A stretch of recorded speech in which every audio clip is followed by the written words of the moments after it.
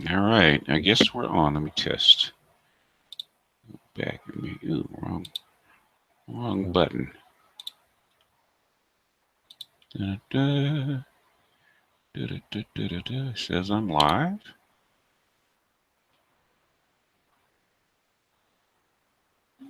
All right, I hear myself. Mute myself. Hey, Solar Scholar, what's going on?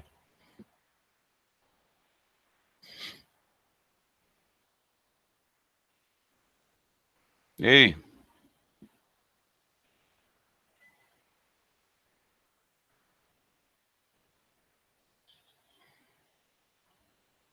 what's going on, Donnell?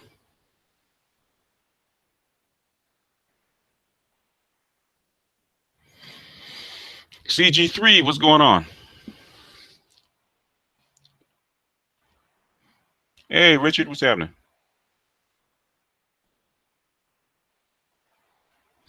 Yeah, you know what? I was just looking at some stuff today. I just found some old notes, and yeah, I'm supposed to be doing it for Chart Willie anyway, so it might take a couple of weeks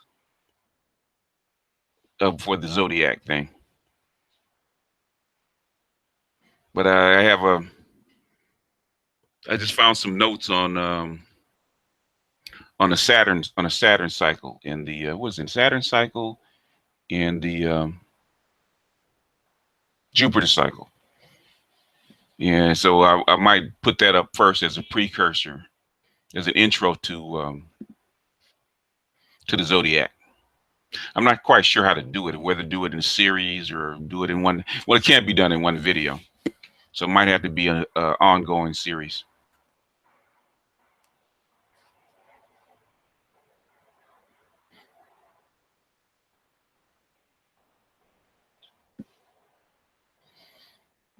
So anything you guys want to chat about before I drop the link and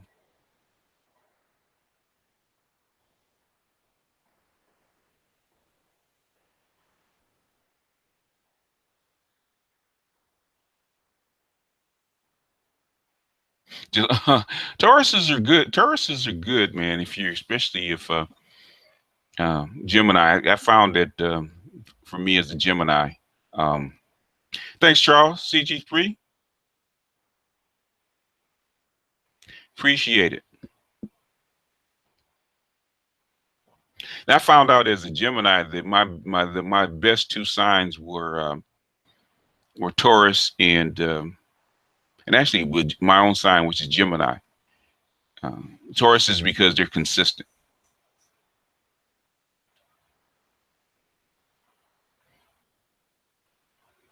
Hey, Dante Z, what's happening? Virgos are actually the Earth side of Gemini. They're actually the flip side of Mercury. Um, Virgos are like Virgos are similar to Tauruses, but they're a little bit more flighty, a little bit more looser. Tauruses aren't really talkative, like Virgos are talkative, but they're like the lightweight side of thanks chemistry. They're like the lightweight side of Taurus. So they're habit forming um, and stuff like they basically uh, um, uh, Virgos are like the I wouldn't say feminine is probably the wrong word to use, but I'm saying is they're like the more emotional side of Mercury, like Gemini's, man. Gemini's if they're not soft, and Gemini's can be cold blooded. Okay, very highly logical, um, highly individual. There's not most Gemini's, man. They have more than Gemini's. If you know Gemini's live more than one life. Okay, they have groups of friends. They're highly compartmentalized, whereas Tauruses are. Oh, thank you, brother, young Grizzly. Appreciate it. Thank you guys for showing me some love, man. But yeah, Tauruses. I like Tauruses because Tauruses know what they like. That's why they call Tauruses love, and that's how come their planet is Venus, because Tauruses love what they do. Tauruses know what they love. Like my youngest daughter's a Taurus, and Tauruses are really why Gemini's like Tauruses, because Tauruses aren't wishy-washy. They like what they like, and they don't like what they don't like. Okay, there is no guessing. You don't have to guess about a Taurus.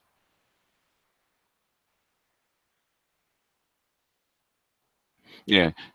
So Tauruses, if Tauruses like you, they like you. If Tauruses don't like you, they don't like you.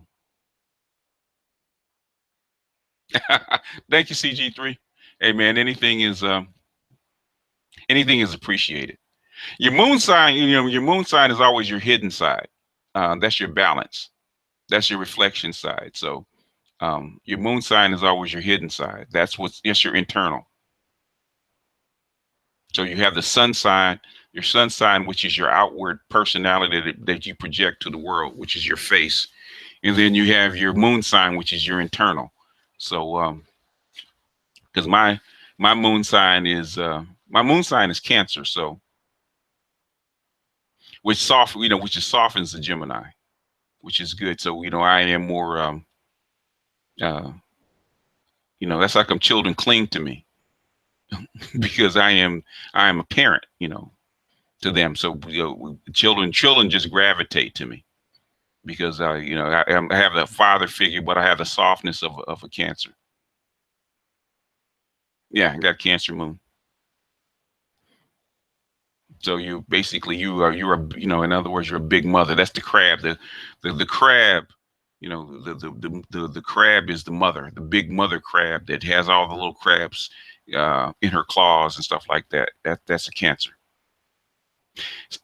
Well, Sages are a hunter. Sages are a fire sign. Sages are the ones that the only thing about a Sag is they think they're right, and the only thing worse than a Sag man is a Sag woman,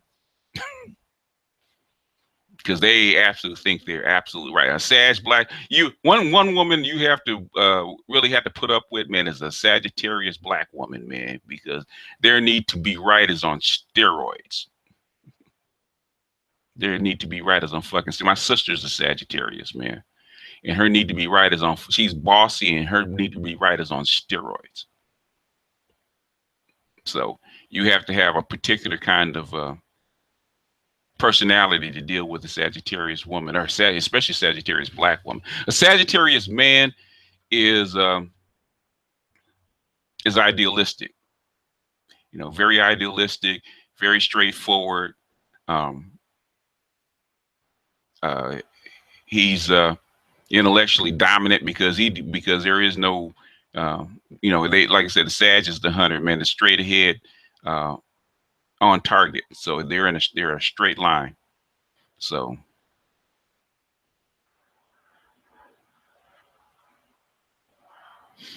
a Sag will do anything to get to his objective. Because I have a buddy who's a Sagittarius, and he was also a master crook. So, and they will do anything to reach their objective. Hey,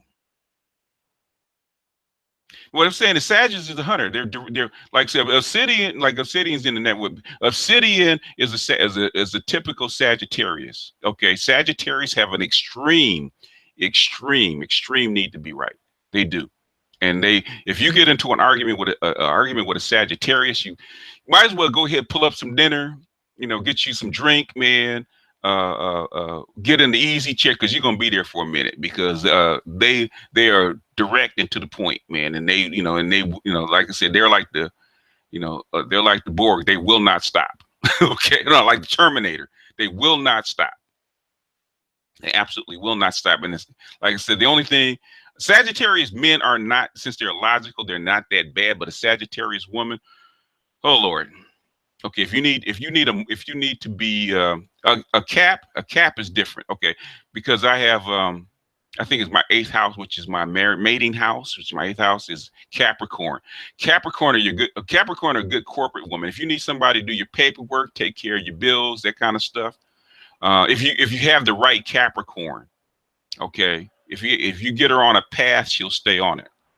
Like for a Gemini or a for a Gemini that's kind of flighty, or the best pairing for a man and a woman is a Capricorn woman and a Cancer man, because the Cancer man is all he's emotions all over the place. He needs direction, and a Capricorn woman, they basically are they give you direction. Okay, they're basically they like I said, they're the goat. They climb up a hill one step at a time, and that's who they are.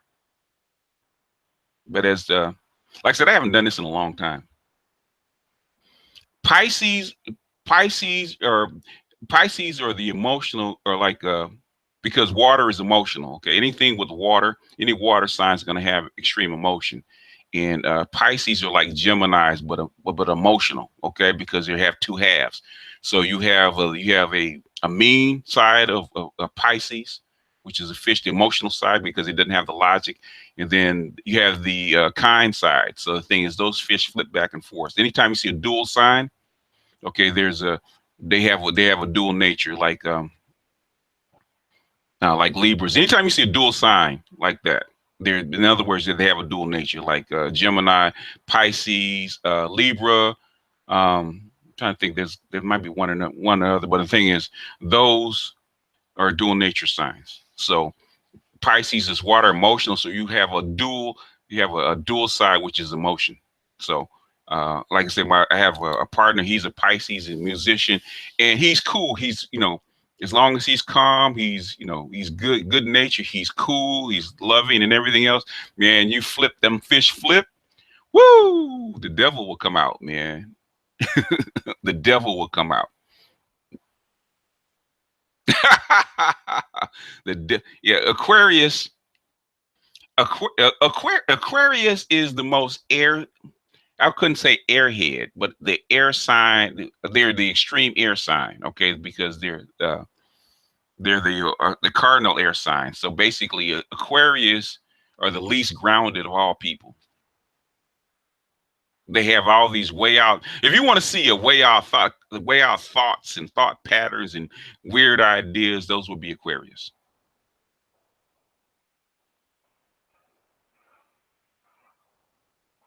Hey, oh, don't Calypso is in the. I don't know. Don Calypso ain't in the house, man.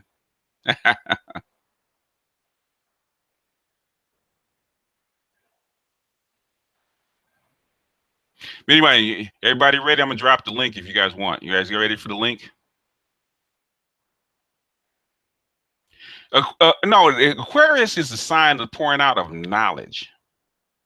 Okay, that's the sign of Hapi, the age of Aquarius, which is the sign of esoteric knowledge, and the esoteric knowledge being reopened. So basically, uh, so all the like technology or basically is extreme knowledge. So the age of Aquarius is the pouring out of all the locked up knowledge, like all the technology you see come out. Those all the new and the old knowledge all coming together and being poured out onto the planet.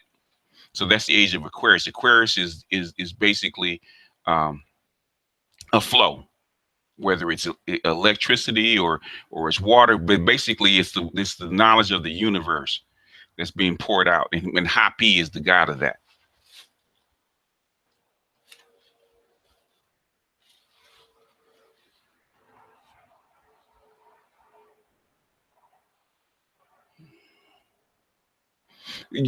Pisces are emotional, man, and the thing is, you don't know what's going to set off a Pisces, man.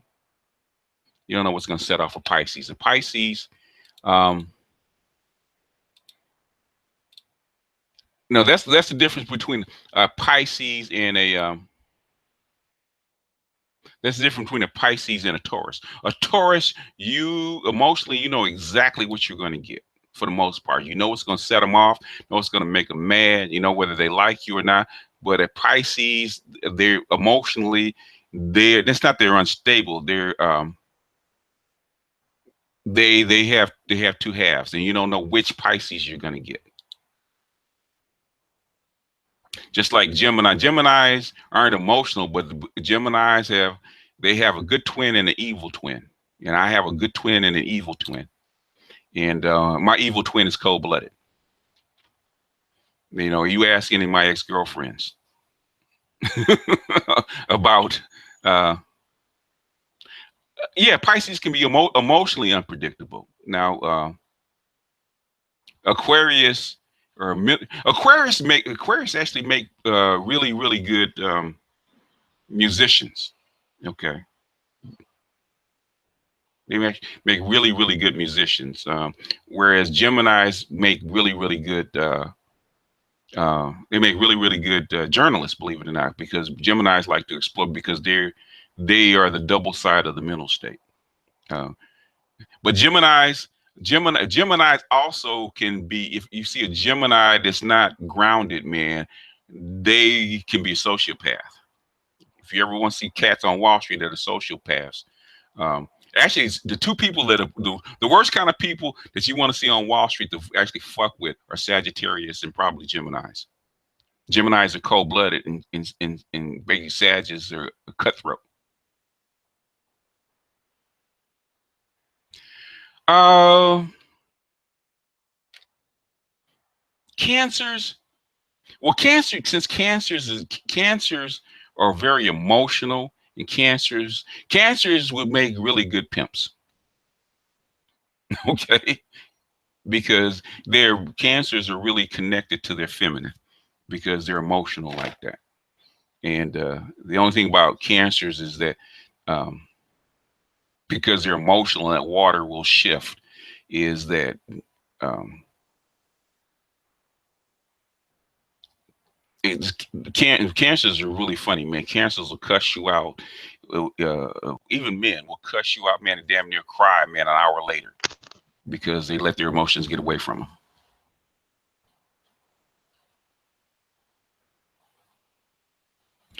Risk versus reward. Okay, the thing is, how big is the reward? Because that is that it depends on the instrument that you're using. Okay, if it's a very high risk, you're gonna have to have at least a 5 to 1 reward coming back to you. You know, just like okay, if you got your speakers on, you're gonna have to mute yourself till you're ready to talk because I hear myself already.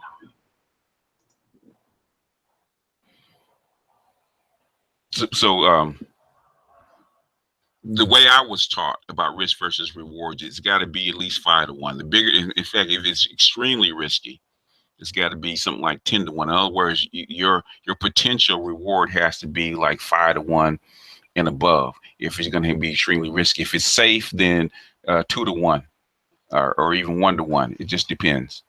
Um, I never thought of it that way. yeah, I mean that's the way I was taught. I mean, you know, I mean everybody has their own Personal threshold. personal threshold. Some people love to gamble, so 2 to 1 is fine, you know. But the way I was taught, um, that your reward has to be, in other words, um, the way I was taught that you're probably going to lose. It's like in baseball. You're probably not going to get out like you're probably going to get a hit every third trip up, right? And same thing, basically the same thing with the investment. You're going to have to be able to take uh, you're gonna have to take at least a 2 to 1 loss profile.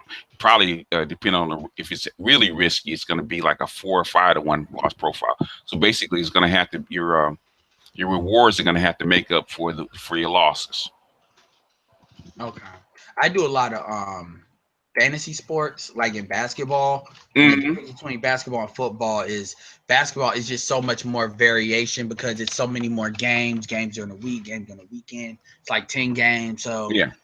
it's crazy because when you do fantasy sports, it can get you in because you can do it for as little as $1. Okay. You got Odinga. Mute your speaker, Odinga. You can play somebody individually for like $1, or they got these things where you can Uh play like 5 people or 10 people, and if you're in the huh. top 50%, you still Hmm. get the second. You get your double up of your money. And I've seen people do bets, and I'm talking Hmm. about fantasy sports, not sports betting. I've seen people do bets of like $10,000, $5,000, $1,000 against another opponent, and then your people score more. And man, dude, I don't know. There's certain people that's like they always win. I don't know how. It's like nobody Because playing. they do their research. They do because they follow it and they do their research. If you're gonna bet, like if there's gambling and then there's betting. Okay, there's two different. A professional bettor does his research. Because I have a buddy Well, in New York. He follows. He's been following the NBA for like 10 years, man. And he's got, he makes 3-4 grand a month, man, just betting on basketball. So I would love to talk to that dude. He has notebooks and stuff like that going back, man, 10, 12 years on teams and to players and player profiles and shit like that. But that's what he does. I got like an algorithm book for that. So, Obsidian, you're gonna jump? Are you gonna jump on Obsidian, or you just want me to talk about the MGTOW stuff? ABGS, I just Yes, got sir. a quick question. Go ahead. So Dinga, yeah. What about would you be able to know the type of relationship between a Gemini and a Sagittarius? Actually, because I had one of my very best friends is a Sag, and Gemini, because Geminis are really the reason Geminis get along with so many people, even though so many people don't, a lot of people don't like them. Okay, but Geminis are pretty much non-judgmental people, and they're logical people. So if you can be understood by anybody, it'll be Gemini. That's like Geminis have friends that's like, I have friends that span the gamut from guys that when I was young, guys that actually dealt drugs and ran hoes, and all the way to people that basically professors and stuff like that. So Geminis, because Geminis are very good at basically compartmentalizing. Yeah, I think you're right about that. They're very good at compartmentalizing. Like when I was in high school, man, I hung out with the thieves, I hung out with the athletes, hung out with the nerds. He had hung out with a couple chicks on the side, whatever. What I'm saying is, but all those groups never crossed. Now they couldn't get those groups cannot get along with each other. Like you notice on the manosphere, man. I don't have beefs with people in the manosphere. Okay, for the most part. No, I didn't run no hoes, man. You know what? BGS you know Evil what? Twin did though. The thing is, the only thing. Dinga, you're a Gemini, right? No, I'm the other guy, Sagittarius. Oh, you're Sagittarius. Okay. if you know anything about Geminis, man, Geminis have an evil twin. Geminis have a dark side. That other twin is a dark side. And if you indulge in that dark side, man, it's like really like the dark side of the force with Geminis. You have a light side, you do have a dark side. If you walk down that path of that dark side, man, like I said, forever will it determine your destiny, because it will have a grip on you. So there's a lot of things that I could have gotten into. A lot of things I could have made women do that I didn't do, because I know if I walk down that path, man. This sounds like the video you just did with Amber Rose. I got it. Everything you saying, I pretty much can relate to. Oh, you're a Gemini Solar? I'm Virgo. Oh, you're Virgo.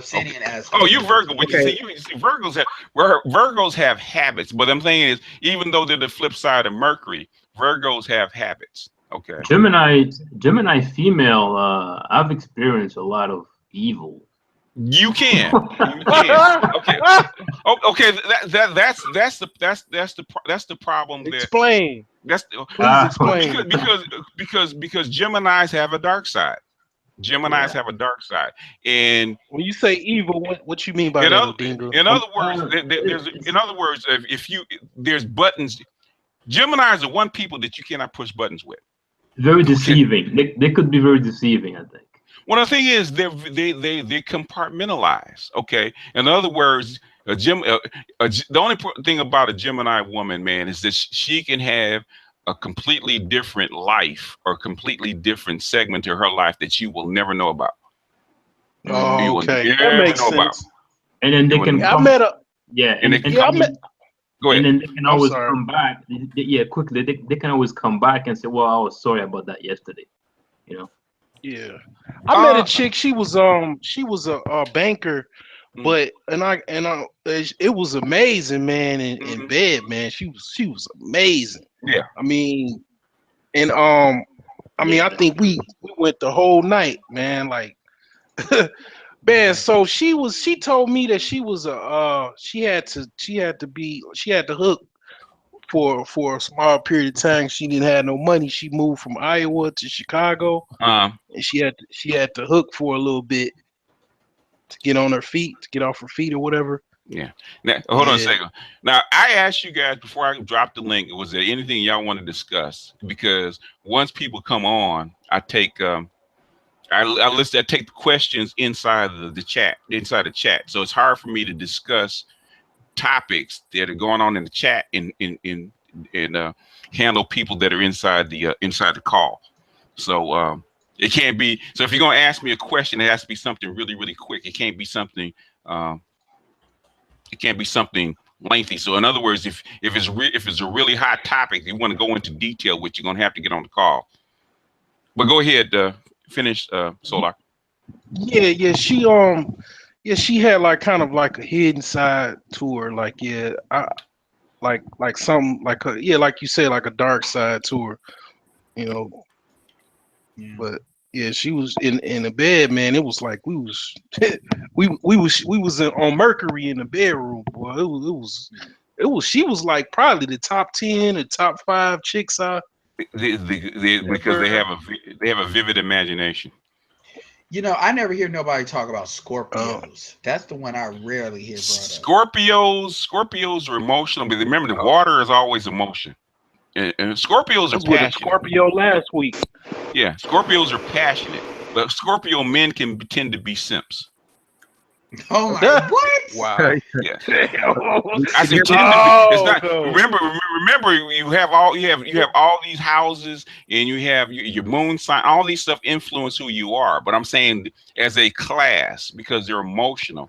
Scorpios. Scorpios I mean, tend to be I'm a simps. Scorpio. Yo, I get on the call and I'm already getting disrespected. That's messed up. Mike, I'm a Scorpio. fess up, Mike. Mike. Oh, I'm a Scorpio. So In the past. I got the passionate part. In the past. But no, definitely, for sure. The Scorpios have to beat that simp out of them, man, every day. Yeah, it's hard because you are really emotional. You're really tied into the person, and you really want to form bonds with the person. Yeah, exactly. And then if they don't, or if they do, it's hard to kind of wean yourself off that person. And been through that multiple times. In this day and age that we're in, man, it's damn hard for Scorpios, man. Because Scorpios actually Scorpios want a family, and they want a wife, a family, and all the picket fence and all that shit. That's what makes them happy. Stop talking about my inner soul, BGS. I don't like that. Maybe that's why I play going overseas so much. Maybe that's why. But you know, I always thought Scorpio was the most freakiest within the signs, though. Yeah. Scorpios. What makes you say that? Because they're in other words, Scorpios, because they're emotionally aggressive. How can I say that? Because that's the stinger. Okay, they're emotionally invested. So in other words, when Scorpios grasp on, because with their claws, emotionally, they're all in. There is no. In other words, I don't think because my daughter's a Scorpio, and if she's in, she's in. If she's all in, she's all in. In other words, emotionally, when she's with, she's all in. Okay. And I think especially Scorpio men, because men are used to controlling their emotions because of their logic brain. They don't have the capacity. If they get all in emotionally, they can't control it like women. Women are used to being emotional. Okay. But men aren't. So when men really get invested, Scorpio men really get invested. They're basically all in, and basically Scorpio men can really be hurt. That's the problem. Yep. They can be hurt. Yeah, and then you can really on the other side of that whole that's where the stinger comes in. If they're hurt, right. If you hurt a Scorpio emotionally, fuck you, bitch, die slowly in front of me. Yeah, that's where the stinger comes. That's plenty of times. Scorpios. Yeah, that's I can argue that. I mean, I've told women personally, like, I'll give you 100%, but you know, I've even told women where. Yeah, like I told women, like, yo, listen, you know, I gave you more, enjoy less, and like dead ass told that to a chick, and she was like hurt by that shit. Yeah, but the only thing about Gemini men that women don't like is that Gemini men expect women to fuck them. How do you know? That sound like me, bro. You don't trust women. Gemini men don't invest their feelings easily. Okay, that's the only thing about Geminis. Okay. Forming a bond, okay, like me believing a woman because I'm a Gemini, where I was raised, it's hard for me to believe that a woman loves me. You know, I don't get invested in that because my divided mind won't let me. My logical mind won't let me. Okay, a woman has to prove to me that she loves me. You know, one thing that I have to say that annoys me. I mean, this is a great conversation, but one thing that annoys me about what did I do? About this. Mm-hmm. Go ahead. When women talk about this stuff, okay, go ahead. Is they will not know nothing about their womanhood, but they'll know everything about this. Women. Okay, you're expecting reason from women. Okay, women go by what they feel, and their feelings trump everything. So not reality. In fact, there was a video I was gonna post, man. It was because one of my subs, man, they put up a video of the Maury Povich video about this chick, right? And she swore up and down that this dude was the father. And even though she knew she had, you know, she knew she had been with other men, but her emotion told her that this dude was the father. Okay, and she basically went all in on her emotion as far as you know. Oh, did you get in, Obsidian? Is that you? I think that. Yeah, You're in? Okay. I'm the best video. All right. I've ever seen. She was screaming. Okay. Well, you saw that. Yeah. What I'm saying is, the thing is not that she was screaming. She had so emotionally bought in and convinced herself that this particular dude was the father of her child. That in her mind, she had not cheated on him. So when the lie detector came back, she would say that she had been with other guys. She absolutely would not, in her psyche, she would not accept it. Well, how did the lie detector test prove that she was cheating on her? In her mind, she didn't believe she was cheating. In other words, the thing is, see, that's what I have to tell guys. How do you square that with the fact that you have to come out of your logic brain, okay, and understand. You have to get into tap into a woman's emotion. A woman will so get invested into her emotion, she will. Remember, I tell you guys, the first person a woman lies to is herself. Yeah, but if you believe your own lie, the lie detector test won't prove that you which is women's greatest sin. But the lie we gotta create that world. The lie detector test said she was lying, but in her mind, she was like, "No, I didn't." So she knew because she knows she was lying. No, but I got one. You said in a comment section, somebody was talking about, you know, what they say to manosphere is like, to make it simple, we need to treat women like children. And you basically said that, you know, at some point we got to hold women accountable. So how do you square you got a more deeper understanding of how women are emotionally than we do. But it's like at the same time, you're the same one. And I'm just asking. I'm not trying to be like it's contradicting, but how do you square what that? I'm saying, when you raise a child, okay, you know, I know sometimes if you don't have children, it's kind of difficult to actually imagine. When you actually raise a child, okay, if that child walks up and starts slapping other children, at some point, do you have to make that child accountable for slapping other kids? Okay, like spanking. That's true. Right, but you have control of that child, though. Yes, you do. But I'm saying, as an adult, what I'm saying is, you still have to hold that child accountable, and that's the thing. So how would you translate that into a woman? Well, I think most guys are not cold-blooded enough to hold women fucking accountable. My question: didn't she know she was lying? Didn't she know deep down she knew she was lying? She knew she was lying, but she thought emotionally she had convinced herself that what she did, what the little cheating she thought she did was okay. In other words, she had people people have a psychological break and they actually remove themselves from the actual event.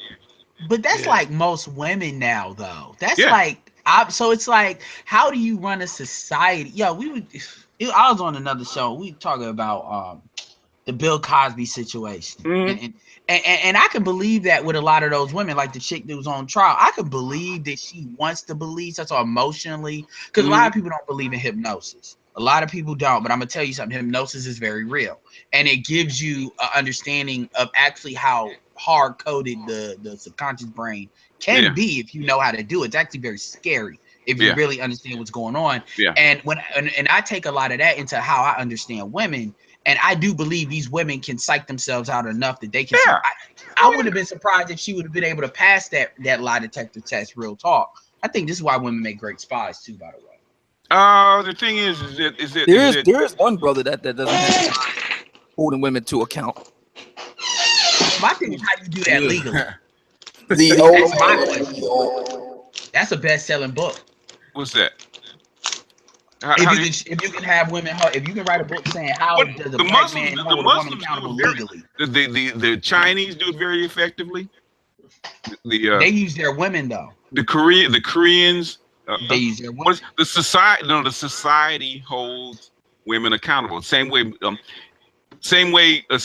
thing is, what's wrong with the West and the United States is that the West holds men accountable, but it doesn't hold women accountable. The women in these societies, when I talk to a Korean woman or I talk to an Asian woman, and this is kind of true, although not to its same kind of degrees with a Hispanic woman.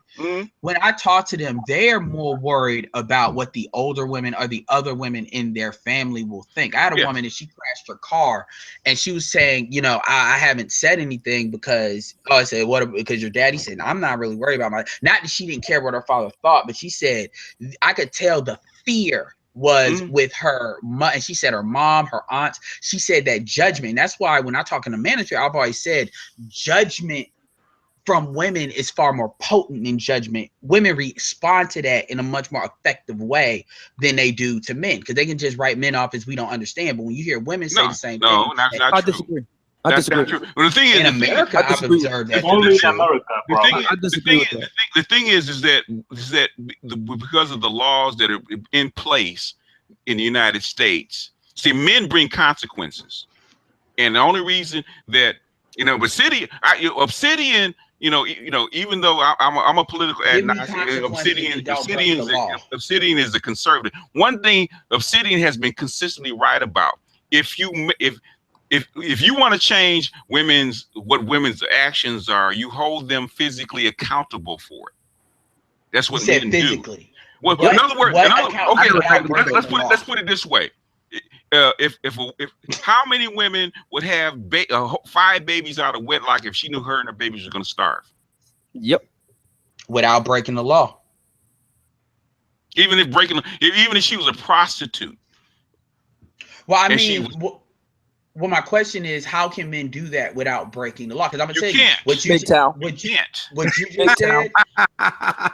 Because what you just said with the woman and the child, I've said that to a woman, and she said, "Well, what's gonna happen to the child?" I said, "You're holding the child hostage. The child will die." The thing in ancient cultures, the child will die. And black women don't believe in adoption. They'll abort the child before they'll adopt the child. We'll put a child up for adoption. That's fine by me. Because I get that, but I'm just saying that's like Edward. See, the thing is, you're thinking like a man and not a woman. The reason, I explained this. I explained this to women. They understood it. They exactly understood why women aborted. The reason that she got a woman that aborts a child is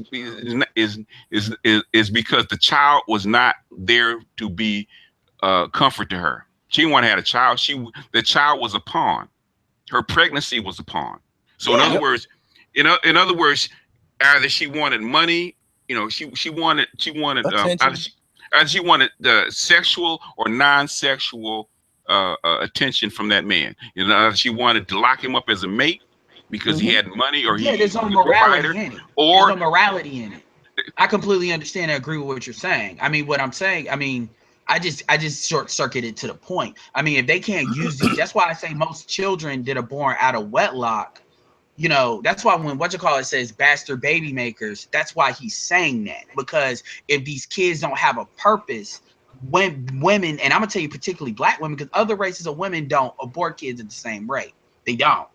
Statistically, that's proven, is their religion, whatever. But my point is, if black women can't use a kid for what those purposes, and there's a larger list of other purposes, they have no problem killing their children. It's not. What I'm saying is that's even for me. That's a broad brush. The most dangerous woman is a woman with postpartum. The most dangerous woman to a child is a woman. Well, that's true. But listen, society says in general that it's not negative to have abortion. So if you're programmed to think abortion is all right, then you're going to do it. No matter what we say, you can't change somebody's belief. If they believe wholeheartedly, I'm not doing anything wrong. May I jump in here? Go ahead. Judge Strokes says in the chat room, one man can't punish that woman. The entire community has to. This is kind of dovetailing into a discussion I had earlier on my channel that we're kind of veering into right now with the whole MGTOW thing. You know, if my life means anything, is that, you know, one man can make a difference. Make no mistake about it. You know, you got somebody like me that, you know, I got, you know, a very small channel, and I cause all kind of waves and make people get all in their feelings over just my opinions, man. I mean, one man can make a difference.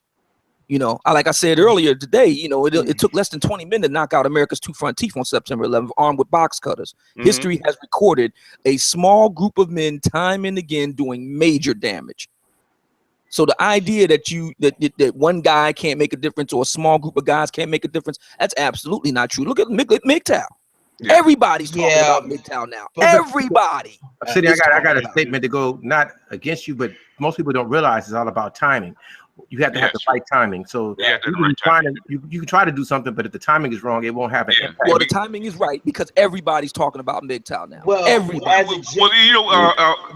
isn't going to change the laws, People's History of the United States. He said, how come some movements catch on and some don't?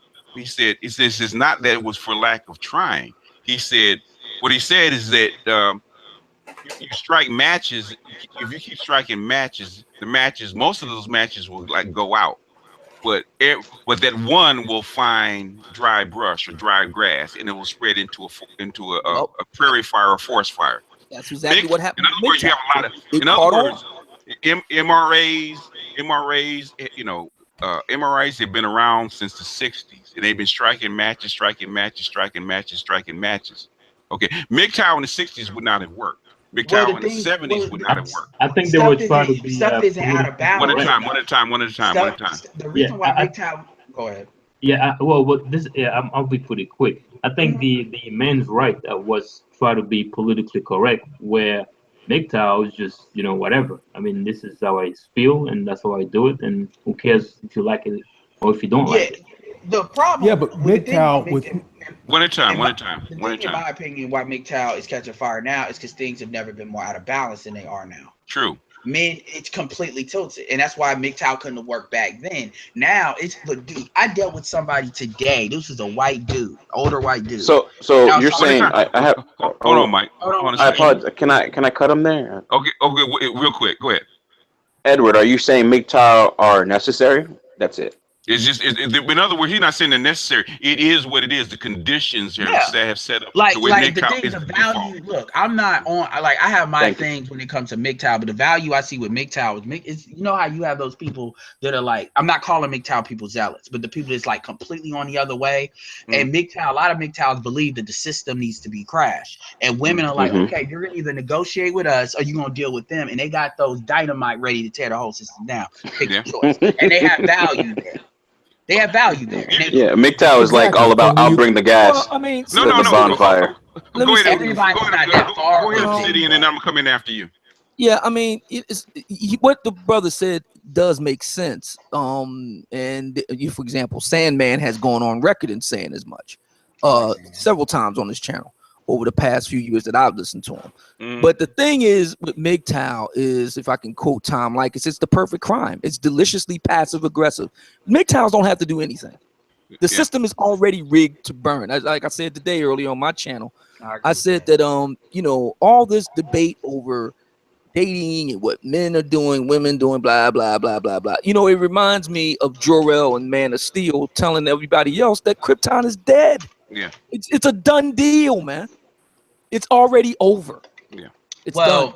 As we know it. Yeah. If you really want to understand MGTOW, and I'm sure Obsidian is in Philadelphia. He's probably heard of this story. Herman Melville, Bartleby the Scrivener.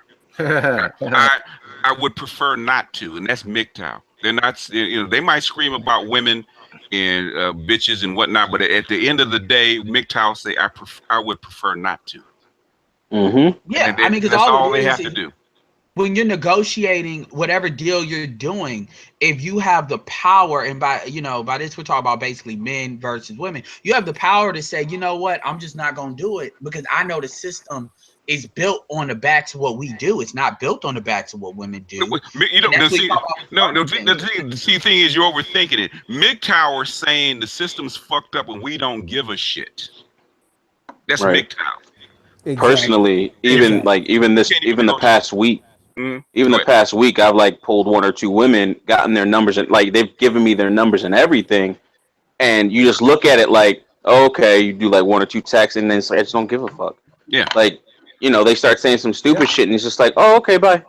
Yeah. And like literally just like that. I would say exactly. A lot of, and that's how MGTOW has affected me recently. A lot of men, thirsty men, Charles and then Odinga. A lot of thirsty men make women feel like they have more power than men. And because of the situation, women are in their power position in the society. Because so many men are overvaluing the companionship sexually and not sexually of women, and they shouldn't. I'm not one to tell people what they should or should not do, but a lot of people, a lot of men are not getting the return on the investment or the resource they're putting in to get what they want. And okay, the thing is, Charles, is that the thing is that the government has actually propped that up. There aren't that many men out there doing that. There ain't that many men out there doing that. Not younger men. I mean, not like I would say. Not even older in the trust box. Not even older men. I'm listening. Oh, absolutely. Listen, even my nephew got MGTOW tendencies right now. Not even funny. And a lot of people, it's tendencies. It's not like I'm in that category where women have gotten so bad. That's like I'm MGTOW. Okay, I'm not MGTOW because I can't get pussy. Okay, I'm MGTOW because the quality is so bad. You know, at my age, well, that's what they think. That's what they believe. I'll say this: how many men really get other men? I hear a lot of men say they're going out on dates, and I say why? That's true. Hey, I got a quick question. Do you think the MGTOW movement will, you think actually the U.S. is going to be exactly what happening with Japan? Because they have this grass eater. The thing is, it doesn't have to. It doesn't have to, because and Obsidian probably will chime in on this. It doesn't matter how many MGTOWs you have; it's the message is out there, and it has an influence on everybody. Yep. Right, but if there's no critical mass, then it doesn't have to be a critical mass. You don't need it. It's influence. In other words, the MGTOW message in this environment is so attractive. MGTOW is like a threat. It's a virus. It's a threat. MGTOW sells itself. You know, I was saying that earlier today, Black Gnostic, on my channel earlier today. You know, I've been telling you that for years. About these MGTOW marches and stuff like that. You know, even when you're on Just for Guys, I've been telling you that for years. Yeah, it sells itself. It sells itself. It sells itself, man. I'll tell you guys a story real fast. It's real quick. Oh, and one other thing, real quick, before you do that, in response to the brother talking about why when people tell him they're going out on dates, and he says why. What I always think of dating is, and I would invite everybody to put this mental image in their mind if they were actually around when they were still back then, is the rotary telephone. Do you use a rotary telephone? Just put your finger in and start pulling it around. Like what? Well, the thing is, you know, if you don't use a rotary telephone, why do you go out on dates? The two are antiquated. They don't need your money; they need your time. Okay, let me tell this quick story. I gotta remember that. They waste your time. So many. Go ahead, Charles. Go ahead, Charles. So many women are hungry for men companionship, and men don't even realize it. Yeah. Like today, I think it was yesterday, the Tupac. Yes, we do. We realize it. No, but I'm No, you don't. No, we don't. Not the way we need story. The Tupac movie came out. Now, I think we just don't care. Let him finish his story, y'all. I'm not interested really in seeing Tupac movie. That's not something I want to see. It's other movies way above that I want to see that I haven't seen, like maybe Guardians of the Galaxy and the Alien Covenant movie, right? Okay. But so many women called me and say, "Hey, would you like to go see Tupac?" And I was like, "No." They're like, "Well, I'll pay if you want to come." And I'm laughing. I say, "No, I want to go see Alien because I haven't seen that. I don't really want to go to a movie. That's not something I want to do. Like BTS says, women got to pay me for my time to do something I don't want to do." So I think about if I was to ask a lady to go out and I say, "Let's go see this movie," she'd be like, "No, I want to go see that movie." You know, and so most dudes don't understand the power that they have that women are going to put on you. Like the same thing that they would say, "I want to see this if we're not going." I do the same to them. That's all. I got a quick statement. Well, real quick, and then we're gonna go to Ryan. Men will say that paying money, physical money, directly for coochie is tricky. Paying for coochie with hold on, I just want to make this follow-up statement. Paying for coochie when it comes to time is just as much as tricky. I agree. Right. Even more don't value their time as much. Even more so. Even more so. Even Alan Rodney Curry would tell you that. Yeah. But I also say a pimp will tell you right up front. Okay, a pimp would rather give you money than his time. And it's because you can't get your time back. You can always get more money. Absolutely. Right. I would also say this, the whole point that a trick is a lot less cheaper but city and than a wife. A trick is a lot less cheaper than a wife. The whole point of me telling that little quick story is that so many women want male companionship and are willing to pay. Like they don't even really want to see Tupac. It's the fact that all the other ladies want to see Tupac, so they want to be part of the group and say, "I saw Tupac." Now it could be a way better movie, but they don't want to see that because no other woman wants to see that movie, so they want to fit into the group. And a lot of men don't. It's not trending. Yeah, a lot of men don't understand that a lot of women, I'm not saying all, it's a lot of great women out there, but most women see men as nothing but an accessory and a companionship for their Facebook and Instagram and Snapchat image. I got a man. You know what? I mean, I'll give you $50. Yeah, you know what? I'm a weird. You know, you guys already know I'm a strange kind of guy, and if I pay a hooker so I can come, it's different than for me to lay up with a girlfriend, because with a hooker, I don't give a shit. I'm not giving her my male life. Okay. Mm-hmm. With my woman, hold on, let me finish, Edward. But with my girlfriend, I'm giving her my light, my attention, and everything else, and that's different. That's and in fact, I've had chicks walk up to me with the, you know, that bullshit line, "What do you bring to the table?" Okay, what do you bring to the table? And they asked me that. I said if people that think I am valuable to them already know what it is, and the people that don't know why I'm valuable to them don't matter to me. And I love what you said in the Amber Rose video.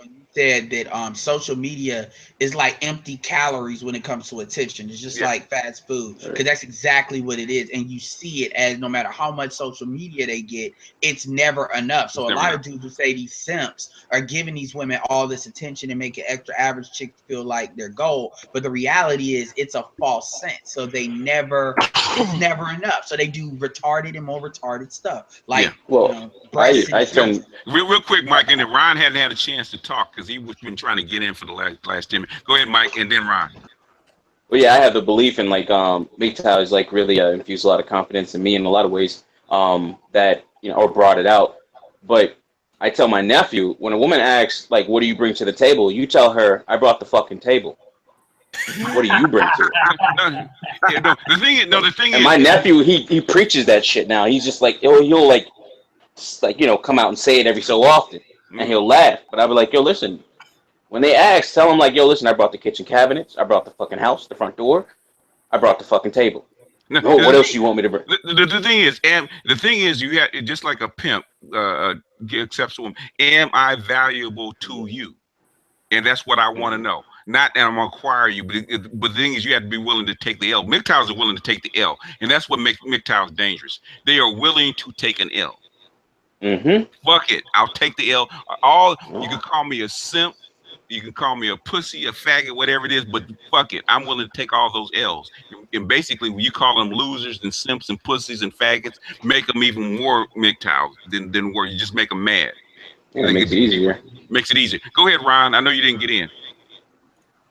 Oh yeah, I was just going to agree with just what you said, because by you walking away, you're cutting off resources. Yeah. That's what pisses them off.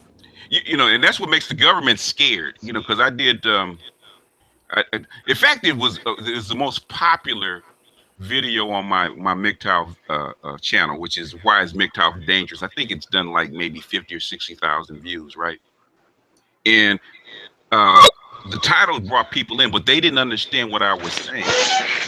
You know, MGTOW, why MGTOW was dangerous. If you get a young MGTOW in his 20s, okay, if you can't convert this dude by the time he's 35 and his testosterone starts to go down to where he's not a pussy drug addict no more, you basically lost him. Like somebody like Obsidian. You know, Obsidian is in his 40s. You've lost him.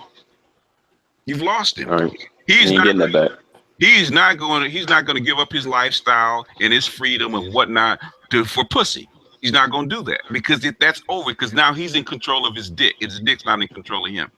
Especially, I bet females are going down in value. I bet. One at a time. Who's first? Yeah, I have to say, especially when you travel out of the country, coming back, you're like, well. I got one chick that'll get Obsidian to change his mind. Her name is Caramel Kitty. No. Females, and here's the thing: females, when like really, this is you can say. I mean, I think he'll give up his cake. Working next to the prime rib, brother. Woo. You can argue this is true for 30. I think he'll give up his cane before he gives up his freedom. For anybody. After 35, chicks are falling off in value because they're hitting wall. And the way women are getting ragged out nowadays, these chicks are hitting the wall like Lindsay Lohan did at like 28, 29 now. Like they're hitting the wall earlier and earlier. That's because of drugs. It's not about that. It's not even about that, Edward. The thing is, it's not about the woman. It's about the man. Men that are under 35 can't understand it because you go past 35. You know, it's like everybody ever told that to you. Notice the change. Anybody that's over 35, to me personally, that big head started taking over. Like that. I mean, I've always been even keel all my whole life. I run into a lot of trouble for turning down women that are supposedly on my level or whatever and all that stuff. I got a lot of flack for that. But I understand the point. I mean, I know the reason why I speak on that is because BGS used me. But I've always been like that. I've always been the kind of person that, I'm not changing, my program because some woman. I'm not doing that. So I've always been that way. Yeah, it's only increased over time as I've gotten older. Yeah, but I've always been like that. Well, yeah, it just made more of what you were. But I'm saying for most guys, even a hardcore simp, man. After you get past 35, then it's not about okay, you waving pussy at me, okay. Then you start thinking cost. Okay, what do you get 35 without no kids? Yeah, well, it's like women want to get you tag you with a kid before you're 35. Don't make it without no kids. Then they got nothing to hold you on. Yeah, so I want to ask BGS. I got a question. So what is your rebuttal? What is your rebuttal to the idea that men should stop whining and complaining? What is your rebuttal to that? Okay, my rebuttal is most people don't understand MGTOW. MGTOW, the philosophy or the group is like Alcoholics Anonymous. Okay. Nobody asked Alcoholics Anonymous to quit talking about the sobriety, right? That's a good way of putting it. I like that. In other words, it's not. It's what MGTOW is at its core for most guys that enter into it. Most guys that enter into MGTOW is because they're trying to fight their addiction to pussy, fight their addiction to women, and you basically. It's gotten you into a whole. Either you've seen it get a whole lot of people into trouble, like the people above you, or it's gotten you in. Most guys that enter MGTOW, I would say at least 80% is because of women problems. You know, in other words, fuck it, I can't go through this shit no more. So there's like people that drink, you know, that drink alcohol. There's one day where you hit bottom and, you know, say, I can't do this anymore. And that's when you start listening, looking for MGTOW, okay, or MGTOW video. You run across that says, you know what, I'm not alone. Okay, I'm, you know, everybody, the world is telling me that I should simp for pussy. I should give them one more shot. And these guys are telling me exact opposite. No, there's life without pussy, or there's life without the addiction to pussy. And you come to MGTOW so that you can because you never go, like I say, I'm in my late 50s, and the addiction to pussy never goes away. You have to manage that shit. It lessens, but it never goes away. And MGTOW is a way to manage it. If you stop talking about it, if you let up, you know, that addiction will come back because it's a natural drive. There's some shit there's a phrase in MGTOW, and I'm sure you've heard it, Obsidian, about red pill, the difference between a MGTOW that's red pill and somebody going back to blue pill. They always say, you're one blowjob away. Yep. From going back to the other side. Yep. Yep. That's what they say. It's true. Yeah, and I love the analogy to Alcoholics Anonymous because there's a lot of parallels between the two. Yeah. If you listen to them, it's a group. Even with the racism that goes into people, because a lot of black people don't understand why black men are still MGTOW, even though there's alt-rights, and you do get a lot of shit from white guys when you talk about certain subjects in MGTOW. It just is what it is. So how come men are still claiming repping MGTOW? It's because it's Alcoholics Anonymous. And I said that way back in 2013, that MGTOW should not have this kind of shit in, that kind of crap in it, because it's a safe space for men to get over their addiction to pussy. And you know, it's interesting too. You bring up the therapeutic model. You know, I was listening to Darth Hideous the other day, and she was complaining about Black Ram 313. Oh, my man. He made a video about the invisible man, the black woman, whatever. And you know, he always one of his taglines is when he starts his videos is "It's therapeutic, man." And she mentioned that. Yeah. And she said this man needs to go and get some therapy. Well, he is doing that. You know, YouTube for a lot of men is a form of therapy. And why is that bad? Why is that wrong? She said he needs to go and get professional help. Why? He's doing what he's doing. You don't need to pay for that. There are a lot of people there are a lot of people that find value in what it is that he does. And here's the beautiful thing about YouTube. Here's the beautiful thing about social media. Here's the beautiful thing about the period that we live in today. The great thing about it is if you don't like what somebody is saying, doing, whatever, great. Don't listen to them. I need to understand That's why all you have to women do that. Don't listen. If you don't like Women it. So my question is, why is Darth Hideous spending? I mean, this isn't the first time she's done videos about MGTOWs, True Force Loneliness, all this stuff. Why is she spending all the, and that's what I talked about earlier on the channel. Why is she's scared? Why is she, and why are other dating coaches for both men and women of varying stripe all over the internet, why are they spending all of this time? Because like, as y'all talked about earlier, time is money. If you're in business, time is money. Why are you spending your precious time, which equates to money, talking about people who you have already deemed to be losers? Wouldn't it be better to focus your attention on the men, in Deborah Cooper's case, and on the men that your clients actually want and check for? If MGTOWs are a bunch of losers, to use the Alcoholics Anonymous analogy, if they're drunks and all of that, okay, great. So why are you spending time talking about them? I got a theory. I got a quick theory. Because they need the losers for attention. Well, one at a time. Who's first? Is it possible that they need the losers for attention, for that rebound boost, for when they get knocked down? And without that, there's no safety net. Resources. Right. Resources. Yeah, they're scared. They're losing their bottom. Yeah, I think Obsidian. Exactly. Exactly. It's about money. So if I want, let's say I got a certain people that follow me, and you're tempted to go MGTOW. I don't want you to go MGTOW, so I'm gonna tell you everything negative about it. So you stay on my side, and to dissuade people who don't want to go MGTOW, this is why I'm gonna make these announcements. So you're gonna say, okay, MGTOW's for losers. I'm not gonna do that. Or MGTOW's closet homosexuality. And that's basically what it's all about. Because Ron first, and then Obsidian. Go ahead, Ron. Well, I was just simply say that it's just that for has happened is that women have cleared out their beta orbiters. They don't have friend zones anymore. So MGTOW, they're trying to dissolve that so they can be able to get those friend zones and those beta orbiters back. Because like BGS said, it's a twin mating strategy. They got the alphas. They got all the dick they need. But now they got to recollect those betas so that they can be able to get those resources. Yeah. Go ahead, Obsidian. Yeah, I'll give you another example of what I mean to illustrate the point. So you look at pickup artists, right? Or dating coaches for men, either or. You know, if you notice, they don't spend any time talking about the women you don't want.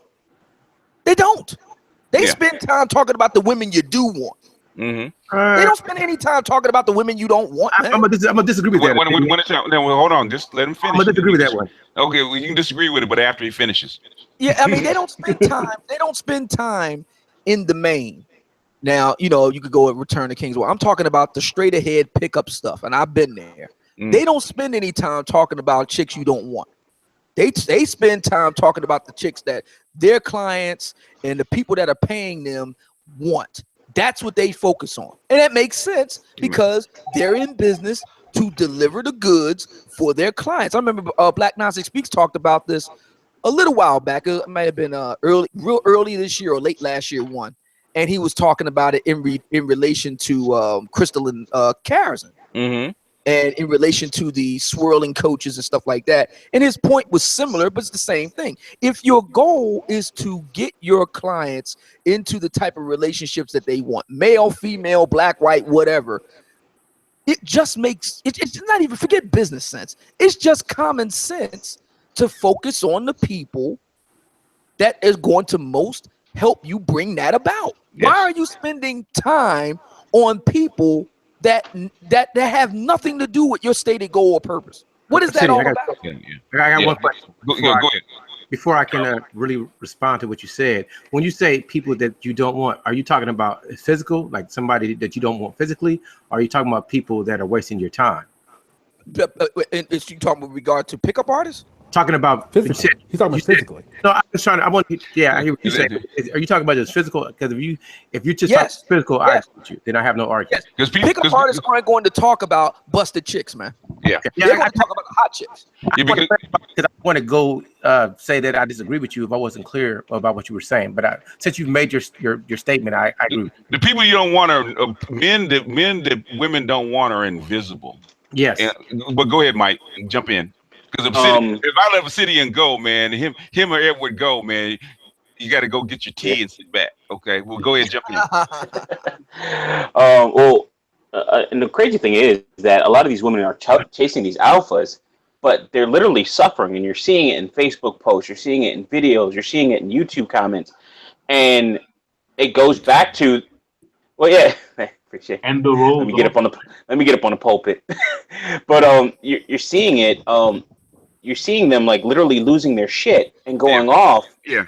And the invisible men are the punching bags. Yeah. Well, now these invisible men as MGTOW are looking back at them and dodging all their fucking punches. So they're getting mad over that now too. Okay. The thing is, there's a difference.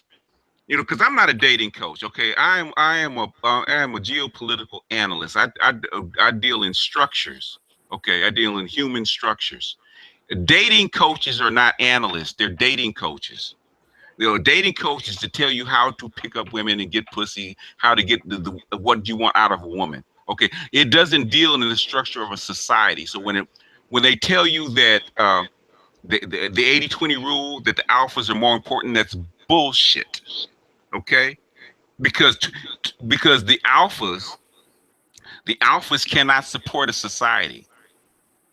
The society has to be built so that the alphas can do what they do. Okay, if you look at ancient societies, like we look at the Jarawa tribe, there's 100,000. I got a question on this, BGS. Okay, too, if you look at the Jarawa tribe, there's 100,000 years. There's a reason they assign women to men. Because the tribe would not survive if only 20% of the men got women. what would the other guys do? They would not they will not participate. That's what MGTOW is about. If you want to run the 80-20 rule, like you're trying to do, like women think they're going to try to do, guess what's going to happen to your society? It will collapse and die. And you want to know something, Bill GS? You make a really good point, because this is something else I wanted to jump on. There's this, there's a whole lot of talk about, Elliot Rodger. We all know the story. He's crazy, and there's a lot of I did the video. Shoot up people, kill them, and all. Okay. Yeah. The problem I have with these types of sightings, the people and people, and there's not just women who cite them. There are guys who, supposedly tough love guys or whatever. They cite these types. They're losers, this, that. Here's the problem. What you just cited is the real outcome for most men most of the time. The vast majority of men ain't going to look at the top 20% of guys and say, you want to know something? I feel some kind of way. I'm going to kill women, kill those guys, and then kill myself. You know what the vast majority of guys are going to do? They're going to say, okay, I'm done. Yeah. That's it. Yeah. The thing is, the reason, I understand what Alan Roger Curry was talking about, and I understand where he was going with it, and he was true in part, but I did, because it happened in LA, and it has happened. This kind of shit has happened before. Okay, what they don't talk about with Elliot Rodger is that Elliot Rodger was suffering from Asperger's syndrome. Absolutely. And it wasn't. And he was abused by his mother too. He was abused by his mother, but he had Asperger's syndrome. He could not make. He was not taught to make severe mental health. Severe mental health issues. And the thing is, the problem with guys like that, when they go off like that, is they start self-medicating. He was on psychotropic drugs when he went off like that. And if you do the history, there's a very good book called Talking Back to Prozac, right? Oh yeah, I heard of it. Yeah. And the reason that they killed that book, and they blacklisted the guy that wrote it, because he's a psychiatrist, is because he was talking about psychotropic drugs. If you remember Columbine, right? Mm-hmm. Yep. Those particular guys were not losers. Those particular guys were not beta males. Okay, they would have been considered alpha males.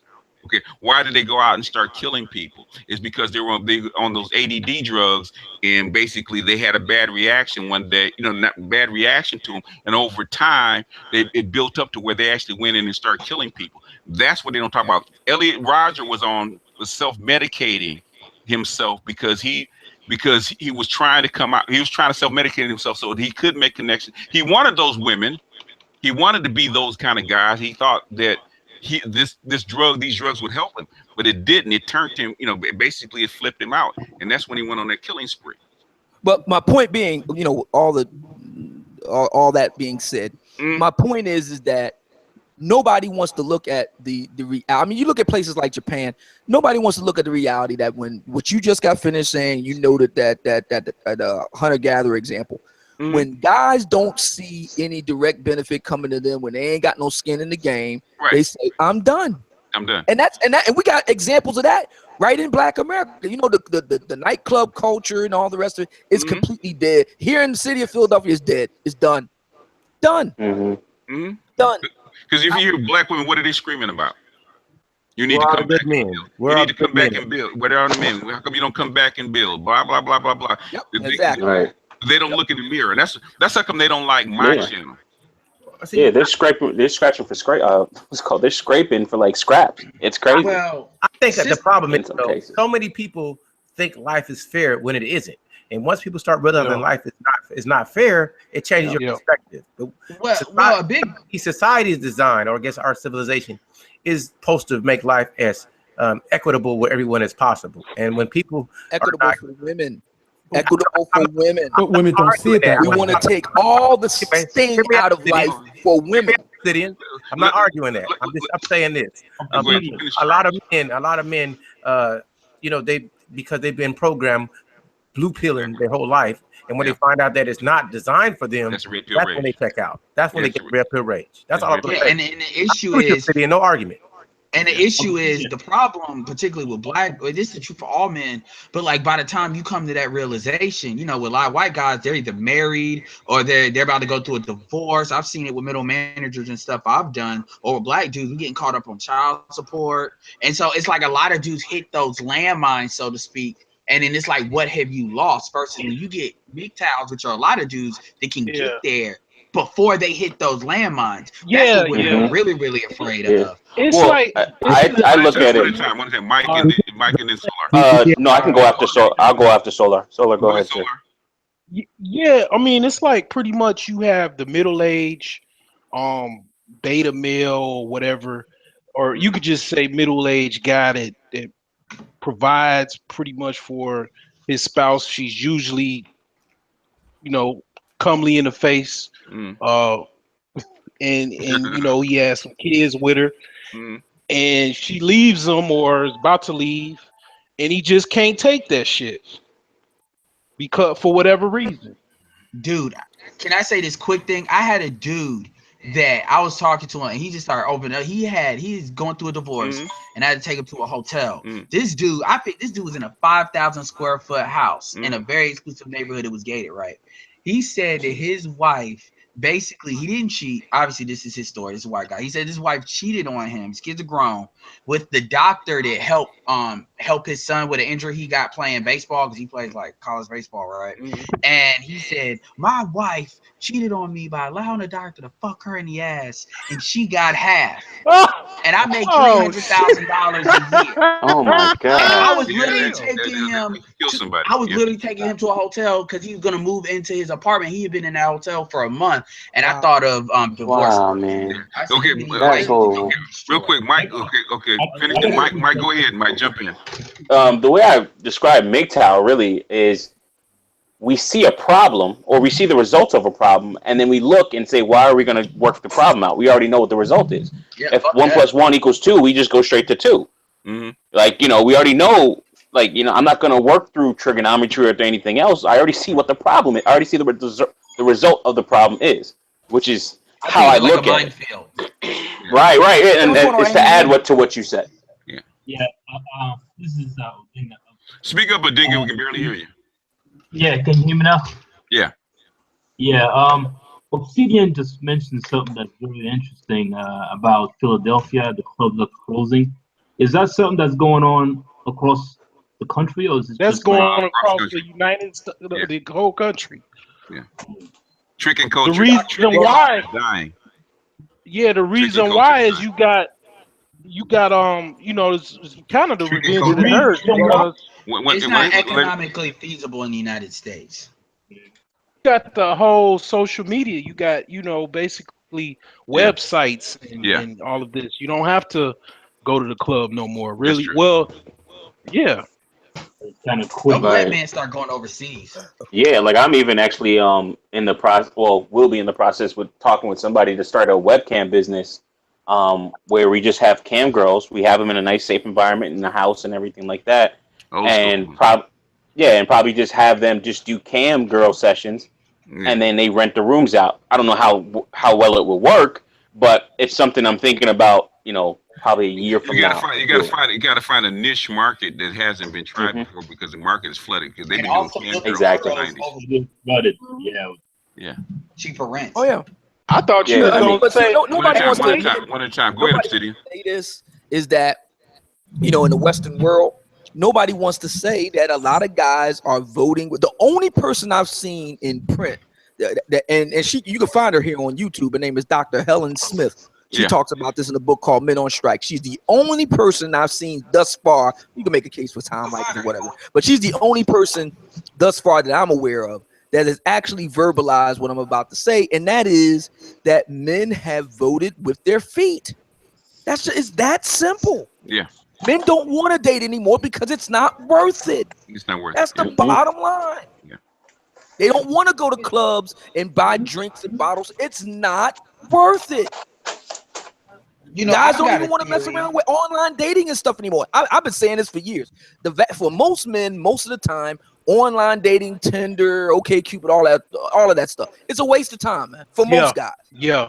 Now there are guys who can do it's worse than the club. For most dudes, it's a waste of time. It's worse than the club, and I mean I'm starting to realize that like it's a complete waste of time. You better off walking around like Zelda than online trying to. The problem is I think a lot of brothers, they would in the chat room, they was talking about chasing women, and I had to tell brothers, listen, women choose. If you chasing a woman that ain't chose you, you gonna overpay for it. So just stop chasing, dog. And that's, you ain't never gonna reach that one. Any good dating coach worth his salt will tell you that pimps will tell you. That's how come you have to listen to pimps as far as don't let Esmeralda hear that. Is that pimp? What did pimp say when a woman comes to him? He gets a hoe that she chose me. She chose me.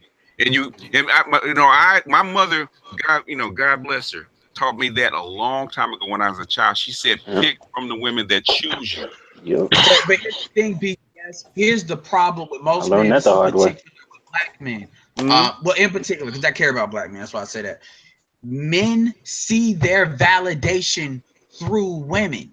They cannot split that. That's why you hear dudes in the chat room just talk about, oh, you tricking. My dick is more valuable than her vagina. Bullshit. Well, a lot of men like. Let me get a piece of this. I'm gonna address that right now. That my dick is more valuable than a vagina. Do you get paid for your dick? If you get paid for your dick, you're right. Right. If you don't get paid for your dick, you're basically blowing hot air. Yeah, so that's the people thing. That are valuable. If your dick is valuable, you get paid for it. Yup. Yeah. So if you're a pickup artist, one of the best things, and this is something they don't teach, by the way, because if they do, then they won't get people coming back, is the first thing you need to do when it comes to inner game is you need to develop that when you get rejected, because a lot of dudes come for that pickup stuff, not so much because of an outcome, but they want to stop from being rejected. And the reality is part of who you are picking is part of why you're getting rejected. If you're punching above your weight, then chances are, I'll give you an example. I'm on the shorter side and I'm light skinned. That's not really a strong combination for a lot of typical average black women. Now, if I go overseas, and I'm not saying I have to go overseas, but if I go overseas where light skin is more valued, like let's say Latin America, then I'll get a completely different situation. That doesn't mean I'm a beta male. That just means it depends on the environment I'm in. And a lot of guys are like that. A lot of guys, if you put them in another environment, they will get completely different results. Even if they don't change. Fuck yeah. What I'm saying is, most pickup artists, coaches, we call them coaches. I look at their program, and I said, first I looked and said, this is a bunch of, they give good tips, and this is a bunch of bullshit because they basically overdo it. That's they overcomplicate it. Okay, if you want to teach a guy a game, teach a guy how to get women. First thing, just like a football coach or basketball coach, the first day of a scrimmage, first you got to get the motherfucker in shape. Okay. Yep. In other words, they turned into like a science experiment. Yeah. In other words, put that foot on the line and run when I blow the whistle. I don't. Well, I'm scared of being rejected. The first goddamn thing we have to figure out is how do you get over caring about whether you get rejected or not. What kind of position can we put you in? That's why I say, if you want to be first, some of the best people that are pickup artists are people that actually do cold call sales, because you have to get used to being rejected on that. Well, actually, they do address that, Black Gnostic. All the pickup artists that I'm aware of do address that. Matter of fact, one of the first things you learn is that you do 100 cold approaches. Coach Corey Wayne talks about that. Mystery talks about that. Neil Style Strikes talks about that. Hold on a second. But the thing is, what they don't tell you is how. Okay. What a coach does, a sports coach does, and my man Mike will tell you, he will put you in an atmosphere to where before you even talk to women, how can I toughen you up? In other words, before you, like say Mike throws shots. You gotta break them before you build them. You gotta build them. Yeah, they talk about that too. So the first thing you might stuff like that. They do all that. So in other words, no, it's not even about clubs. Okay, my thing is, how can I put this particular guy in an environment where he will get used to being rejected? Yeah, exactly. And so that's the reason why they put you in a nightclub environment or in a mall or whatever. But before you even do that, if I first thing I would tell a guy, if you have time, if it's only for 4 hours a day, get you a call sales job and do it for 3 months, because in those 90 days, do it. I'm just saying that they do address that. I mean, a lot of pickup artists, there's a lot of misconceptions with a lot of pickup artists. A lot of people, like there was some guy I was listening to the other day saying, well, if you don't focus on physicality, nothing else matters. Listen, my man, read the book, The Game by Neil Styles Strauss. He did it complete from the ground up. $6 million man type renovation on himself. Okay, these guys talk about all of that.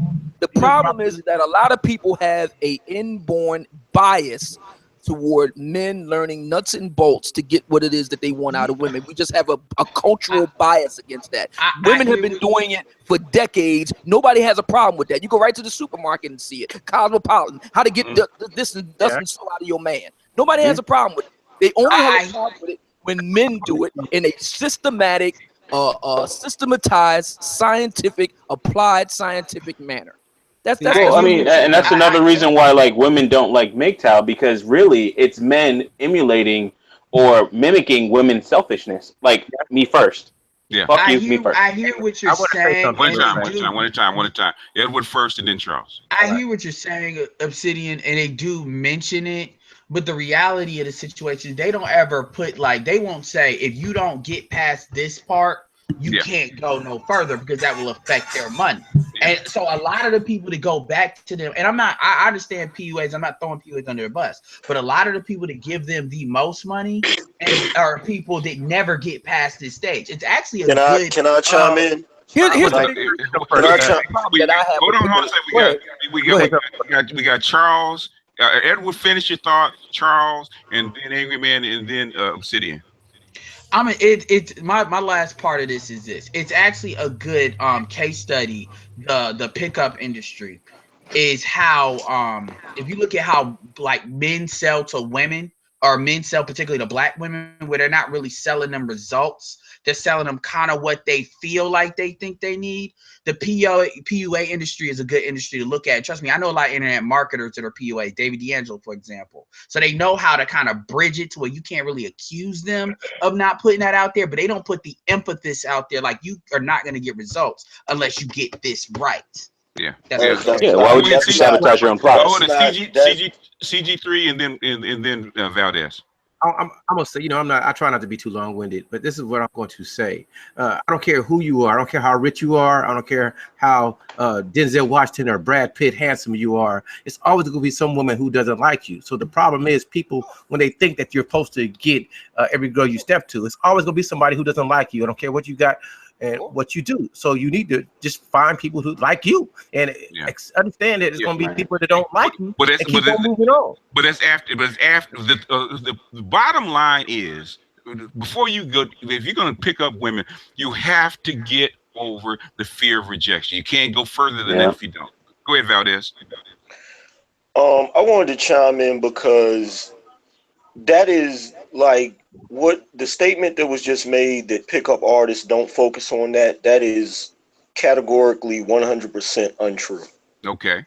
Every single pickup artist worth his salt lets people know that you have to get past rejection. Yep. Every one of them. There isn't a single one that doesn't. Like Neil Strauss goes in depth about it in The Game. Mystery goes in depth about it. Gary David D'Angelo talks about it. David D'Angelo, every last one of them. In fact, a lot of them say if you have not talked to at least 100 women, you got no business trying to pick up women. Yep. Can I respond to that? Go ahead. Okay. In the pickup industry, there's always the old adage debate, indirect versus direct. All the people you name are specific. Their expertise is indirect, not direct. They can do direct. When you make an approach, let him finish. Is direct. most people, a lot of times they will shun you past direct because they know direct will give you an up and down vote. And I've read David D'Angelo, I've read Mystery, I'm looking at the game. Because Edward, you're talking about David. Okay, David D'Angelo is indirect. Mystery, you could say he's indirect. Neil Strauss is indirect, but somebody like Gary Brodsky, he's direct. So they're all pickup artists that are. He's direct. Street and Sheet is more direct. Yeah, they're all pickup artists that are direct, but like the thing about it is, here's the thing about being a pickup artist or dating coach. You're not going to be like the average dating coach is not going to be in the game long if he's not getting results for the people that's actually are following him. Because like the first thing, disagree as well. I mean, I'm literally got Magic Bullets by Savoy in my hand, so I'm not coming down on PUA. Yes, Savoy. Yeah, I know who you. Yeah. See, we talking about. See, there's like a shitload of dating coaches. Yeah. The ones I'm talking about are the ones who actually are worth their salt. There's some dating coaches that's not like you're not gonna get too far with what they peddling. No, I feel you. I know. You see what I'm saying? That's what I'm saying. Yeah. That's what I'm saying. Can I throw an idea out there?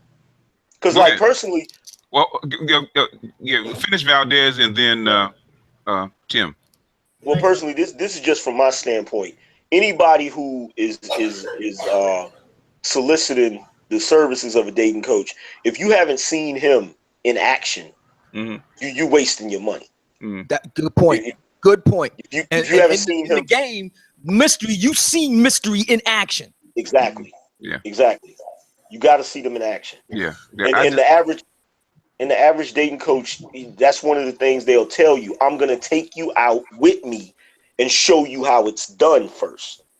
You see what I'm saying? If they're not showing you that they're able to do it, then you don't even know if they're actually qualified to be a dating coach. Yeah, that's a good point. That's a great point. Tim, go ahead. So I think that dating coaches have some utility if you're speak up a little louder, Tim. Sorry, hold on. Okay. I think that dating coaches may have some utility if you're socially retarded and just need something to get out of the bottom 10% of what women are picking. But that's fine. Yeah, let me finish. Go ahead. But I think once you get to the great unwashed masses of the middle of the bell curve, everybody. Great unwashed. I'm sorry. No.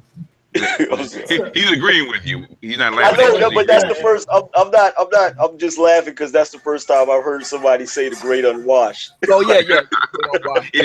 As far as a pickup, huh? Yeah. Yeah.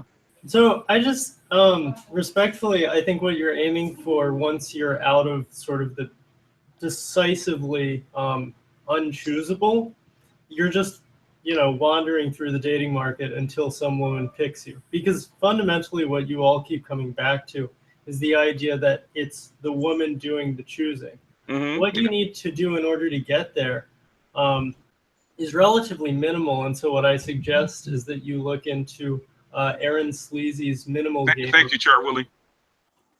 Go ahead. I suggest you look into Aaron Sleazy's minimal game approach. He basically just he puts himself in the vicinity of women.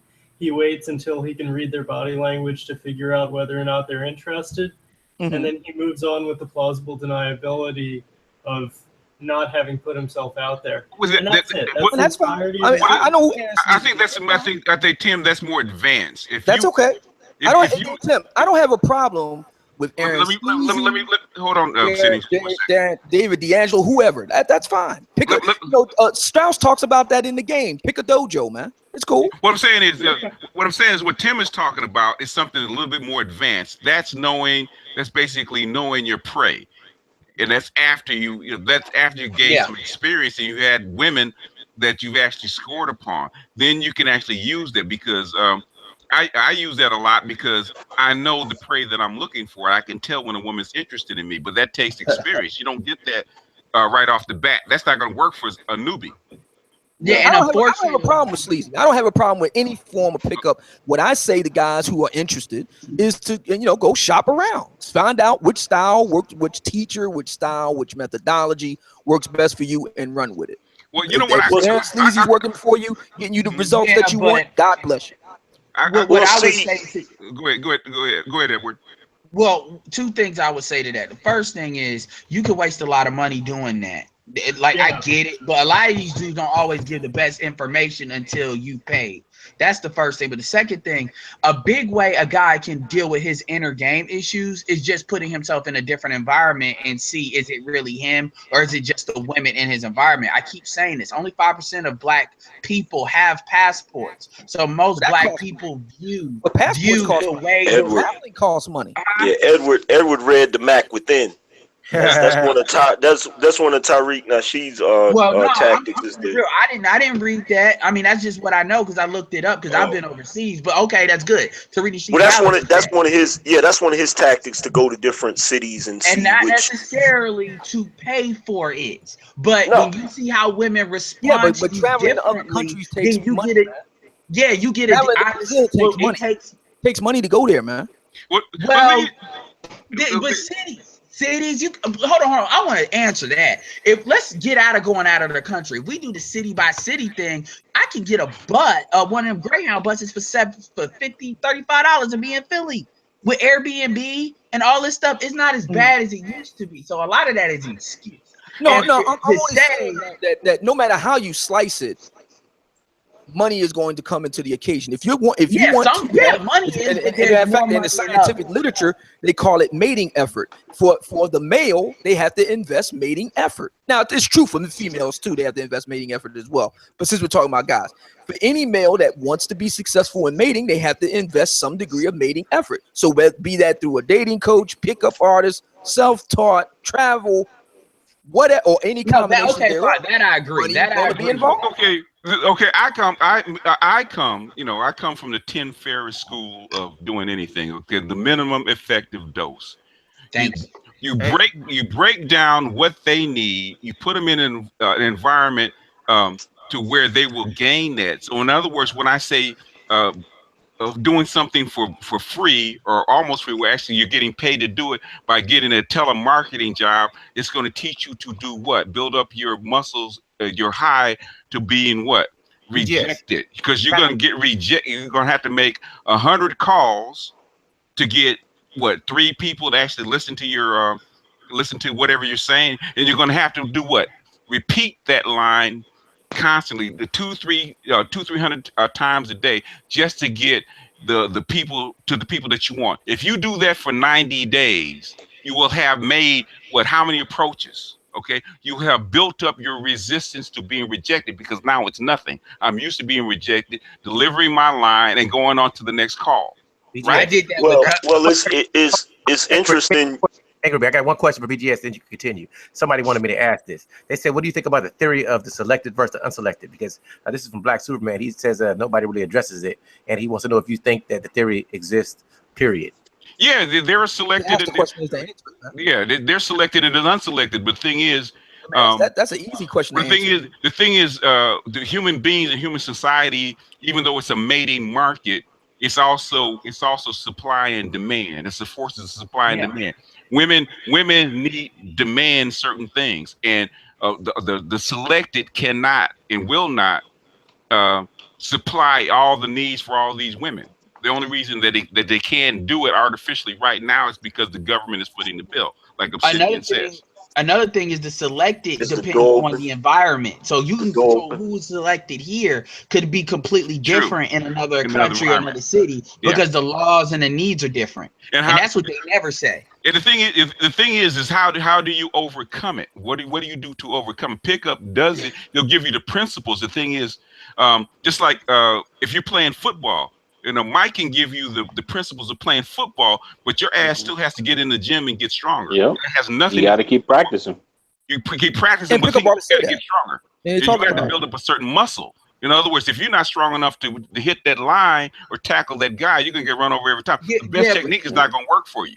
You got to build up certain muscles. That brings me to another point, though, because and as a matter of fact, the brother that just finished speaking, the short, light-skinned brother, He said something that I wanted to jump in on.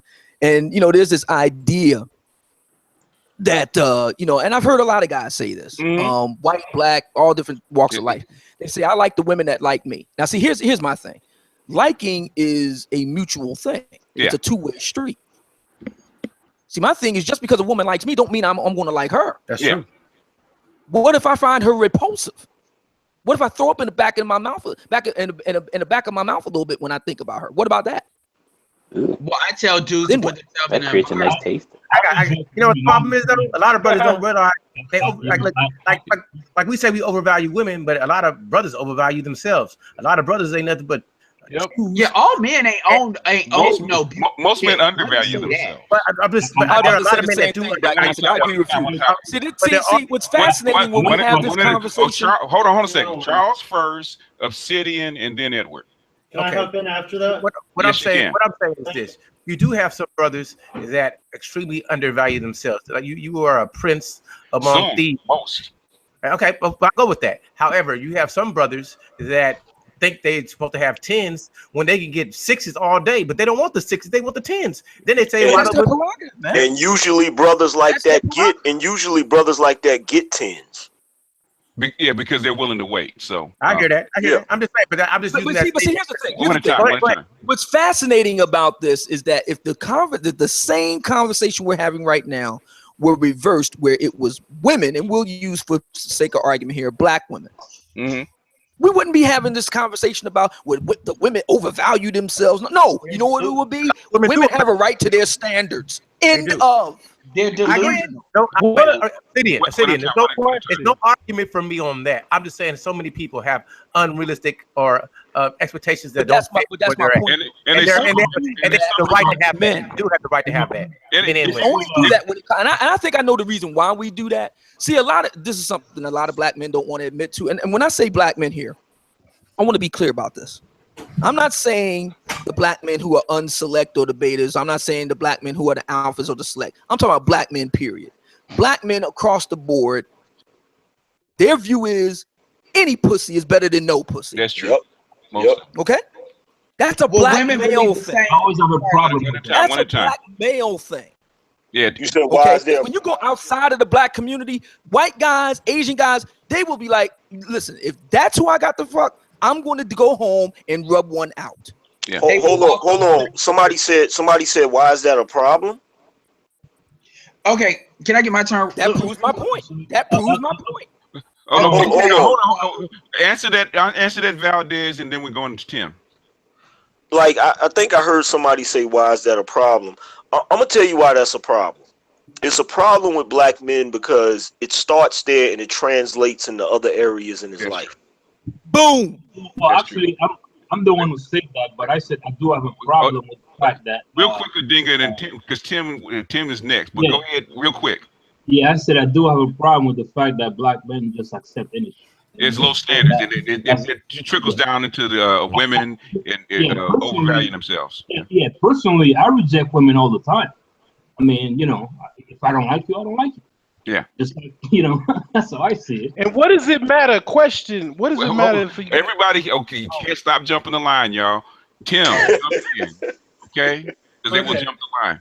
Thanks, man. Okay, so we talk about overvaluing, undervaluing. Well, from an objective standpoint, there is no such thing as overvaluing or undervaluing because there is no objective standard for men and women. The best you can do is compare to the bell curves. Now, when you compare women's selection to the bell curve, you've all seen this stat. Women on average rate 80% of men as less attractive than average. They're fucked in terms of their standards. In contrast, men are rating 50% of women less attractive than average, 50% of women more attractive than average. So from that standpoint to begin with, the whole thing is skewed. Throw into that. Okay, I'll answer it real quick. It's called undervalue and overvalue is compared to the market. Yes. Supply and demand. Reality will teach you whether you're overvaluing yourself or undervaluing yourself. If you're a 3 in looks and you're shooting for 10s, the market will tell you that you are overvaluing yourself. Yeah. If you're a 10 and you're shooting at 3s, your market will tell you that you're undervaluing yourself. Now, who was next? Solar, wait, hold on. I got Solar. I had one more question. question. Go ahead, Tim. I had Hold a on. question. Go ahead, I Solar. had a question. What does it matter if you got a 8, 9, or 10 if a pussy ain't good? Well, that goes to Yeah, I fucking many bad bitches with bad. That's pussy. part of the equation. That's part of the equation. Hold a second. Okay. They done tests on animals, right? They done tests on animals. They found that a male has a much larger and more copious splendiferous nut when copulating with a very attractive female. Doesn't matter if she just lays there like a fish. Yeah, well, yes, it does. Yes, it does. There's nothing worse than busting a mediocre nut. Let me tell you. Well, there's nothing worse. It's true. Obsidian, you have never fucked a 10 that had no sex appeal and bad pussy. Trust me, you don't want to go back. You know, go ahead. I mean, I know that sounds messed up, but it's true. For a man, what I'm saying is, but performance does matter. There's only so much that you can actually make and I want to get in here, get in line. Obsidian. I've had sex with. Go ahead. Girls that was so gorgeous, and then when you got in the bed with them, you're like, "Oh my gosh, this is horrible," and you don't want to be like bad to the I'm chick. just reading. Listen, brother, I'm just reading to you what the scientific literature says. Man. Yeah, but they ain't fucking dead shit. That's just the plain truth. All things being equal, Obsidian. All things being equal under science, under controlled conditions. Now, let me say this: real quick. That the really good-looking guys. See, this is what happens in Black America. See, this is something nobody wants to talk about. Okay, what is that? Black Gnostic Speaks actually has brought this up before in the past. Y'all might remember this. Black Gnostic mentioned about he was responding to a chick named You Heard Me First Time, right? Yeah. Going back and forth on the whole educated lame thing. And he made a really good point about the nerd chicks. They checking for the same dudes as all the other chicks are checking for. Because you know the idea goes that if the nerdy guys just check with the nerdy girls, they pair off and be all happy and go off into the sunset. That's bullshit. It's bullshit. Nope. And Black Gnostic was talking about that. And he said, here's what's going on that a lot of people don't know. A lot of the nerdy chicks, there used to be a song by Stephanie Mills. I know Black Gnostic knows it. Some of y'all may know it too. Used to be a song by a chick named Stephanie Mills. And she had a song called Secret Lady. See, what's going on is a lot of the nerdy chicks are the hot guy secret lady. Yeah. That's what's really going on. You just don't know it. They doing it on the down low. See, a lot of guys in Black America, a lot of brothers will fuck anything. See, Black women know this. Black women have a love-hate relationship with the fact that Black men, and in the aggregate, I'm not saying all because I know I damn sure ain't doing it, and I caught a lot of flack from Black women for it, trust me. But a lot of Black women know that Black men on average in the aggregate will pretty much fuck anything. So it don't matter what the woman look like or whatever, they'll do it. Now, here's the thing. A lot of Black women have a love-hate relationship with that. On the one side, obviously they hate it because there's the whole dog thing, there's the whole infidelity thing, which are real. But here's the dirty little secret that a lot of sisters don't want to admit. See, as long as brothers are willing to bang anything, that provides a backstop to just about every sister. Because you want to know the one thing that all women fear is being invisible. If you don't believe that, look up Paulina Petrakova. She used to be a Sports Illustrated swimsuit model. Now she's dead. She's like approaching her 60s and nobody notices her.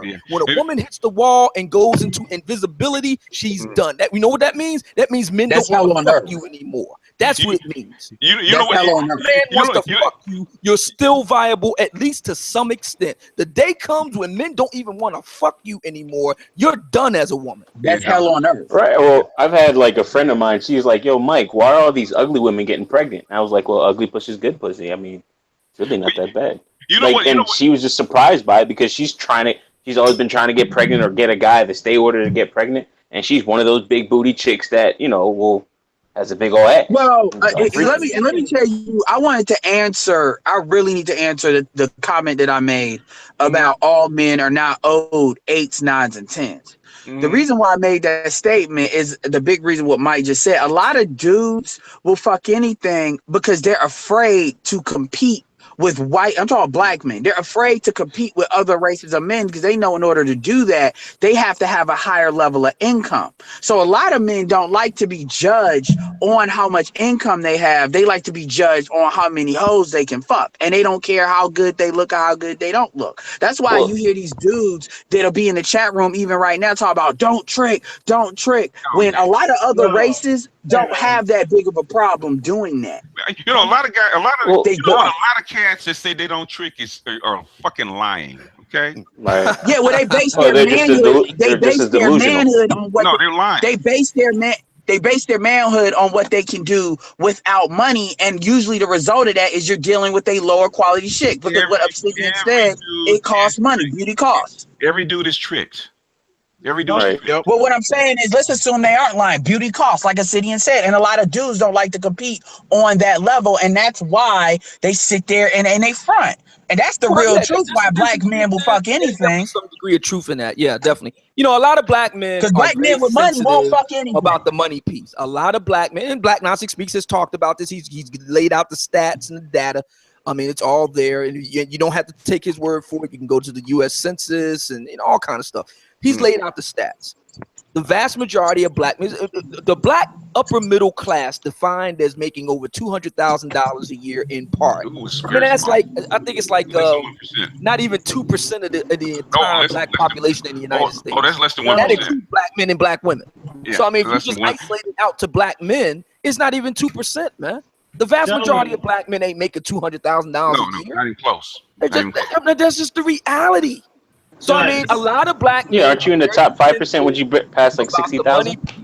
Because yes, like the brother said, it's true.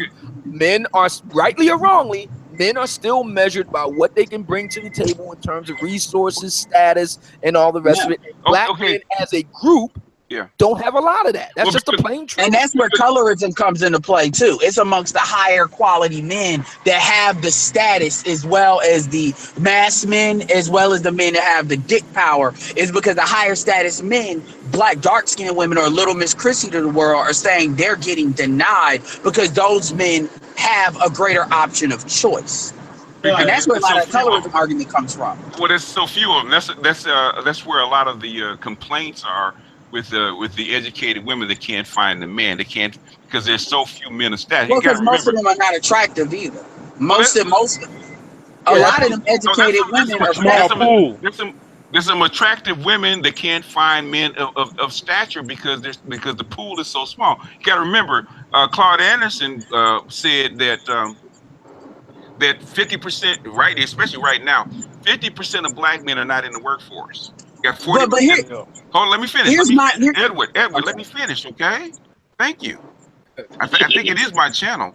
But anyway, 40% of black men, period, are not in the workforce. When you combine that with the unemployment stats of like 10 to 12%, that means over half of your black men are not earning income, period. So you know what's interesting about that point too that BGS brings up. Now, see, here's the fuckery. Here's the black female fuckery. So when black men, and you know, Tyrese Gibson, Gilbert Arenas, Kyrie Irving, when they express their preferences for what they find as the ideal woman or what they find as not the ideal woman, what do black women do? Oh, they're colorist, they're color struck, you know, misogynoir, such and so forth. And they always link it back to a legacy of slavery. Now, you just heard Black Gnostic Speak cite a major black scholar that most people would agree, whether you agree with his conclusions or not, they would agree, yeah, he's pretty much got his research on point, Claude Anderson. You just heard him cite that. Now notice, black women don't say, well, there's a legacy of slavery as the reason why our black men ain't doing well financially. They don't say that shit. Their thing is, nigga, please, you work for UPS. I don't want no broke niggas. Well, my answer to that is, if you filter women out for being fat, having STDs, and wearing, you know, their hair don't grow, you eliminate so many women that it doesn't matter what they're saying about how many men are unemployed. So, and another thing that I'm gonna say too is a lot of these very same women, if they say, okay, I don't need the status, I need a man that makes more money than me, they can still find a black man if they filter for those three things. The problem is they want that status, which is code for I really want a white man, but a white man won't choose me. That's really what it is. The secret is, and the guys that have been, I've been in both camps, select and non-select.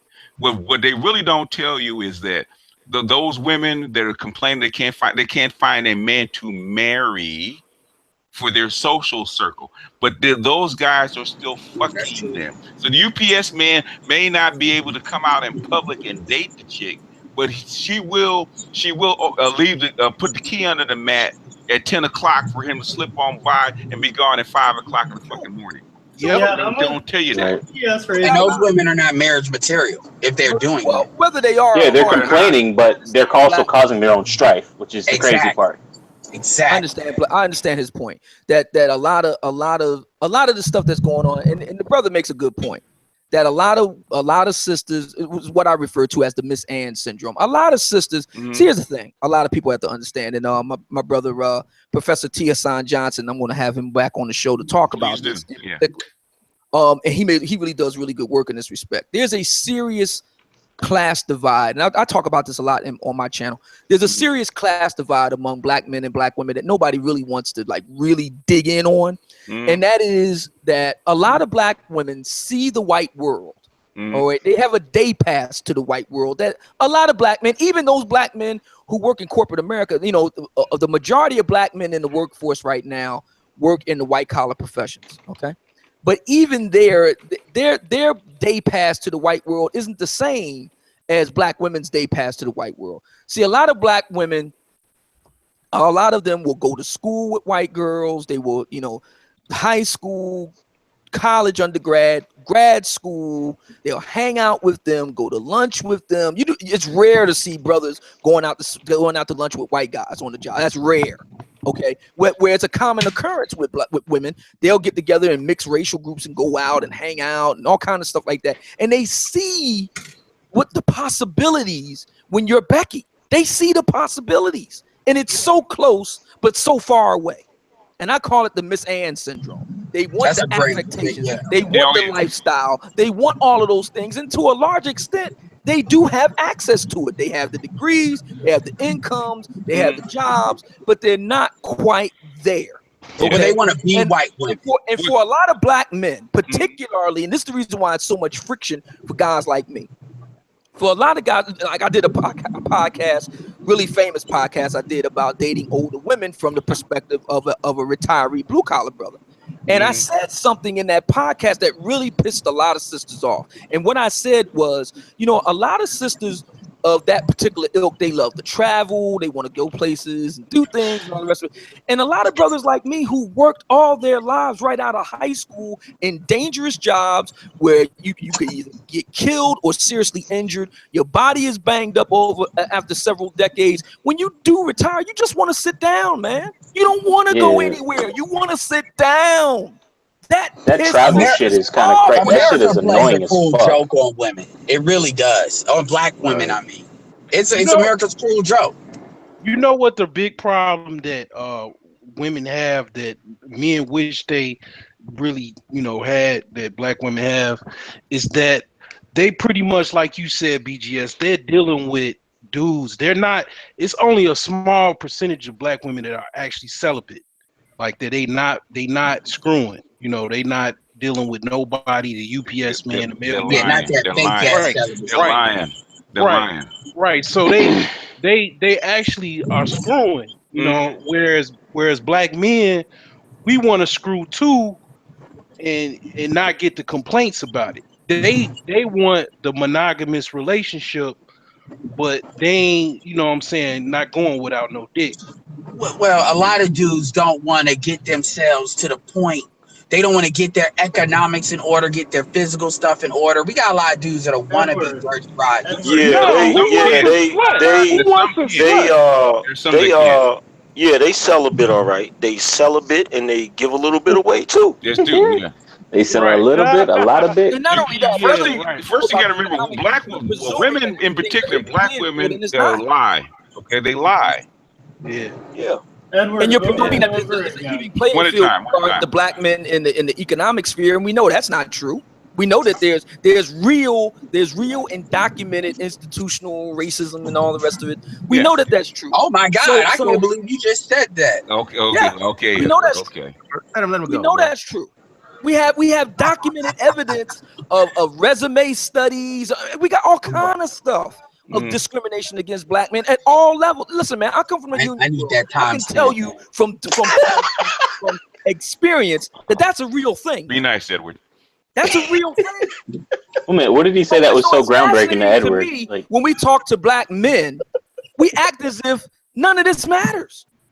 Why I tell black men to travel. That's the answer to that question. Okay, because it's okay. The thing is that it's a wider, but not the whole thing. It's a wider question. Okay, you cannot do it. What women want black men to do is individually. Okay, I was just reading a study that just came out about California. It said 3/4 of black males cannot read grade level. Yeah, I heard about that. Okay, that's where it starts. And what Tia San Johnson actually touched on that. The thing is, you cannot lift men if you don't lift boys. What women do is suppress the boys, expect men to actually emerge out of this bullshit.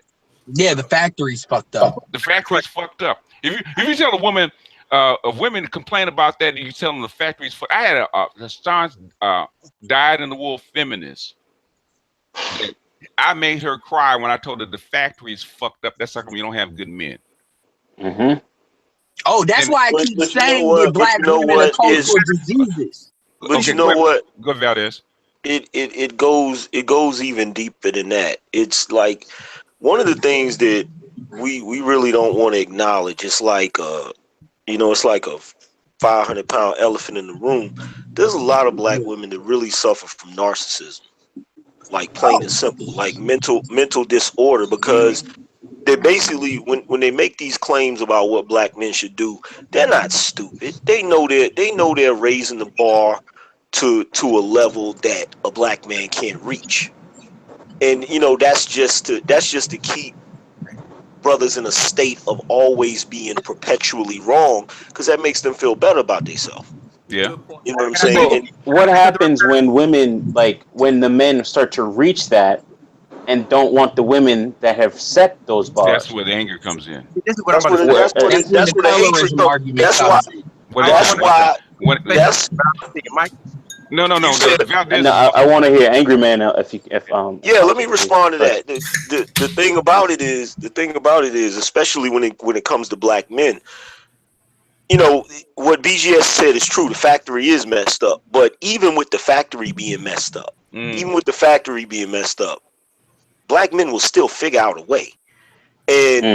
And a lot of times we figure out a way. And see, that's where a lot of the hatred comes at. Because let's face it, when you watch YouTube and you see me talking about certain topics, and you see Obsidian talking about topics, BGS and all, these sisters know we're not supposed to be talking about this type of shit. We're not supposed to be on this level.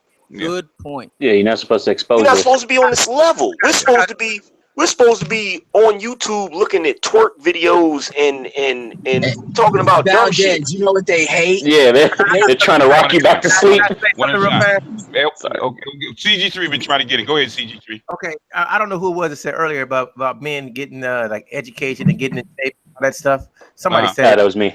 Okay, and I was gonna say this: it's a lot of brothers that's getting chosen that don't have education, that ain't in shape. That's Suki and Ray. So I'm saying, I'm not ever telling brothers not to get on their game, but that ain't an excuse for women not selecting you. They select who the fuck they want to select. That's what they want. I've seen a lot of women pick the big belly dude with the grills and the dreads, but then they always talk about later on like they didn't want that dude, which is kind of like you look at it and it's like, what the fuck? Like, you're lying. Mike, you got to remember, black women are our mirror. Just like we say, bad basically ugly pussy's better than no pussy. They say the same thing about dick. Okay. Yeah, they do. I got a good story. And I realize that. Listen, I know this chick, right? She got she said she wanted a good man, but little does she know, I know she fucking a dude that ain't got no job. They got 6 kids. Yeah. So she. Right. Well, Of course you want a good dude with a job. And here's the thing. One at a time. Let's finish the story, CG3, and then I asked her, why did you? How? I didn't let her know that you fucking the dude that got 6 kids and ain't got no job. So I was like, how do you choose a man? And then she was like, well, I want a man that got something going on for herself. But really, that's not what she wanted. She wanted a man that was gonna cake to her, a man that was gonna do everything she wanted. The dude with 6 kids wants her for her assets and what she got, because he ain't got shit, so he telling her all the shit she want to hear. When a dude that got something, not feed for her ego. Sexual companionship. Yeah, and here's the thing with me. Here's the thing. Because y'all was talking about Amber Rose. Hold on, City. Edward, and then you. Go ahead. No, all I'm gonna say is women vote for who they sexually validate. So I don't give a damn about what. Well, what I'm saying, what I'm saying, well, let me finish. What I'm saying is, if a woman tells me, like she told Charles, this is the type of man I want, but then you have sex with this type of man, to me, that's who you really want. Because that's who they're replicating with. Okay, at the end of the day. And that's why we have so many of these idiots out here now. Edward, let me answer that real quick. Basically, Valdez has said this many a time. There is in the club. There's 7 p.m. and there's 2 a.m. Okay, there's 7 p.m. where you trying to basically. You're going for the people that you really want, and women especially, going for who they really want, the top 20%, and there's 2 a.m., okay? A lot of chicks will say that you would think that that's the guy they really want. There's a 7 p.m. guy, and there's a 2 a.m. guy. The guy that CGG just talked about, that's a 2 a.m. guy. Dick, some dick is better than no dick. So why don't you explain but you know what? But you know what? It goes even deeper than that. It goes, because I said this on it goes way deeper. Break it down. It goes way deeper. Like, I've said this on my channel before. Like, women have categories that they put men in. Yes. They give them different hats. Like you got the sugar daddy hat. You got the sex hat. You got the help me work out, fix my car hat, fix my house hat. And just because the dude has the sex hat, that don't mean she want him any more than she has to find a dude that is going to satisfy all of those needs the way she want those needs met. Okay, who gets the most loyalty? That's my question. Out of all those dudes, who gets the most loyalty? Depends on her needs. It depends. Yeah, really. And those needs change too, which is crazy. Here's the thing I want to address with Charles. Here's the thing I want to address with Charles. Hold on, Tim. Earlier, talk about the Black Gnostic's recent video about Amber Rose, and I'm like, well, anyway. But here's my point: is that using her as a jumping off point. See, her thing is that she wants society to tell her that it's okay for her to cavort around naked or whatever. And here's my thing, Amber. You're a day late and a dollar short. If you want to right now, you can be Vivid will sign you up to a hefty contract and you will be a porn star and you will get big money and even bigger name and fame fucking on camera. If that's what you want to do. God bless you. I wish you all the best. I'll definitely pay $5 to see that on pay-per-view. Now, I mean, I'll wait till it's on X videos. Here's the thing, though. Here's the thing. Yeah. See, I know Amber Rose's game. See, here's the thing. See, everything has fine print. There are trade-offs to everything. And see, when you put yourself out there like that, that's how dudes are going to take you. So you have taken off the wifey piece off the table. That's fine. So now you put on the table the tart piece. So now you're just going to be a tart. See, a lot of women don't want to put the whole cards on the table because they don't want men to be able to make that decision. That is what the slut walk's about. Exactly. But you know what? Hold on. Tim first, and then I can make an informed decision about it. I'll give you a case in point. Ciara and Russell Wilson. We had that whole big thing going. Everybody talked about that. My thinking is this: in the final analysis, Russell Wilson knew what he was getting into when he got with Ciara. So who he's got to blame if shit goes left? Him. He's got himself to blame because he knew exactly what he was getting when he got with her. If he's cool with it, I'm cool with it. And I say the same thing with any other man. So long as he's got all the information to make an informed decision, that's on him. Mm-hmm. Now, of course, with me, if chick is fucking Pookie and Ray Ray and she wants me to be the cleanup man, we all know the answer to that one now, don't we? Let's say it all together now. No. Yeah. But see, you know what? But Obsidian, you forgetting one thing that I got to go back to what Edward was saying about which dude is the most loyal. Like, just because the dude is giving her dick consistently, that doesn't mean she's necessarily going to choose him. Do you know how many dudes out here are raising other dudes' kids? Mm-hmm. They're married to this woman, and they genuinely think that little John or little Susie is their kid. Yeah. Yep. And it's not.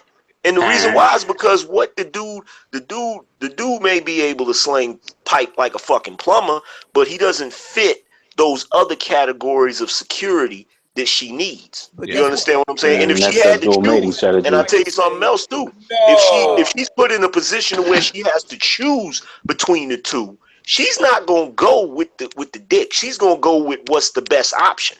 Yeah. And I still have the right to say no. Okay. Tim first, and then I'll answer what Obsidian said about Russell Wilson. Tim first. I wanted to say something after Tim.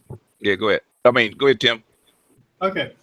Obsidian, I believe you were complaining about. Speak up, Tim. Shit, really? Yeah. Okay. Obsidian, I believe you were complaining about the problem of women wanting it all. Welcome to the modern indoctrination of the females. They're stuck in it until their late 20s or 30s. Whatever they want. They can. The problem is, the problem is it's not about the individual woman's decision. Women as a whole, when they're indoctrinated en masse in colleges and high schools, fucks up your dating market. And that is why you're having so much trouble finding a wife. That's true. That's true. Tim, here's the problem. Here's the problem that men have. Go ahead. The problem that men have is they don't say no. That is true. All right. Go ahead. I agree with Obsidian. But yeah, it really is another thing, and I mentioned this before. Women with their actions and behaviors going back even, ancient times, they choose what they want to be in life. And they don't want to choose the lesser route, which is to be a concubine. Rose is more of a concubine than a wife. Yeah. They don't want to publicly choose it though. Yeah. Is what it seems like. Right.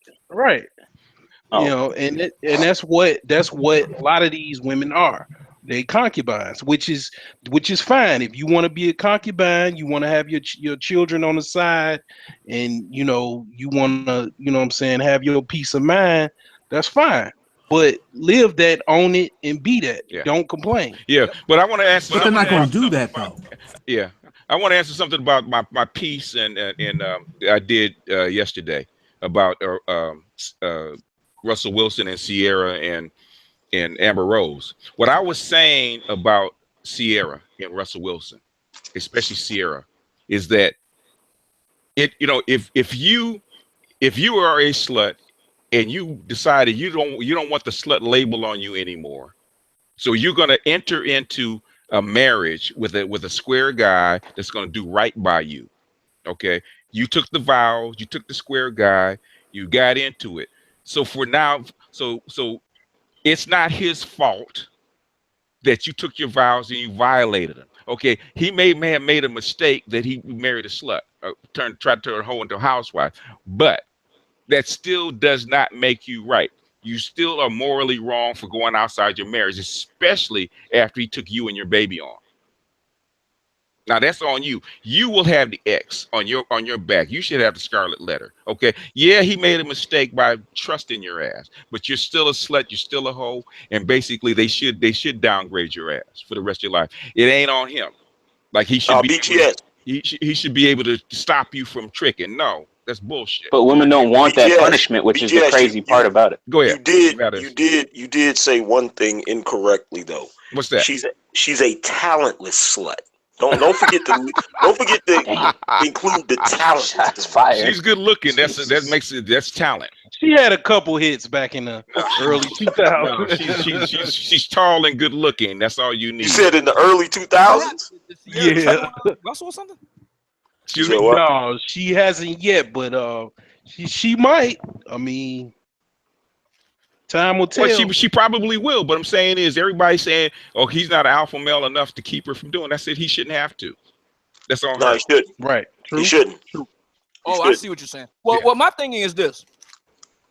They took marital vows, right? They, as the old used to say back in the day, they got papers on each other. Yeah. So here's the deal.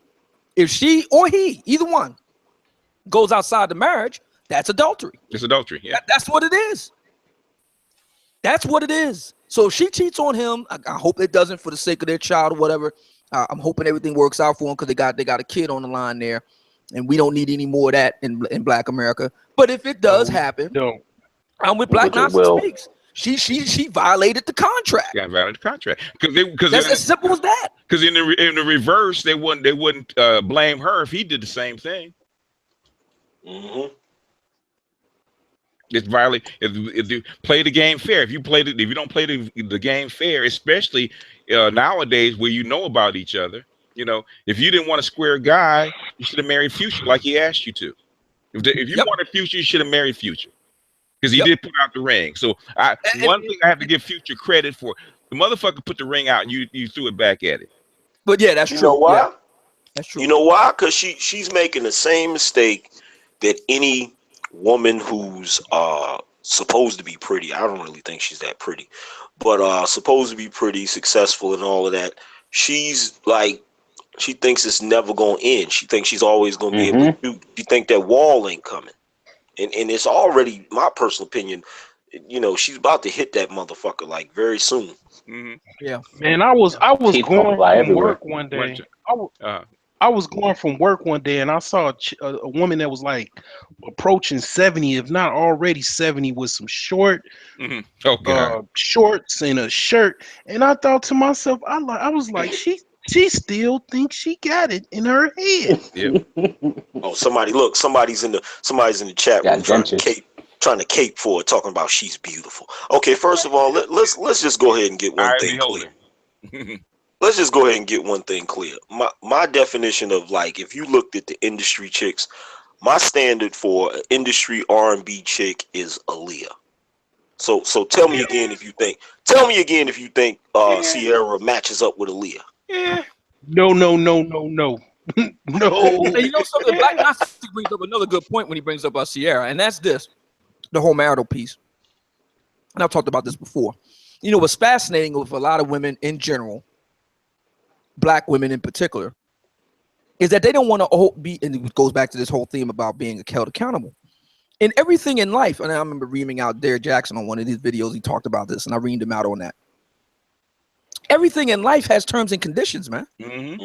Everything. That's true for everything in life, man. You don't pay your light bill, what happens? The lights go out. You don't pay your rent, what happens? You get evicted. You don't pay your car note, what happens? The repo man comes. I mean, that's just the way it works. So when you're in a relationship, particularly a marriage, where y'all got papers on each other, there are terms and conditions, man. If you do certain things to your spouse, you violate the contract. It's that simple. And a lot of women in general, a lot of Black women in particular, think that the rules and the terms and conditions don't apply to them. So that means they can cut their hair, chunk up, you know, in the white community, you chunk up 30 pounds, you're fat. In the Black community, you got to chunk up damn near 300 pounds. I mean, you know, all kinds of shit like that. You know what a chick that's concubine minded, like my wife, she wants to have the boyfriend and girlfriend type of relationship. But she wants to be married. She wants a cake and eat it too, type stuff, or something like that. You don't need to be married to be boyfriend and girlfriend.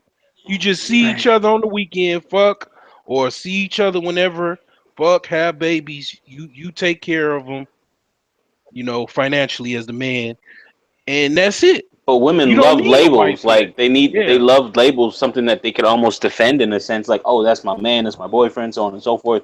I used to have the biggest problem with like an ex-girlfriend over that, and it's like, yo, why do you want the label? Like I'm here, I'm right here. I would have bought her a ring so she could fucking the marriage thing is another form of the narcissistic behavior. Yeah. It's a day where they can have, they go get their bridesmaids and they get to treat their bridesmaids like shit because it's their day. And they get to dress them in ugly dresses and they wear a more beautiful dress. And they say, it's my day. And I'm like, how the hell is it your day if it's two people getting married? You know what I'm saying? Like, it's a ridiculous thing, because they make it out to be about them. Yeah, it is 100%. Well, yeah, there's like there's this great meme on the internet that's going around.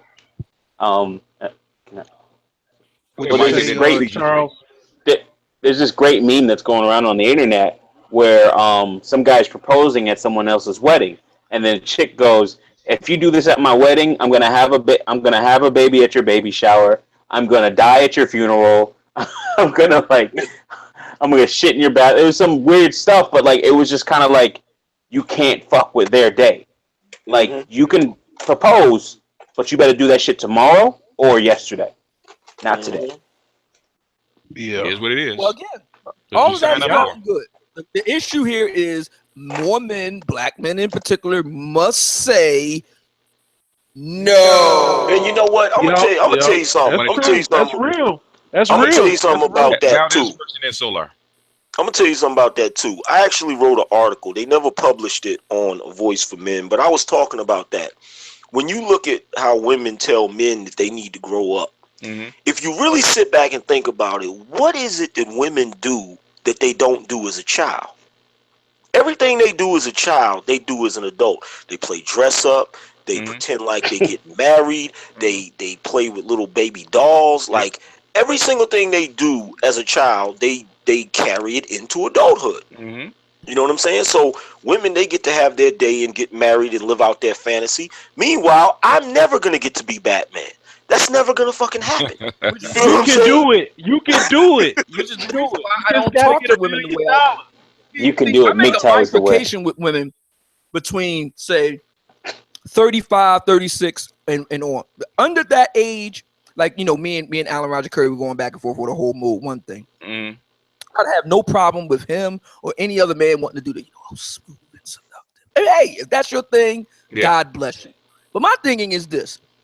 I'm too old for that shit. Come on, let's go. Chop, chop. Before AARP kicks in here. Let's go. Get bent over the couch. It don't fit your personality either. So, yeah, whispering that ear don't fit your personality. Too old for that shit. No, you're too old. You never did it. Had all that smooth talking shit when you were younger. You're a young chippy. We're too old for that shit. You want to fuck or not? Let's go. Before Social Security kicks in here. Let's go. Chop, chop. Let's go. Bent over the couch. Yeah. You might want to move to another. Want to do this or not? Or go down to Miami. That's one of the great things about being older and quote unquote dating, because you can just eliminate all that other bullshit. Hey, look, true. Would you like to suck my dick right now? Okay. Here's your sandwich. I'll see you to the door. Oh my God! Mike was Mike trying to get in, or Charles trying to get in? Which one? You trying to get in? No, not me. Charles. I guess. I'm all down for what it said. I'm not trying to waste no time. I want you to know from the get-go I'm getting with you and this is what it is. And so you can accept or reject. I'm not trying to go out and eat dinner, see some movies, and hang out when I know I want to connect with you sexually. I want to know, do you like me and you like, and I like you. That's what I want to know. What do y'all brothers got against eating dinner and seeing movies? I'm not against it. Hear me out. And then I love that. I think you're against the illusion. Like, let him answer it. Hey, man, I love that you asked that question. I'm not opposed to going to see a movie because I enjoy movies, but I can do that alone. Why should I pay for you to come see a movie with me? Now, if you want to pay for yourself and I pay for me, we can go. You get what I'm saying? But I'm not about to pay for your couple. I'm picking with you. I already know your viewpoint on that. I'm messing with you. But what Obsidian was saying, as far as it's like, I own my simping. You know what I'm saying? I own the fact that I simped up and I signed. Be making payments on it. You know what, man? I'm a weird type. Fight for the warranty and everything. No. You know what makes me mad? I'm a weird kind of guy. I take a chick out, right? Even if she's my girlfriend, I take a chick out. I might take her to dinner, movie, whatever. Go home and fuck her, and she get 3 nuts to my 1. I am pissed. I am pissed. I just paid for you to get 3 nuts. Are you fucking kidding me? BGS. I take it. You can get 5 nuts as long as I get my own huge split. I paid for it. BGS, I take it. Go ahead. I take it a step further. Like now, in my lifetime, I've done some simping. I'm not even gonna say I haven't. Yeah. However, I have one redeeming moment in my life. I went out with this chick when I was like 18, and she put me through a whole bunch of shit just to hang out with her. And we didn't end up doing anything. I made her ass reimburse me for the damn movie. Oh, that's damn. There. Good man. Made her reimburse. I said, look at here. I'm gonna need that money for that. Good job. Let me ask everybody a question. Have you ever revenge fucked a woman before? Yeah. How do you do that? Explain. All right, so I had this one chick, right? Speaking of Valdez brought up memory. So this one chick, she burnt me, and did me greasy, right?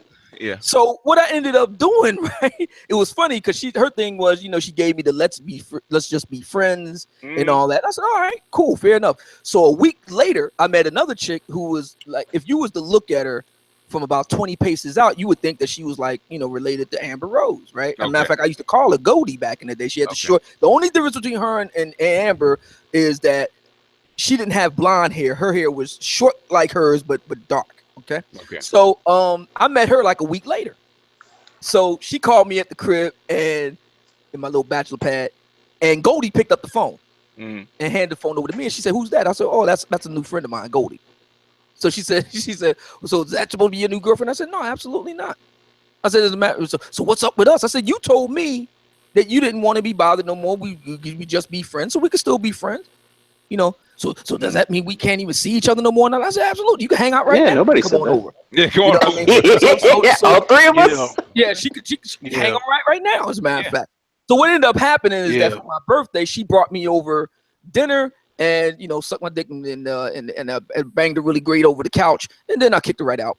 You know what? And Solar probably will agree with me. If the best revenge to a chick like that is to get her sprung, penetrate her emotional core, and get her where she's calling you. That's the best revenge. You rejected me, so now I'm gonna give you the sword of Allah. Okay. Though I take joy in that. Like Eddie Murphy. I fucked with a chick's sister. Fuck that bullshit. Huh? Put the Kylo Ren lightsaber on her ass. Yeah. Slice right into that ass. Slice right into her. Yep. How come you ain't called me? Yep. I'm busy. Yeah. Man, that felt great. That was a righteous splendiferous nut. You probably shot him in the ceiling. That was a righteous. Right. Probably on the right to the ceiling, boys. I love it when women act like I ain't shit. When they first meet me, they act like I ain't shit. That's the beta game. Oh, I love that shit. Yeah. Oh, I love it. I purposely dress like a fucking bum. I purposely do that shit, and then I walk right to the 740 Li and get right in that bitch. Or come with a fucking wad of cash, like special. I do that shit all the time. I can tell you that I know millionaires to do that. I know a lot of guys who got a lot of money. I just don't talk about it publicly because they don't want to be put out there. But I know a lot of dudes that have done very well for themselves, kind of business and shit like that. They do just exactly what he's talking about. They got a big Cadillac or big BMW, and they wear Walmart type clothes, that type of shit. Yeah. You would never know it. I do that shit on purpose because you really start testing women, and then you find out how many women don't fuck with you, and you like live that kind of life of solitude. And then when women start to find out, you start to see 1 or 2 little things. Hey, what's up? How you doing, Michael? All right, yeah, what's up? Hey, okay, all right, cool. Right, but you do that like it's a shit test. It's a male shit test. It's male shit test, yeah. I do that shit all the time, man. I go into clubs with probably like a stack. I know I'm only gonna spend 100. Only go to 600. Only. You whip out that roll. You know what I mean? They be like, oh my God. And that's the ultimate beta game. The ugly, notorious big looking cat gets with the 8, 9, or 10 and give her that sword of Allah. Yeah. I tell you what, brother is better than me. He's better than me because when I go to the club, what I'm spending is the price to get in. That's it.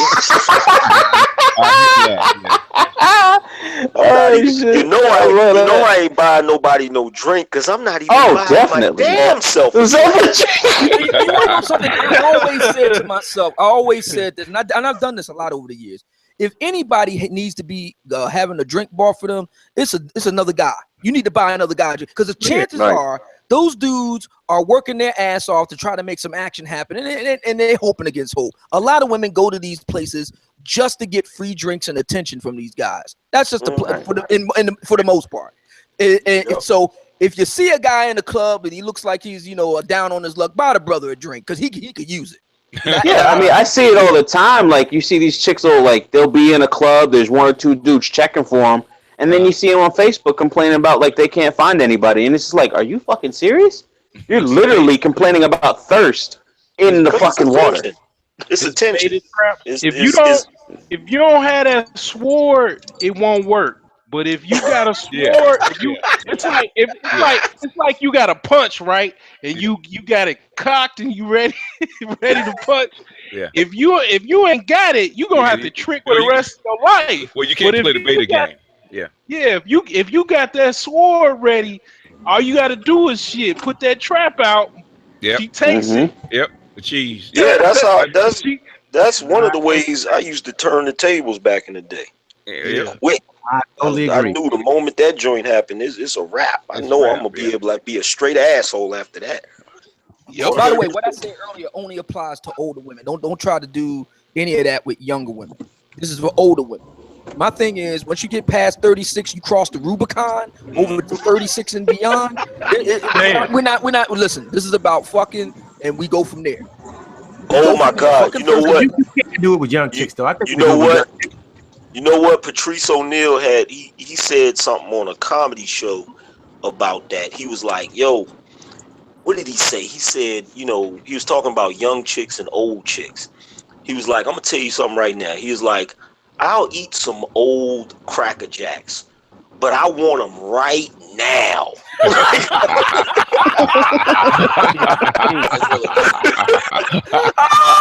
Don't want to wait. God, man, Patrice O'Neal, I'm so mad we lost him because Patrice O'Neal is like the ultimate in this era. His comedy. I mean, Corey Holcomb is close. No, yeah, we don't have the same flow. Yeah, man. Yeah, Patrice was just more sophisticated with it. Corey was kind of like a low grade version of it. Yeah, he's like a red pill Obi-Wan Kenobi.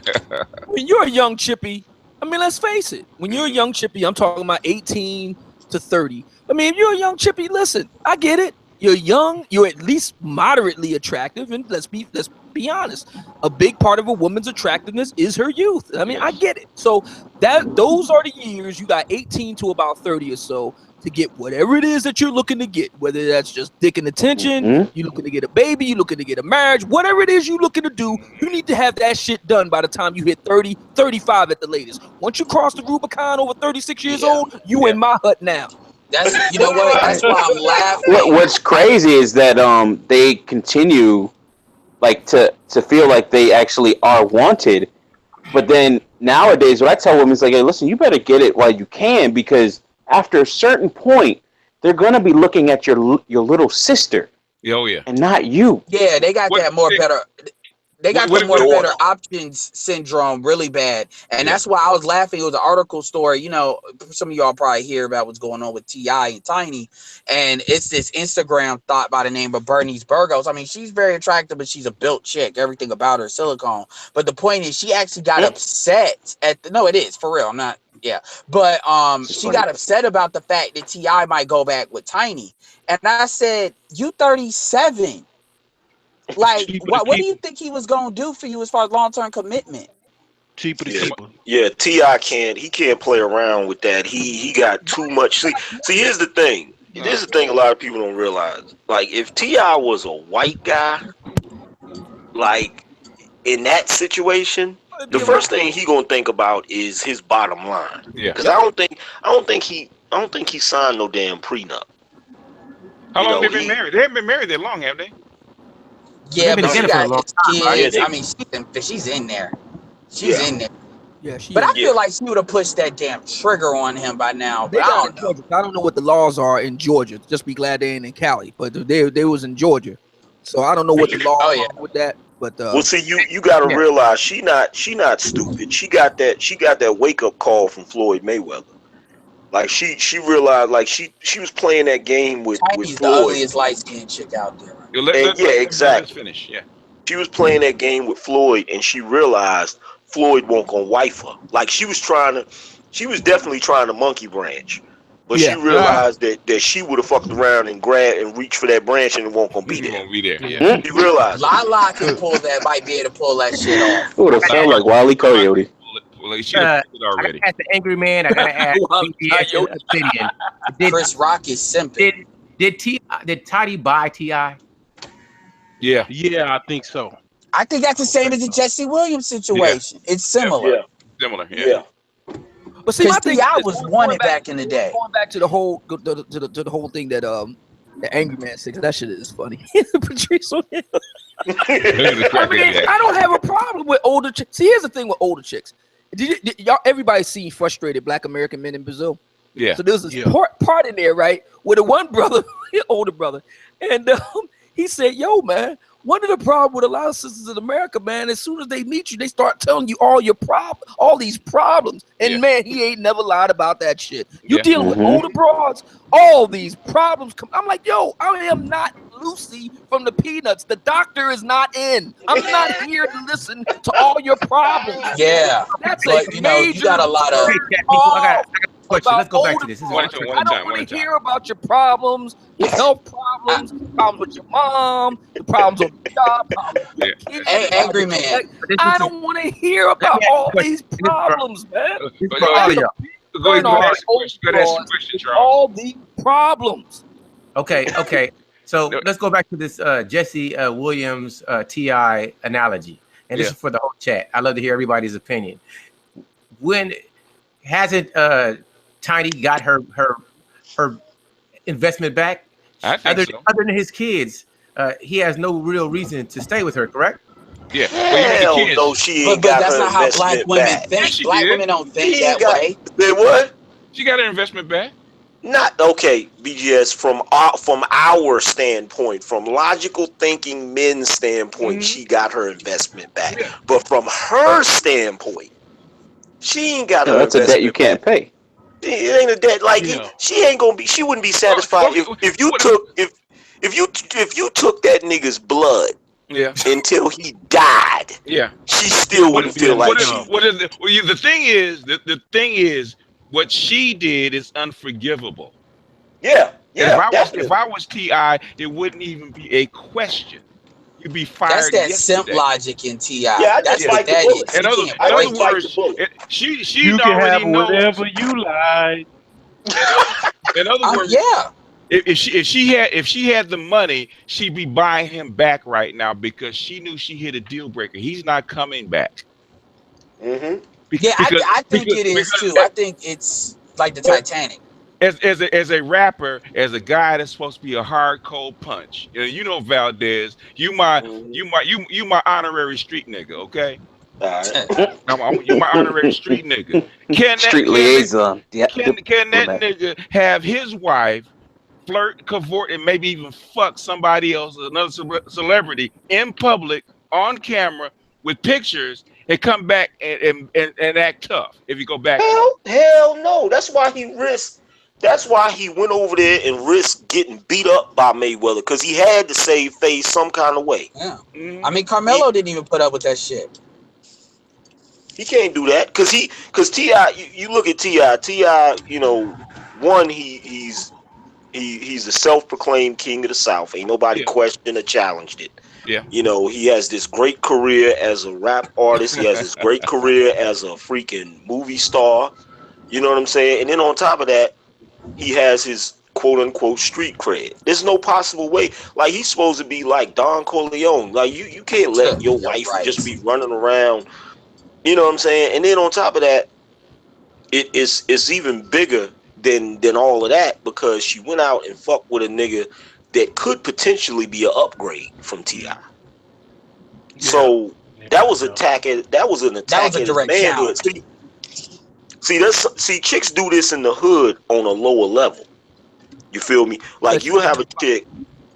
Like, I had a homeboy that had that was with this chick, and you know, he's like, you know, hardcore street dude or whatever, and he pretty much run the show, because you know, he, you know, whole hyper masculinity, all of that shit. He runs the show in his house. So when a chick is in a situation like that where she can't really go at the dude, or she can't really come at him sideways because he don't give a shit about going to jail, what she'll do is she'll go out and she'll find a dude that's even more thugged out, that she know he can't beat. You see what I'm saying? Black Crime in Chicago. Yeah, yo, but the whole thing with that situation too is she fucked with the enemy. She knew Floyd and T.I. had beef, and she fucked with the nigga anyway. Of course. The reason I asked that question, because this is all due to BGS. You did that great Jesse Williams getting rid of his wife. She bought him video, so it just made me think about that. I think Tiny, she actually had, you know, he had more money than T.I. She was bigger than T.I. Yeah. But I understand what Angry Man was saying, but I think he has more than compensated her for what she invested in. It's time.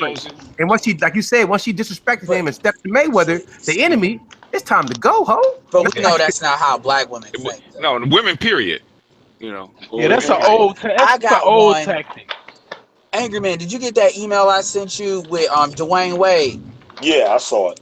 So you see what I'm talking about? That's what I'm talking about. So anyway, I talked about, you know, because we talk about older women, there's a dark side to that crap too. And I noticed that Patrice O'Neal said the main thing of the story what Patrice O'Neal was talking about, for what I got to it, is you can deal with these older chicks like spinsters, but don't get in relationships with them long term. This like an invested commitment, because that's where you're starting to go into murky territory. And basically, Gabrielle Union, who is 9 years older than Dwayne Wade, is basically done what Charlize Theron did to her black son, and is turning into a little girl before our eyes. And my thing is with these black men, is these black men got to stop getting these, and I've said this before and I've gotten pushback, but I'm going to say it again. These dudes got to stop getting in these relationships with these older black women and understanding that's a predatory relationship. And Angry Man came up with a good term called covert emotional incest. Okay. And that's what that shit is. Going back with Edward, and Angry Man, everybody in the chat. Why did Dwayne Wade choose Gabrielle Union? Why? Because he always wanted her. He wanted her. Yeah, always wanted her. Same way homeboy chose Janet Jackson. If you grow up idolizing somebody and wanting that woman, it doesn't matter. When you get money, I want my dream woman. Everybody says it. If I get money, this is the woman I'm going to choose. That's on him. I don't have a problem with that. No, I don't either. But at the same time, what I'm saying is, when stuff goes south with Dwayne Wade, same thing with Russell Wilson, you will get, I'm going to say the same thing I say to sisters. You chose that shit. I don't want to hear it. Yeah. Because he already chose the crazy ass girlfriend in the first place. Well, you know, there's a deeper thing going on with that shit that nobody really talks about. And it's the fact that if the shoe is like, we was talking about R. Kelly earlier. You look at R. Kelly. Jamie, are you eating, man? Are you doing papers? What you doing, man? No, I was adjusting the mic. Oh, okay. Because there's a lot of popping going on. Go ahead. If you look at R. Kelly, or you know, some older man, he gets into a relationship with a young woman. We look at that. We don't say why did that young woman choose that older man. We look at him like he's a predator. Yeah, like that's true. He's preying. He's preying on those women. You know what I'm saying? But the same thing is going on with these older women, like Mariah, Gabrielle Union, Lala. They preying on these young dudes. Nick Cannon did it the smartest that I've seen so far. Nick Cannon is an idiot. There's no way in hell. There's no way in hell I would have dated. There's no way in hell I would have dated, much less marry that gold digging fucking skeezer. But what I will say is, Mariah Carey's kind of scary. But what BGS said about Russell Wilson, I still don't believe that. Although it's a plausible theory, I do believe that with Nick Cannon. I do believe Mariah Carey amped Nick Cannon's value. That. And that, and he had more money than that may be true, but think about this for a second. You saw what happened when she was dating this freaking billionaire. You saw how that turned out, right? Yeah, that nigga, he had to break up with her. If he was in a higher situation, though. Yo, his accountant called him up and said, "Listen, you have to get rid of that John, or else you're gonna be broke within 5 years." Yeah. If you've ever seen that show Wild 'N Out, that's where all of them higher thoughts are coming from with the higher 1 million, 2 million followers. Nick Cannon was boning all of them. Yeah. But see, here's the thing. Here's the thing. What question you go, man? Is there such thing as hypergamy for men? Yes. Yeah. Yeah, but see, here's the thing. I'm gonna leave her ass for a white girl. But see, here's the thing. When you look at that goes back to the whole discussion that we were having earlier about men, having lower standards. Yeah. Now, if you want to say, Mariah was in a higher position, it doesn't matter what position she was in, and I'm gonna tell you why. If a dude is a king, and I think Patrice said this, if a dude is a king and he goes out and he finds a hoe in the street and he marry her, she becomes the queen, right? Yep. Yeah, but it was a career move, though. That's what I'm talking about. But at the same time, if a queen goes out here and she finds some bum ass dude on the street and marries him, does that make him a king? No, that makes him the nigga that fucks the queen. Yeah, in the royal language, they don't even call it that, because if you look at Queen Elizabeth, for example, of England, you look at her husband, he's the queen consort. Yep. Yep. And see, that's because the woman is not rated by she's not rated by her accomplishment. She's rated by her beauty and her youth. Yeah. And if you look at it, but it's not the other way around. Yeah. Exactly. So if you look at it from that standpoint, no, women was not that, by the way. He had to give up his kingship to basically marry her. But see, here's the thing. Nobody gives a shit if Mariah, like, if any of the women resent it. It's the real world. That's the world we live in. You know what I'm saying? And the reality is, he was a millionaire. Just because he wasn't on her level doesn't mean he wasn't. Let's face it. If you're a multimillionaire in this country, you're the equivalent of a king. To a certain Angry extent. Man, did dating Mariah, did that help his career more, or did it not? The big lesson in all of this is to do what Lycus and Patrice O'Neal say. From Lycus, don't marry him, just bang him. And Patrice says, I'll roll with some old box Cracker Jacks. Right now. Well, these black men are marrying these chicks, and that's what's getting them caught up. But look, what you said, Edward, is did it help his career? Yes, it did help his career, but you gotta ask yourself, it helped it in the short term, but did it help it in the long term? That's a good question. I mean, we'll have to find that out. No. He fucked his career up to a certain extent because he just came out with his whole conscious stuff, Hotep stuff or whatever. But I mean, the way he I think his rapping career. I think the rapping career fucked him up. Yeah, but at the same time, Mariah using him like a clown, that didn't help him either. She used him as a stallion to have her agenda, which was to have kids. And exactly. He used her to get some more money and more status. And was clowning him the entire time. Over the couch, and that would have been that. That's okay. He got paid. He got compensated. I was still. Yeah, that's what I'm saying. Like, that's why I said he did the best. Yeah, of all of them. Just like, what's his name that Demi Moore married? Yeah. Okay. Let me ask you this. Let me ask you this. Let me ask you this then. Let's put it all on the fucking table. I'm gonna ask you, Edward, first. Do you look up to Nick Cannon? To ask the question is to answer it. That silence in the room. He probably left or something. But I still want to screw Maya though. He's a G though. Yeah, to me, he's a G. That's my kind of dude. He's a Michael Corleone, man. He's a G. Yeah. And look, another guy got the win was Mary J. Blige's ex-man. Oh yeah. Oh yeah. And then did you hear about the swirling comedian chick that she was crying because she got to pay $1 million to her fiance, her husband. Who's the swirling comedian? The chick that's on The View. Was it The View? Yeah, she was on The View. I think that. I want to. Who, Sherry? No, not Sherry. No. The good-looking chick. She might be The View or The Talk or whatever it is. She's on one of those little shows. The Talk, I believe. The Talk. Yeah. I love that. Oh, she dated white guys. Yeah, she swirled. She was married to him for 27 years. Aisha Tyler. Aisha Tyler. Yeah. I love it. See, the big, I love it too. The big lesson out of all this, fellas, is just don't get married. What depends why are you getting married? What's the purpose? Unless she's making more money than you. What's the purpose of marriage? Everybody got to have a purpose when you get married. You don't get married to have sex. You don't get married just to have a woman. You got to be a purpose for you to get married. You got to pay her. Well, in most countries, marriage is a business deal. One at a time. You're a brother, and you're doing well in America. If by hook or crook you end up doing well, you're a brother. Why do you need to get married? Why do you need to ruin all that by getting married? Why? If if it's Mariah Carey that's worth $200 million, that's why you do it. Yes, sir. Yeah, in most countries, marriage is a business deal. But like, yes, sir.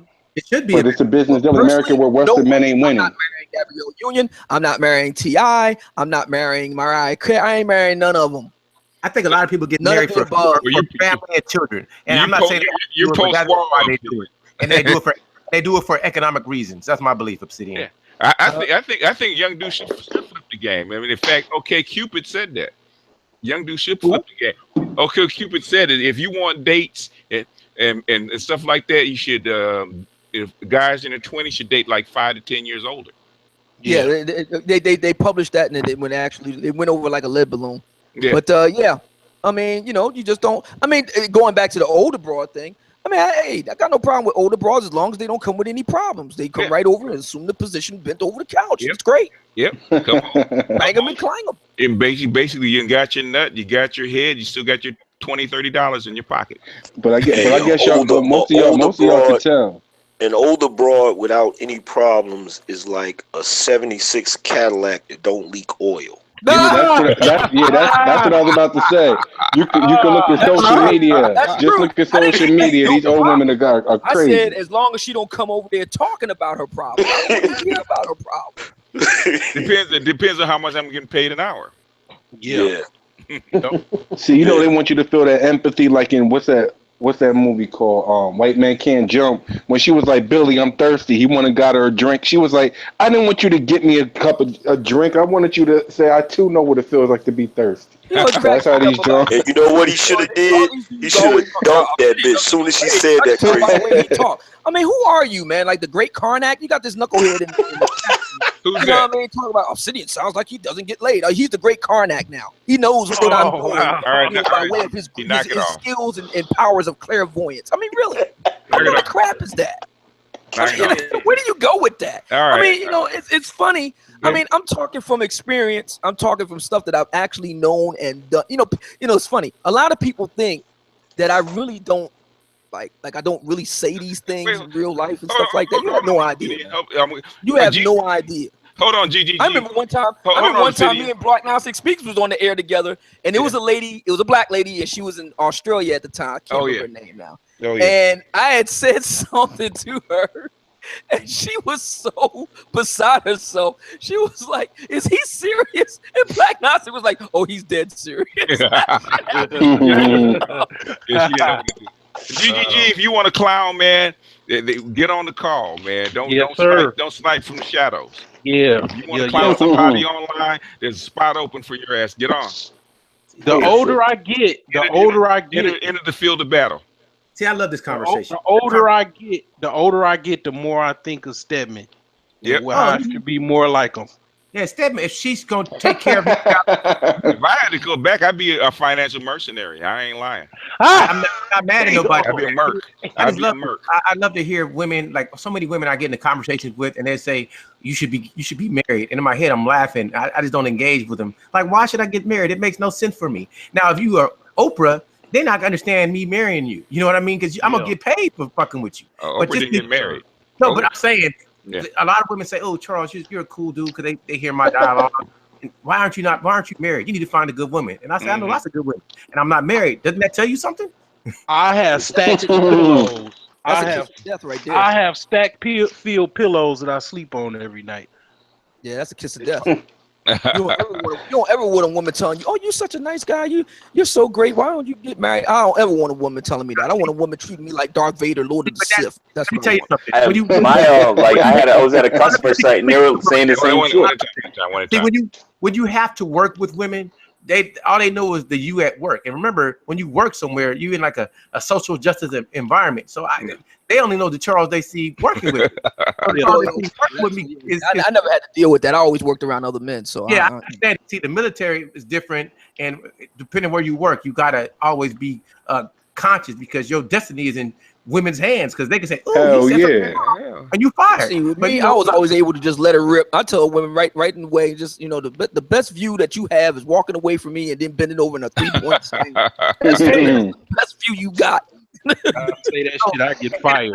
I say that because women, like I treat everybody with courtesy and respect. So there's a lot of brothers that I could be wild and disrespectful, but in general, as long as you don't come at me foul, I'm not coming at you foul. So they got a lot of women out there that dudes always disrespect them, and they meet a dude like me that I'm not gonna disrespect him for no reason. So it kind of probably makes them wish they had a dude like me. So that's why they throw those lines. What I tell them is I respect one at a time. Who's first? I respect them in the morning.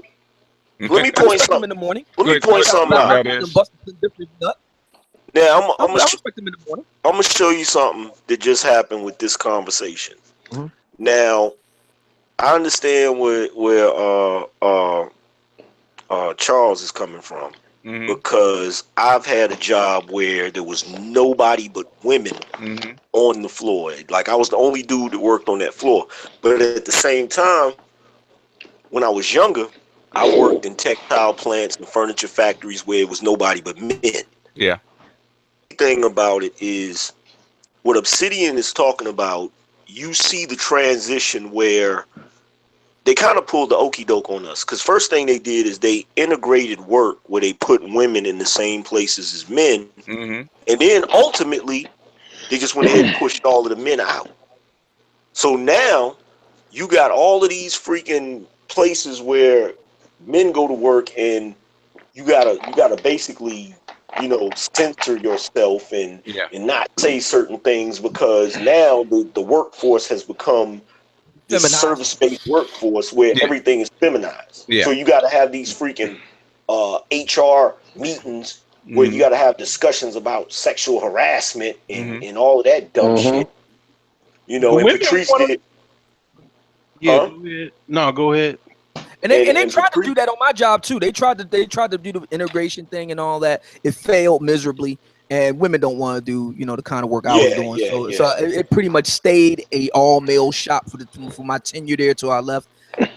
And I'm so glad. I am so glad that I'm one of the few men left in America who actually did men's work, working with men for the whole of his career. I feel truly blessed by that. And I think that's not the only thing that played a role in it, but it did play a big role, played a big role in my development of me just letting her rip. Because I'll tell any woman, just like I did in that interview with Black Gnostic Speaks, I'll tell a woman in a heartbeat, bend over and crack a smile. You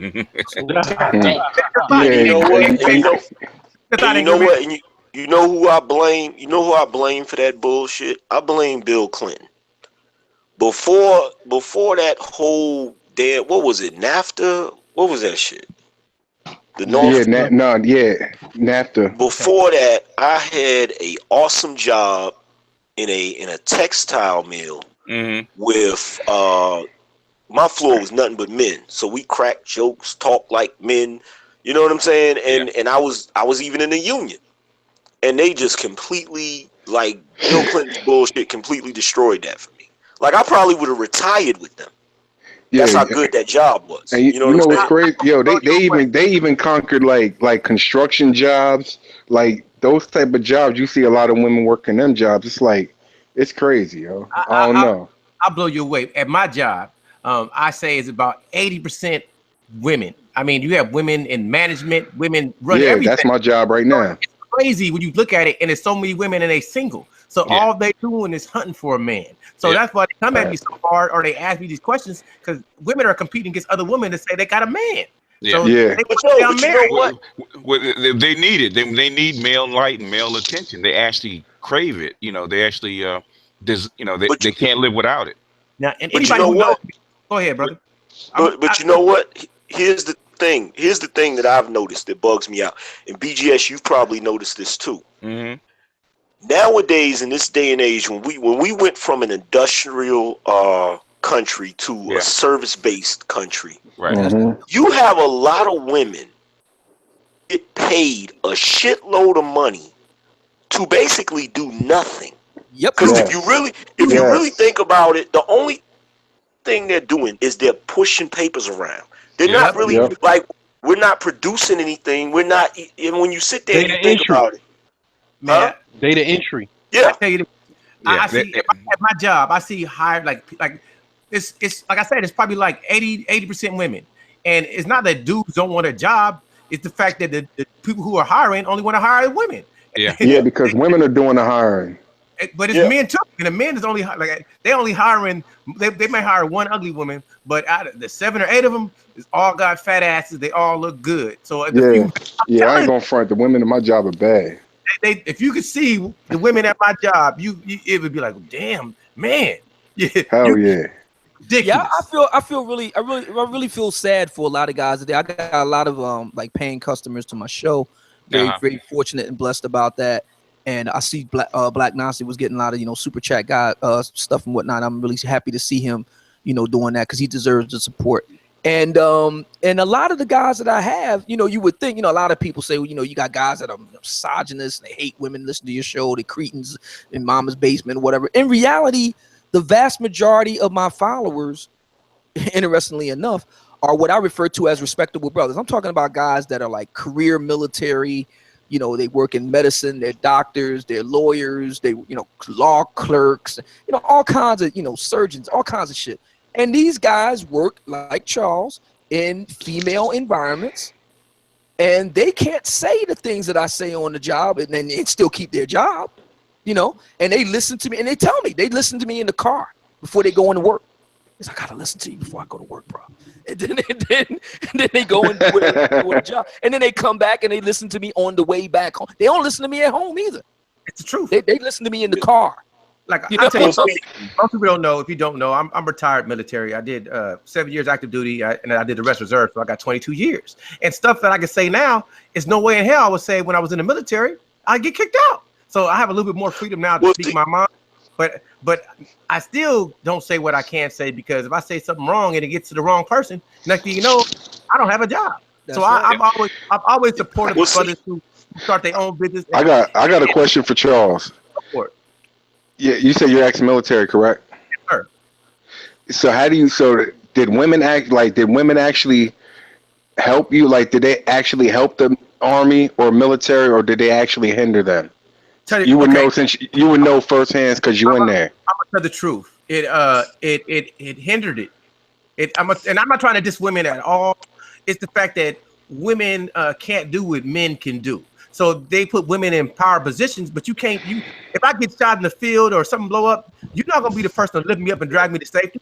And like they don't have to do the same. Like I gotta do maybe 50 push-ups for a certain time in a minute, or just this minimum. She got to do 20. Come on, she's getting promoted before me. And what's the rules as opposed to combat? Like women, are they supposed to be on the front line, or are they exempt from that? They don't have to go. They don't have to go. Oh, let me tell you something. They don't have to go. Like a woman can. Let's say I was in the Navy, so I'll tell you about this. We got to go on deployment. We're gonna be gone 6 to 9 months, depending where we go. And she can get pregnant and not get penalized and don't have to go.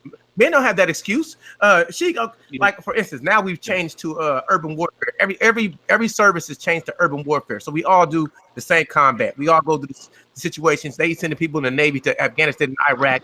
I've been over there. That's what they do. So they don't send the women to the front lines. Most of them, they may go to Qatar or they may go to some support somewhere outside of Bahrain, but they're not going to Iraq. They don't got to go to Kuwait. They don't got to go to Afghanistan. So there are some women there, but that's bullshit. But you know what? You know what? Bullshit. You know what? Here's the crazy. One of the things, like you look at somebody like Obsidian, who had the profession that he had for the entire time that he was working, and I feel sorry for like the men nowadays, like the young boys that's becoming men nowadays, because I literally watched the world transition from being literally a man's world to being like this former version of itself. Like when I was 18 years old, job or not have a job. And what I mean by that is if I didn't have a job at 18, I could be like, hey, such and such, they hiring where you at? They'd be like, yeah, come on down there. And you go down there and you'll be working the next day. Yep. And if you didn't like the job, somebody said, wow, so it must be some youngins in here. Yo, check this out. You're so fucking right. I just had to say, Dad, you too damn right. That's crazy. Word. Well, I mean, it's probably a couple of younger people that's in the chat room listening. They ain't gonna believe this when I say this shit. But you could go to a job and not like the job, and you could quit that job and get another one the same fucking day. Oh yeah. Yep. Oh yeah. That's how fucking like younger than me has done that. Yeah, those days are long gone. And that goes back to what you were saying about the paper pushers. Yeah, they're not producing anything. Ain't you, Angry Man? You say what? And as far as you talking back in the 90s, ain't you? Yeah. The 90s. Well, you said that's before. You could tell that's before NAFTA. I was still in high school. Yeah. I was in the Navy. And I worked in supply on a ship, and we had a few women in our department or whatever in our group. So when it came to the heavy, we got supply from the ship offloading. The women were not pulling their weight, and I was pissed. I'm like, we all supposed to fucking carry these damn boxes and cargo shipments back to the supply room. Why they get a free pass? And it's like, damn, And see, I'm glad you said that, because I'm gonna tell you the one thing that pisses me off more than anything in this world. Nowadays, when you have women, they can get a job pretty much anywhere they want, because the majority of the jobs are service-based, working in some sort of office setting. Everywhere I go, women are heavily employed. That's why I don't like to hear none of they whining and complaining. But one of the things that kill me is they try to pretend, or they try to act like, oh, I work hard and this, that. They've never had a hard day's of work. Like, I've had jobs, literally. Like, I worked in a fucking furniture factory before. I worked in the dye house of a damn textile plant. And I'm going to tell you something right now. That's rough. If you've ever worked anywhere like that, you'll see dudes. I'm talking about the type of jobs that will age you before your time. Oh, yeah. I worked You know what I'm saying? It's hot. Their reality is big. 9 months. No Women air have a conditioning. big view of the world. That's why when they say it's a man's world, what I get from that is it's a world that runs on logic, and women see that as oppressive because it doesn't let them get away with the shit they want to do. But the bullshit part about it is they get paid the same. Like in the military, I'm pretty sure they got paid the same wage that he got paid. Everybody gets the same rate. And that's bullshit. All right, go ahead, Solar. Yeah, I mean, it's like, well, what about a chick that's a 7 or above? She ain't gotta work. She ain't gotta work. It is what it is. I mean, with the thought technology out right now, with the thought market, it's never been better for us. that nigga said the thought market. He was talking about the Cam. Mike was just talking about the Cam studio. Yeah, this nigga said the thought market. Yeah, like the stock market. Well, see, the thing about it, and this is what bothers me, like you can't have a successful argument about men being sorry, especially when you're dealing with black men. You can't really have a successful argument about black men just being sorry and not working. When you look at it, there used to be a time when you didn't have to have no skill. You could, even if you didn't have a talent or a trade or a skill, you could still get a job. Oh yeah, you can learn the trade. Basic manual labor. And you could, yeah, and you could go from there and actually, like, you know how many dudes I know back in the day that was, wasn't really the smartest dudes, but because they was hard workers, they was able to make a good living for themselves. They give it to the Nowadays, that's Mexicans. just non-existent. They give it to the Mexicans now. The Mexicans are the ones that they'll hire. Yeah, they tried to do that to me. They brought in Manny Moe and Jack on the job, tried to replace me. I did my job so well though, and the Manny Moe and Jack Mexicans were so fucked up that they ended up bringing me back. And when they brought me back, I just banged them for a 20% raise. Yeah. And see, that's what That's what happened with the NAFTA thing when they shipped the company that I worked for. They shipped it over to Mexico, and basically what we made in there, we made like the sweats and the t-shirts and the hoodies for Nike and Reebok and all the different places. And they sent the stuff over there.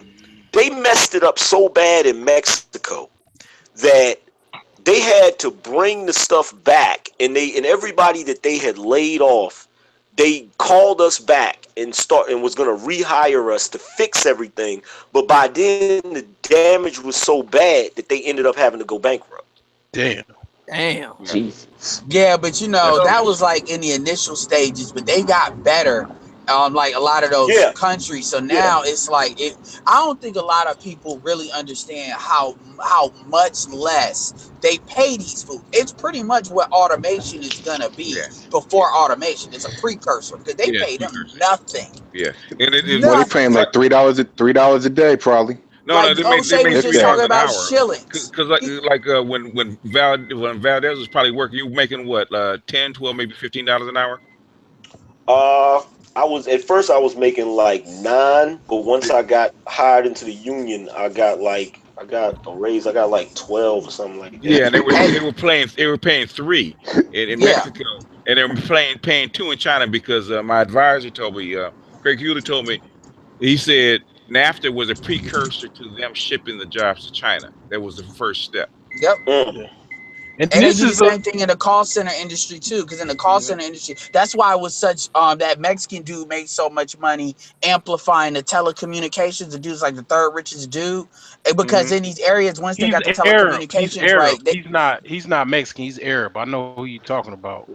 He's actually Arab. Because he actually got a raise with Donald Trump because of Mexican comments. But okay, whatever. Yeah. My point is and that makes more sense because it was telecommunications places other than Latin America. But my point is, once they got the telecommunications right, they began to ship jobs overseas in areas like the Philippines. So you could call a phone number that will be like a local area number, and a Filipino will pick it up, and you won't know because their accent is not that strong. And I spent time over there. Yeah, thank you, Internet. Because they laying all that fiber, transatlantic fiber. That's what a lot of them do. That's you can read that in Thomas Friedman's book, "The World is Flat." Yeah. And then basically that's, but he didn't. Even Thomas Friedman couldn't predict what's getting ready to happen. Man, this is in fact, next week there's a sub of mine. He sends me a lot of automation articles. Julius Garcia, and next week, man, I'm just gonna start reading all the stuff he's been sending me, man, because they were talking about Amazon and I was about to ask you about that. Yeah, Amazon buying up Whole Foods. He said a whole lot of cashiers are gonna lose their jobs. Gonna automate that shit. McDonald's is gonna get rid of cashiers. And Whole Foods is like a gentrification, like forward operating base too. Yep.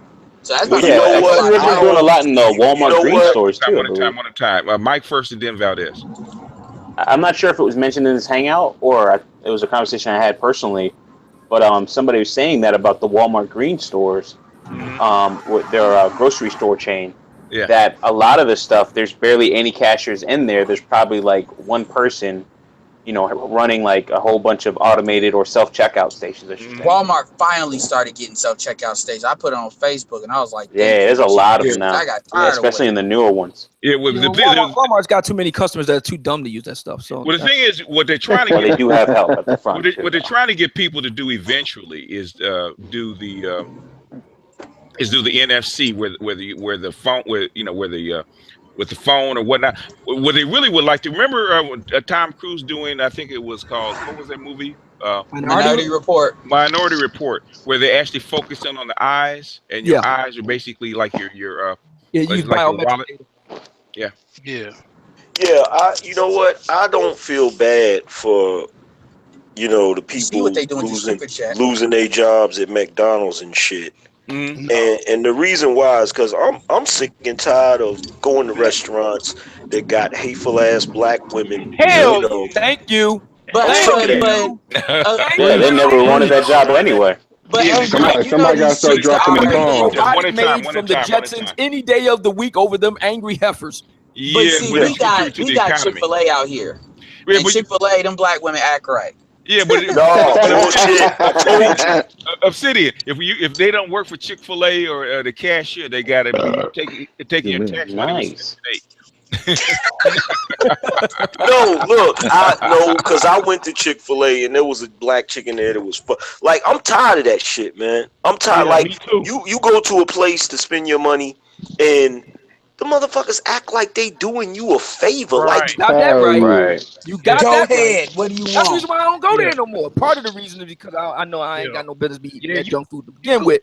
But the other reason is what Angry Man has just got finished saying. And by the way, Angry Man, I want to ask you a question because you're down in North Kakalaki. So we've been talking a lot about this Section 8, what I call the Section 8 apocalypse.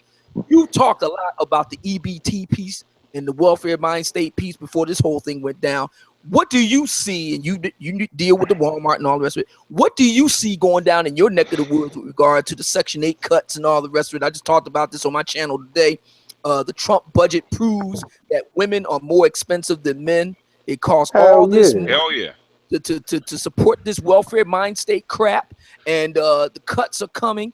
What do you see in your neck of the woods, Angry Man, down there in North Kakalaki? What's the situation? Well, when I go to I'm starting to notice when I go to Walmarts and stuff, it's less ratchet. Good. I'm noticing that, and then in addition to that, my kid's mother, she complaining about shit too. I'm enjoying it. I'm enjoying it because I'm tired of like my whole thing is like, when I first got hired, when I first got a job, matter of fact, I showed my kids where I worked when I first got my job and I had to walk to work. I got my first job at 15, so I went and got country miles too. Shit. Yeah, my father took me to get my freaking work permit, and I started working from there. And I've always had to learn a new trade every time this economy does something. So when they start taking away the industrial plants and stuff, I had to learn customer service, learn that. Every time they do something, I have to adjust to it, and don't nobody give me shit as a man. So it's really insulting when you sit back and you watch chicks they can just get whatever the fuck they want whenever they want. And they never have to worry about being homeless. They never have to worry about not being able to feed themselves. They never have to worry about none of that shit. Yeah, I remember you doing a video a while back. This was like, 2015. This had to have been it might have been 2015 at the latest 2016. But you did a video and you talked about that. You talked about, Angry Man, and you was talking about how you were comparing the black female situation to the black male situation, and you read off a whole litany of stats comparing the two. But you then brought in your personal experience as a black man, dealing with going to work and dealing with the job market situation and all the rest of it, and how so many black men like yourself just had to deal with it. You just had to, you either adjust or you die. That's pretty much the bottom line. Women are not used to rejection. Men, we have to get used to it. Women go crazy if you tell her no, or I can't get this. Or women have a backup pocket. They're going crazy right now. They have a backup pocketbook they can rely on. Where? Government. Pussy. Down below. No. They can't depend on that no more. I'm gonna tell you guys a story real quick, okay? I'm gonna tell you a story about being in LA in the '80s, the crack era, okay? Mm-hmm. And PG3 probably can chime in on this because he's in LA. He's at about that time. He might have been in the Navy though. The price of pussy plummeted when they put too much of that pussy on the market. Okay, it went from $30 down to $5. Okay, so in other words, you flip. Here in Philly, we had what was known as a $2 hoe. So. I didn't get that low. What I'm saying not only that, BGS. Not only that, you got to think. Just like I just got through saying, men are not employed the way they used to be. No. So they don't have the money to go around buying pussy, and they can't depend on the trappers because the drug game ain't what the hell it used to be. Y'all underestimating in Florida. Y'all underestimating these simps, man. Simps ain't got no money. It ain't got nothing to do with it. You know what I have on my dry erase board? You know the question I have right now that I'm thinking about doing a video on is: are there enough simps? Yeah. No. That's a good question. The philosophy. I'm serious. Hit him with that box. Say no. Say no real quick. Look, there are simps out there. Okay. Are there enough? But here's the thing. Here's the thing. Their mind is willing, but their pockets are weak. Go ahead. Who's next? I was going to ask Black Nas XP. I'm glad he was talking about the LA situation during the Rick Ross period of the 80s and whatnot. I was going to ask him since Angry Man chimed in with the North Kakalaki situation, and he's already starting to see an effect from the Section 8 apocalypse, the cuts and whatnot. He's already starting to see the ratchetry being ratcheted down a bit. He's already starting to notice that right now. Yeah. I want to ask Black Gnostic Speaks, given that you are an analyst, you studied this for many years, the global situation, all the rest of it. What do you think that these Section 8 cuts will bring about a rise in tricking? Yep, I do. It'll be a rise in tricking, but yes, and I will be at the forefront of such a trend. you know what? It will. Like I said, the crack era in the Mode 6 will go up in the words of O'Shea Jackson. I got something to say. Back in the 80s, I got this cheeseburger. Back in the 80s, tricking went way up. Okay, it went way up in the 80s because it was cheaper. It was cheaper to go get that same chick off the block than it was would spend 30, 40, 50 bucks to take a chick out. Cheaper. Yeah. I say that shit all the time. If you take a chick out to a decent restaurant, back when I used to really fucking date CG3, please don't get on me. But back when I used to really date, it would be like maybe say $80 to $100. If you take them out just to Red Lobster, I can take that same money, fuck a bad bitch, and call it a day. Yeah. Yeah.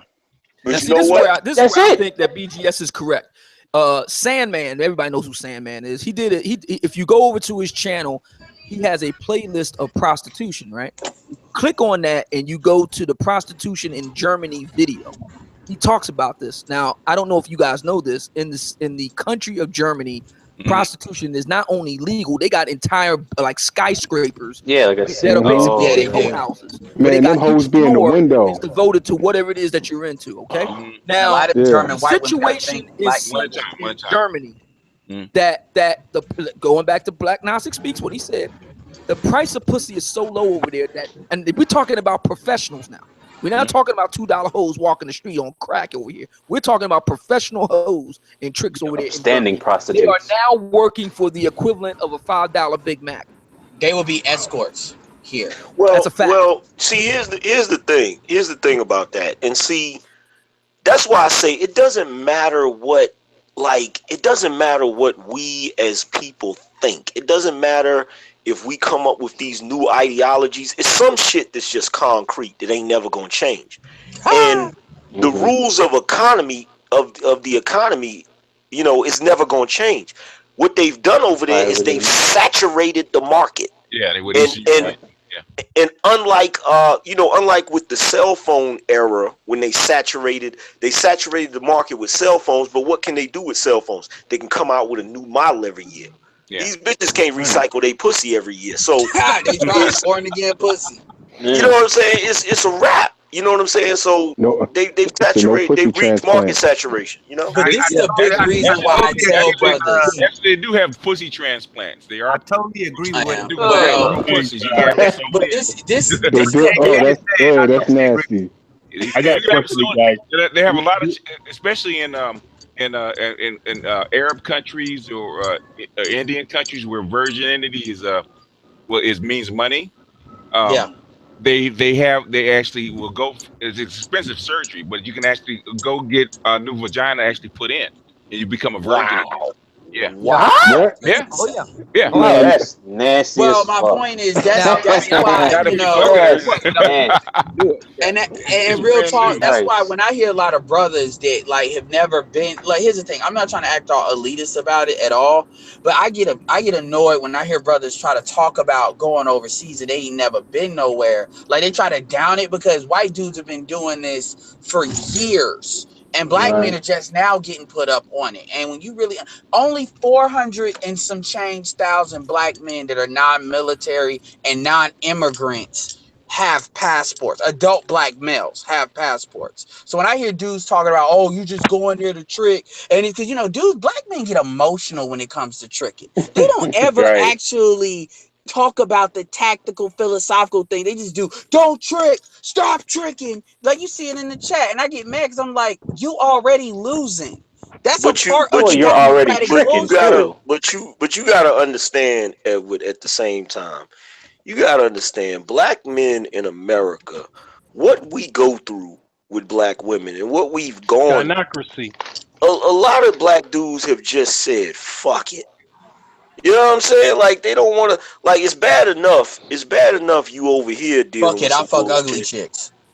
Yeah, they're like, you know what? Fuck it. I'll just deal. I'll just do what I'm gonna do. Cause like, just imagine if you pay some money. Imagine if you pay some money. Nah, I mean, fuck it. As far as not even dealing with nobody. But let's say, for argument's sake, you pay some money and fly overseas and have to deal with the same. Like, the average brother's not going to fly overseas to deal with the same shit. And I'm not saying that that's what's going to happen, but you got to understand that's the way black men think. That's a fear. No, I put in black women apart from everybody else in the United States. Black men and black women cohabit less than whites, Asians, Hispanics, whatever. I mean, it's not just the marriage thing. We have the lowest marital rate. Why should they cohabit? The highest divorce rate, and we also have the lowest cohabitating rate. And that's one of the biggest economic problems we have. Why should they cohabit? There's a lot of reasons for that. We have a stigma. It's funny, especially when women want men that actually have their own place. One at a time. A lot of brothers, what they do is they'll come over and hit and wax their ass and then leave. And is anything that's kind of crazy. That's cultural. Well, Ron Wills did a video talking about men want to be married, and I fundamentally believe that. The problem is the women are so out of alignment with what marriage quality is black men are like, fuck it. They're more like on the city side. Our society is completely cool with the idea that men are always, I call it male inadequacy. In the case of black America, black male inadequacy. Our culture is completely cool. I just read an article recently. I haven't read it on the air yet. I just read an article recently, and I think this is like a New York Daily Post or New York Daily News or something. Came out last month. There's an article that illustrates the point. The article was talking about they're blaming men for being childish as to why women are spinsters. Yeah. Women are spinsters because men are childish. Now that sort of thing happens all the time in American life. But the idea, and that's why you gotta get your ass out. The idea that women in general and black women in particular are lacking in general in terms of wifely material, that is a blasphemous idea in America today. Yes, it is. It's blasphemous to say that. You said something I agree with. So many women, in my opinion, don't have the qualities to be a wife or to be somebody that you want to live with. People can do bad by themselves. So why do I want to do bad with somebody else in my house. And not only that, you can do bad at a cheaper cost. We need to take that saying from black women and apply it to ourselves. I can do bad all by myself. I think that's called MGTOW. Who's next? I got a question for you guys, right? That is MGTOW. Go ahead, Digger. Go ahead, Digger. Do you guys think that prostitution will ever be legalized here? Yeah. It should be. Yeah. Isn't it over in the Bunny Ranch or something? Not the Bunny Ranch, but yeah, it is the Bunny Ranch. That's the Bunny Ranch. You know how much time you think? Oh, well, the slut walks will basically usher it in. Yeah. Man, all you gotta do is go to Instagram. You got Instagram hoes. Let Digger finish and then you, Valdez. No. I was just saying that it's still not legal, even though it is in Instagram, but you can still go to jail for that shit now. True. That's true. Go ahead, Valdez. It happens. It's gonna end up being legal because it ain't worth nothing no more. Like it you know what I'm saying? Here's the thing, man. When it comes to black men in this country, it's not that black men gave up. Because black men, I honestly believe that too, what Ron Will said. The average black man would like to have the traditional life, to be able to marry a woman and have a traditional type of situation where he actually has a submissive woman. Yeah. The average black man wants that, but he knows he can't find that. And it's not that black men have given up. Black men been beat down. To talk about that, we always want to just brush over that and pretend like we still running around acting like it's the women that's being beat down. Well, still I think not that they don't want to.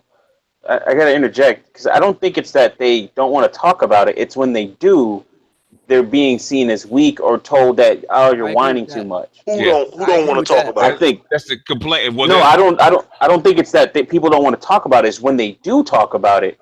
I'm not saying the men. I'm not saying the men don't want to talk about it. I'm saying the women don't want to talk about it. They don't want to talk about it. They don't want to address it. They don't want us to talk about it. Yeah, they don't want to address it. They don't want I agree with that. The same way they don't want to address the real victim. Yeah, the same way we'll have this is one thing I've noticed, and it's changed since I've gotten a little older. But when I first reading PUA books. Anybody that's ever read PUA books, if you read enough of the material, at some point it pushes you away from just pickup and it starts pushing you in the direction of manhood and the whole discussion of what it means to be a man and all of these different things. And the crazy thing about it was when I went to Barnes & Noble back in the day, I could count on my hand how many books there were about men that were legitimate books that went in depth as far as what it means to be a man. But on the flip side of that, there's a shitload of books about women and understanding women and all of this bullshit. And that's the day and time we live in. No one gives a shit about what men go through, much less what black men go through. Yeah. You understand what I'm saying? So it's just completely ignored. Or black boys. I want to elaborate on that. I know you guys have talked about this before, but it's like this. If you see, I got a question after CG. If you see a man that got 5 kids and he ain't doing shit with his life, you can call him a loser. But if you see a woman with 5 or 6 kids by 5 different baby daddies, nobody really talk bad about her and say, "Oh, we should help her." Hey, why don't you step up and be a dad? Loser. I know you will, but you are one of the few. Everybody go watch Maury. You see all these crazy ass ladies saying, "He's the daddy, go take care of your kids." But you don't hear them saying, "Why you spreading your legs and fucking all these dudes, stupid ass chick?" You don't hear that. I agree with that. He said, "I know you will." That's why they call you the angry man. It wouldn't be right. But look, even media is right for doing that. He's right for doing that. Yo, man. See, here's what I always say. This is what I say, fellas. You got to internalize this. I used to study Aikido, so I'm all into turning shit back on people. Here's the thing. Women said, "My body, my choice." Women have 100% control of reproduction. Men have no say. Black men even less so. So if any woman has a bunch of kids by all umpteen different daddies, whose fault is that? Her fault. Do they have all over the country the firehouses where the woman could turn into baby? Yes. They have all the control but no accountability. They don't got to worry about no punishment. A guy can't turn no baby into no fire station. They'll shoot his ass. It's like Obsidian did that great Spencer thing. I think that was a great series. And it's funny because if you see a man that's 50 years old, ain't got shit, he's a loser. You gonna talk bad at him and say he's not shit. But let's go help the chick who started this stupid ass business and didn't want to get married. I hate that shit. Yeah, because I started reading Marriages for White People, man. I got to chapter 2, or I think it's chapter 2, chapter 3, the man shortage. Man, I had to throw that book across the room because everything he said was a man's fault. It's a man's fault he ain't got no job. It's a man's fault he doesn't have the same education. It's a man's. In other words, nowhere in that book did they talk about how that women weren't raising their boys to the best of their ability so that you would have men. I just looked at an article that, yesterday talking about 3/4 of black boys in California can't read at grade level. And whose fault is that? Black women don't talk about that. So basically, like nobody gets taught when they're at home. Yeah. How you gonna blame? Yeah, go ahead. It's like how you gonna blame the child because he can't read? It's the parent who teaches the kids how to read. It's the parent that should be there that teaches them mathematics. The mama's fault because the mama, it would happen on her watch. Yep. Yeah. The last time I seen a black woman teaching a child something was when my grandmother taught me how to do multiplication. Yep. That was the last time I seen it. I ain't seen it since then. All them men, all them young boys shooting each other up in Chicago. Welfare queen mothers, their moms are welfare queens, Section 8 queens. Yep. Like probably 70% of 80%. See, a lot of these black women are praying that their kids are going to be an athlete, so that's why they spend so much money on these after school sports activities because they're trying to turn them into Kevin Durant. Yep. Well, see, here's the thing. One time, go ahead, Valdez. And then, here's the thing you got to realize. Back in the agricultural age, and BGS has talked about this before. People would have children because they needed the hands to work the farms. Yeah. But the thing about that is when they had those children, they had to teach them because they had to teach them to do what it was they was doing. So they was teaching them a skill. Nowadays, you kind of have the same thing going on where these women are having children for the monetary benefit, but the monetary benefit doesn't come from them teaching the children anything. So they just have them to get the money. But they're not teaching them nothing. They don't give a shit about teaching. Isn't Donald Trump getting rid of that tax credit though? That's right. Cuts. We did one. I think a video not too long ago about Kevin Durant and his mama, and I was like, "Whoa, man!" How she kept trying to kiss her son on the lips. And he was uncomfortable with it. Yeah, man, that was the power. I'm like, man, like. He put in all the work, but you act like you part of it. This is my man. That's your son. She raised him to be there. Because you know what? Because I was talking to a chick, man, at work a while back, right? And she was talking about a baseball player, a young kid that actually was going to a farm team. I can't remember what team it was. And basically, he was moving. I think he was moving out of state, and the whole family was moving with him. Dang. Okay, we got our ticket out of the ghetto has just come across, and guessing we all gonna pack in. That's like a lot of athletes, black athletes, get broke. Yeah, but do you notice if the young black girl gets a good job, she'll move in a big ass house by her damn self. By herself. And then they'll curse out the mother like, I don't know why she always want more from me. Like you hear the shit, and it's kind of crazy. Like, yo, you're talking about your own mother like that, but the son will bring the mother with him. Yeah, because I've even done the same shit, like where I wouldn't leave my mother or father behind. Remember that old thing, that Kobe Bryant thing when he had to sue his mother? because she's trying to sell off all his memorabilia to buy a house. Well, actually, her third house. Not her first house, but her third house. They said you're married to an NBA I never heard of that. player. Is it just me, or the 90% of black male athletes come from single mothers? And you know what? And you know what? Here's another thing. And I think it was Edward that might have mentioned this. He said something about the NBA and the NFL, they want to draft those men because it's much more easier to manage them because they don't have fathers in their lives. Slavery, right? And look, and going back to like when you LeVar Ball, because I remember. Vic. Yeah, he would have never got in any of that trouble if he didn't have all them freeloaders at his crib, fucking dog fighting and shit. Yeah. Hell yeah, yo, this goes back to because I think you did a video the other day about LeBron, and look, this is the biggest difference between LeBron and Michael Jordan. Michael Jordan grew up with his dad, and that's who instilled that killer instinct in him. Like LeBron grew up with his mom. That's why he's like, oh, I don't even care. Basketball's not even really my real hobby. I'm just playing the game. So what? Who cares? I'll be Magic today, so I'm going to get my 10 assists. I don't really care if we win. I just had fun. He's Baby Huey. He's Baby Huey. He's a big ass. He's a grown ass. Like for all of the people in the chat room that don't know who Baby Huey is, it's a man child. Yeah. Like Kevin Durant is the same way. There's an interview where he referred to himself as a kid. Yeah. This grown ass man talking about the dude was asking him, he said, man, well, what do you think about carrying the team or something to that effect? And he's like, hey man, if we don't win, we're just a bunch of kids playing ball. Like, no, you not, nigga. You're a grown ass man.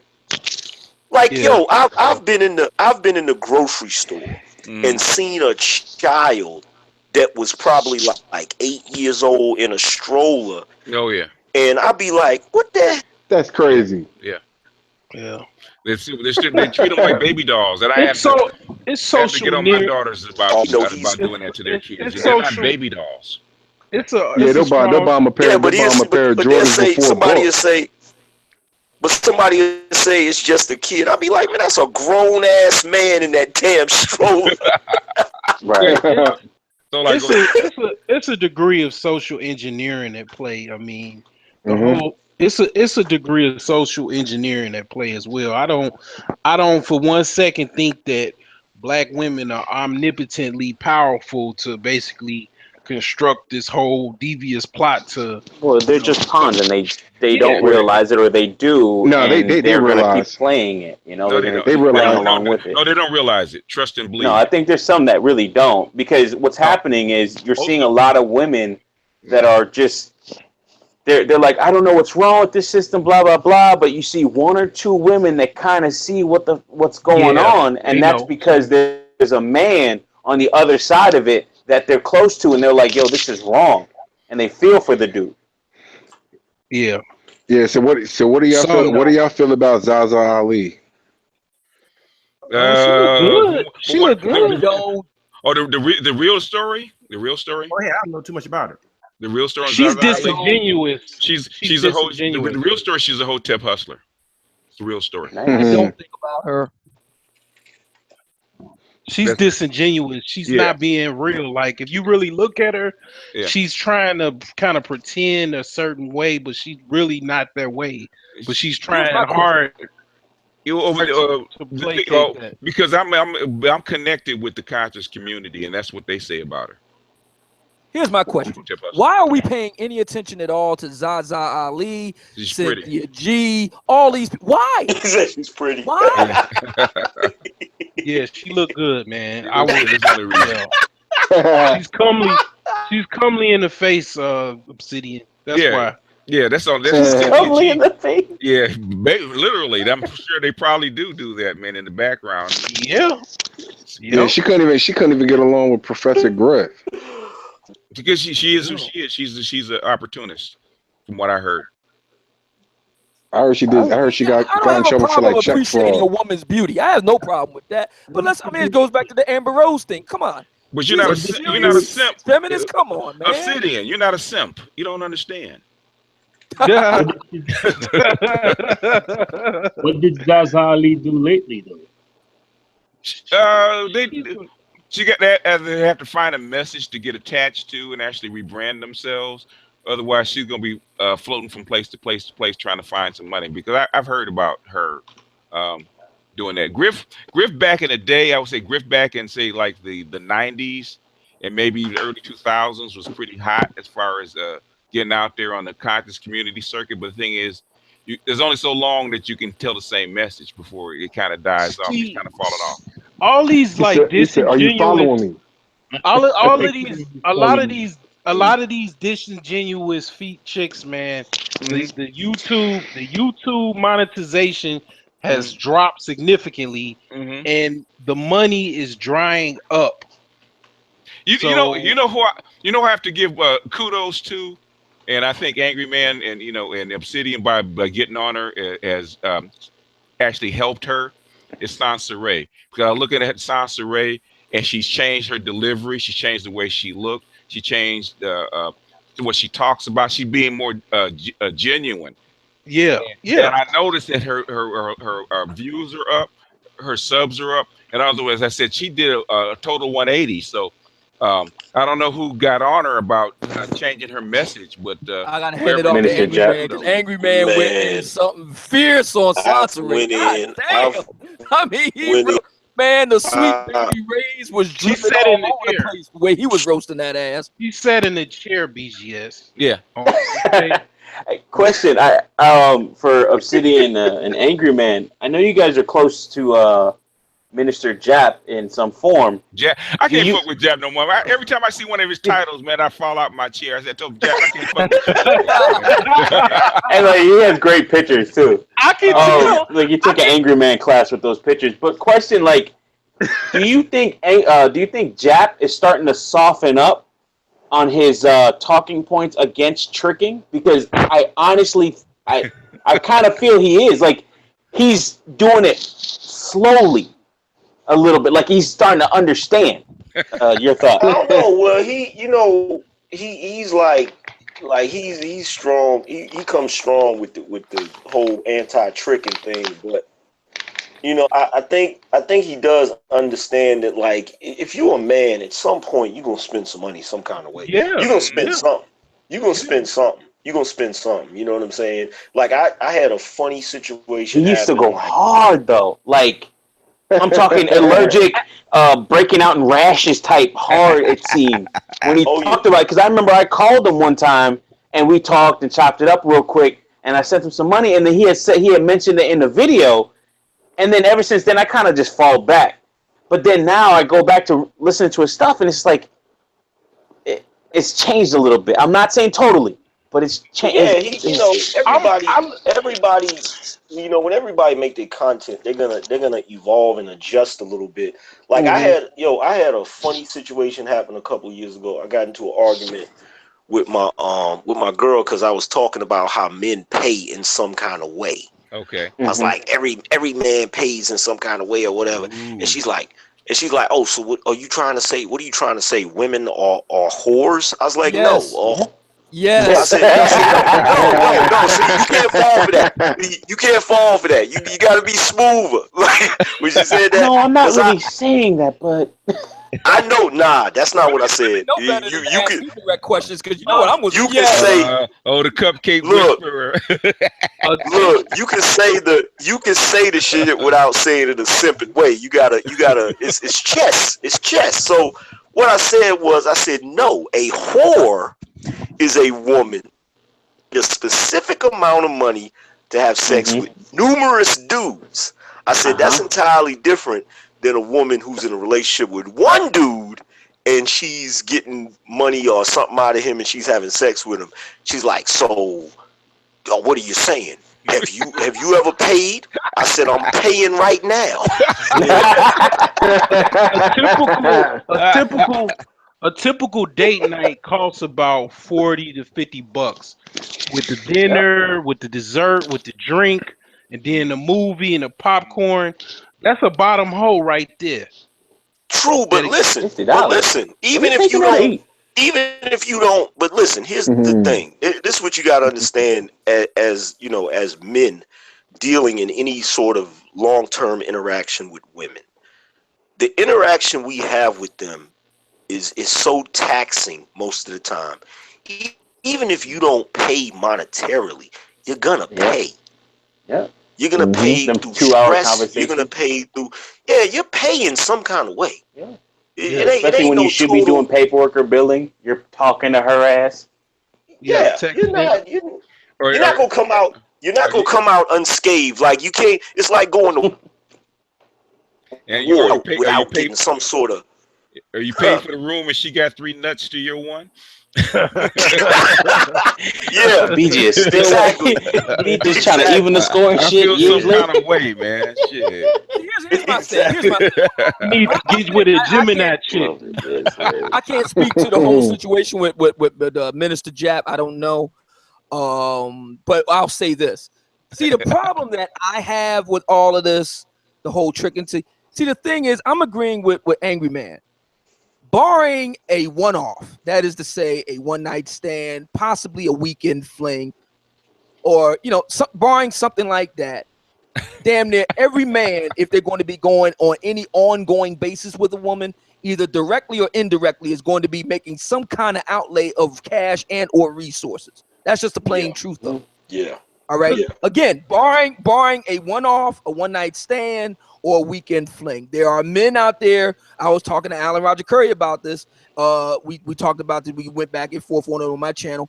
I have no problem with a man who's able to pull that off. If you're a guy, you're a good-looking guy, you're a smooth, suave guy, whatever, and you're able to pull off a one-night stand or a weekend fling with hot chicks, God bless you. More power to you. But the simple truth is, those dudes ain't gonna be able to do that on a long-term basis and ain't putting up some kind of resources. That's just it just doesn't work like that. Well, I'm just sorry. So my thing is this: the problem I have with the tricking discussion isn't the tricking discussion. That's not the issue. The issue is the social contract has changed. The terms and conditions have changed. Women in general, black women in particular, want to change the terms and conditions for themselves, but they still want men to act as if they're still back in the 1950s. That's bullshit. Yep. Well, see, If I'm not getting the value for my dollar, why should I keep paying that same dollar? Well, see, here's the thing. Here's the thing. And this is what a lot of guys. This is what a lot of guys don't add up and factor in. Like I've said this so many times, I associate human beings with animals. We still do certain things similar to what animals do. A peacock, he can pick. Totally agree. He can get like the best mate because he has the best plumage. A lion, he has the big mane and he's fierce and all of that shit. See, we don't have to deal with that because somebody was talking about being select or non-select. You can become select. You don't have to remain non-select. In fact, Neil Strauss's book, The Game, deals exactly with that, how he went from being non-select to being select, but how human beings become select, as opposed to the way animals do it. You may not be able to tap dance the way a freaking penguin can, but you can go out and buy a sports car. You can buy nicer clothes. You can, you know what I'm saying? And in that way, you're going to pay. Like, it's just like Dave Chappelle said on that comedy show. He was like, the average dude, I'm not saying everybody, but the average dude, if you look at houses because they like to be comfortable. Men buy nice houses because they know women like nice houses. He said, like, the car is the trap. You know what I'm saying? And the woman says, "Hey, nice car." It's like, "Gotcha, bitch." Like it's you know what I'm saying? That's what Cat Williams was saying. Yeah, it's the tool. Cat Williams saying the same shit. He was like, "Yo," he said, "if you come over my house," he said, "I got shit bitches like." He said, "I don't drink Alizé, but bitches do." Bitches do. Yeah, and he was talking about that one pillow. He was like, "Look, I don't lay on that shit, but sometimes bitch want to come over there, lay her head down. I got that shit so she don't fuck up her perm." Yeah, the only way, I'm gonna say this, the only way a dude is not gonna have to come up off of no money and not have to come out, because sometimes spending money her is just on yourself to enhance who you are, whatever. The only time a dude is not gonna have to deal with that is if he's like the most alpha, natural, select type man on the face of the damn planet. You feel what I'm saying? Like, that's the only way where he could just chill, and then women just throw themselves at him. And most of the time, exactly. But guess what he had to do to become a celebrity? You see what I mean? Right. He had to put some work in, so it's not like, it's not like he's not paying in some way. To pay with some sweat equity or something. Yeah, you know, it's even athletes, like look at football players, they have to pay with their bodies. So it's like, because like at the end of the day, again, the problem 8-year is career. the contract. The contract was changed and broken. It was. Men have no problem paying for value. That's true. The problem value. is not worth the value anymore. Yeah. Simps used to be valued. Simps used you could. No. The women are not worth it. Right. Not only that, but they're not respecting the contract. You know what, Obsidian? They never really were. No, they were. They were. They were. Like when I'm talking about what I was saying in the 80s, like my uncles are simps, basically. I mean, they got married in the 80s. Other uncle got married in the 70s.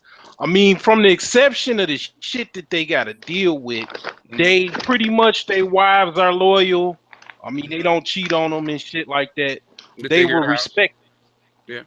Women now don't respect simps. They just, pretty much they don't honor the contract. Like but you're not getting what I'm saying. See, we have plummeted so damn far when it comes to interaction with women that you could go back to the 70s and see a brother getting a hard time and you feel like, damn, he got it made. Like, it never really, the amount of money that men put into the whole interaction with women. Matter of fact, not even just the money, just everything. It never really was worth it. I'm telling you right now. Yeah. If you look at you go, are you saying it's not worth it, or was it necessary? To like the 60s and 50s and shit. Jobs, men. You look. Yeah, I understand what you feel. What I'm saying? You see what I'm saying? You're Borgen, Valdez. You're breaking up. You Borgen, but the trade-off wasn't worth. The trade-off isn't worth it. I'm not saying that the woman, it wasn't a quality woman, but what you gave up wasn't worth it. That's what it was. It never was. That's what I'm saying the quality of the women. I'm talking about Black America. The quality of Black American women has demonstrably, irrevocably, irrefutably diminished. Yeah, it's just no getting around that. We need to be able to say that without any rancor. Well, that's true. Without any rancor. But that's true. But what Valdez was saying, even when the quality of women was better, was much, much better. What you got back for 80% of your income, because that's what you were basically 100% of your income, keeping a house laying on the table. My question is this: Did a man still wasn't worth it? Has a man ever got his value from a woman? No. On a farm, yeah. If you're on a farm, and she's got 5 or 6 kids and she's cooking and helping pick cotton, you got your money's worth. A pimp does. They're outliers though. No. What is an exception to the rule? Somebody outside the normal range is an outlier. What Dr. Helen Smith is saying is that men in general and Black men in particular are acting rationally. They're acting rationally and doing a cost-benefit analysis and are voting with their feet. Yeah. That's all there is to it. Yep. Everybody was doing that back in the day, though. That was part of a culture. The culture was marriage, monogamy, religious, ethics, and all of that. I have a question. We know there's a biological imperative for women to want to have children. Right. My question would be, do men have that same desire, or is it more ego for men to have a child? No, it's called sex drive. Men have a sex drive. That's how come they don't. That's how come they don't give men contraceptives, because men don't have the biological imperative to have children the same way women do. Let me ask this question. I have had some friends that say actually they wanted to have children. Like I really like when they were like 17. Man, I can't wait to have a kid. And I just myself, I didn't understand it. Like I understand it from the ego perspective. I was one of those people. Yeah. Me too. Well, for men, you want to have a kid to keep your legacy alive. So you're like, I want to keep my bloodline alive. So you say I want to have a kid for that reason. But it's more social programming. It's more social programming than it for men than it is for women. Women have a fundamental biological need to have a child. Men do not. So, Anger Man and whoever, I think it was Solar too. So what can you see? I'm a thought person, but I'm going to feelings for a little bit. What made you feel that you needed to have children? All right, you wanted social pressure, like family. Well, you know, of course, some of it is going to be social programming, but my whole thing is, y'all can hear me? Yeah, we can hear you, sir. Yeah. My whole thing is, I've always, you know, thought on a different level. Like the only way, in my opinion, the only way a human being can be immortal is to pass on your genes to a male child. For men, anyway, to pass on your genes to a male child. Hopefully, that will carry on whatever it is you want them to carry on. You know, I was always into that. That was the same concept I had. I still want to have children. I just want to have some more money or whatever. But yeah, I ain't done. My blade is still sharp. Let me go back. My blade is still sharp, man. Yes, but that for most men, I'm assuming it's not really. Men don't just wake up and say, "Damn, I want to have a baby." It's usually a thought. It's usually you pondered it, you considered it, and then you come to a rational decision. It's rational. It's a rational decision. Whereas women, it's actually in their biology. Men have a sex drive. They have a need to spread their seed, which is Obsidian. It's talked about this quite a bit. So in other words, if a man could just spread basically go through the act of spreading his seed and not worry about having children, you have a lot more men doing it. Well, see, you know what? Here's the thing, and I will say this. I will say this to everybody that's listening.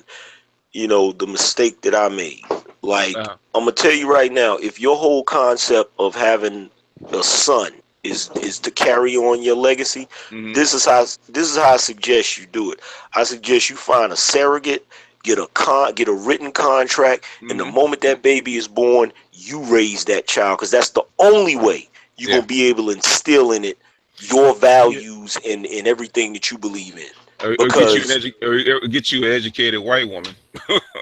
Unfortunately, that's the only way. We live in an economic society that's based on finances. My question is, do most brothers think about finances in the same way they think about having children? No. Hell no. Hell no. No.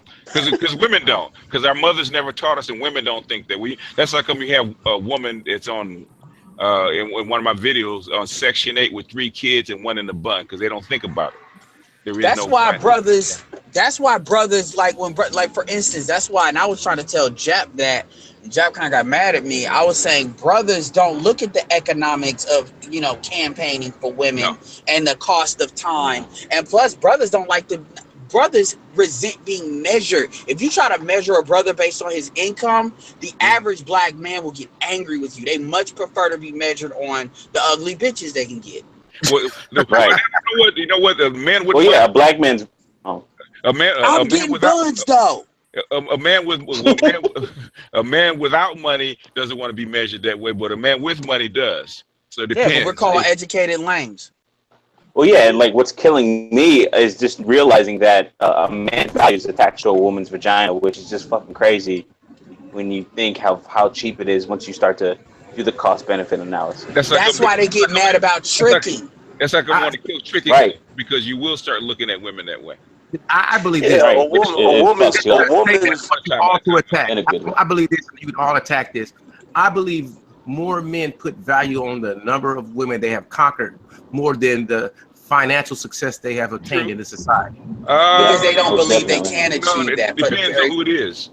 Depends on how much. I totally believe that in locally. My observations. Well, hold on for a second, because I notice Edward always says that, and a couple cats is agreeing. Go in, angry man, go in. It depends. You understand? Like you can't completely discount a dude's sexual conquest because it depends on what type of women he conquering. But sexual conquest don't build shit. So who am I respected in the community? I got a question. Bullshit. Let me answer this question. Bullshit. Let me ask this question. Who is more respected in the black community? Men that do sexual conquest or men that actually build shit? Both. Really? Yeah. Really? Both. How? Yes. Show me an example of men that build stuff in the black community to get respect. Like let's not get it. I semi-side with Edward on this one right there. Like I've seen it to where, the guy that. Well, you know what happens. I'm gonna give you guys a reason why that is not the case. Why you don't see black businesses that are successful, and basically, Mike, you're in business. You should know this already. Okay. Right. Most black businesses that are successful don't want to be known as a black business because they'll get relatives and other people begging if they know that you have money. Unfortunately, that is the case. So there's a whole lot of, and Obsidian will tell you, there's a whole lot of guys doing very well that you would never know that they're doing well. So they will not get trumpeted for being successive because they don't want anybody to know about it. So I will also one at a time. Go ahead, Edward, and then Valdez. I will also submit this to you. The same reason Little Miss Chrissy, as Obsidian would say, bangs about colorism so much that doesn't get talked about is a lot of these dudes, when they put in the time to get successful, what happens is the non-black women become the path to least resistance because those women are more prioritized to check for men that have resources versus black women value control over security. That's why they'll deal with the dirty dick Rodneys because they know they can control them because they're giving them a place to stay. This is I have to cut in because this is just men looking at women and saying, yo, you guys are fucking stupid. Like when women say to me, like, listen, I don't care what a man has, I will say, I can see that. Like, I can see you don't care because a lot of these motherfuckers don't have shit, but they have, they have access to your vagina. Well, and that's here's the thing. Here's the thing about that, because I gotta speak on that again, man. Okay. Just because these women just because they have gotten to the point where they don't value their chastity, that doesn't make a man's ability to pull a certain type of woman, that doesn't diminish that. It's still a skill, even if it's not a monetizable skill. Yeah. Like, think about this. Tell that to the 50-year-old black man. Tell that to the 50-year-old black man that are on the street. The thing is, if he hold on, back up for a second. Hold on. Okay. Let me address that. Hold on for a second. If the 50-year-old black man got sling dick like that, he not gonna be on the street. No, he won't. Yeah. Okay. Let's explain all the other ones though. The vast majority. That's like what black women like to talk about when they talk about corporate America. Black women will make you think that like 50% of all black women have college degrees, when in reality it's like 12, 13. It's a much lower percentage. They'll try to say that 50% of black women are like the 85s octanes at the minimum, when in reality most of them are like I don't know what's the lowest number, but they're like the lowest number. No, okay. But the truth of the matter is, 89s. They're not 80. Most of them are not 85s are your ratchet ghetto chicks on welfare. Okay, 87s are your working class. That's about 70%. 89. But the truth of the matter is the mid-level corporate. 92 is a six-figure educated corporate. 100 octane is your baller chicks, and then the diesel are your working class girls, your strippers, your prostitutes, your call girls. Those are diesel. So like six. So the truth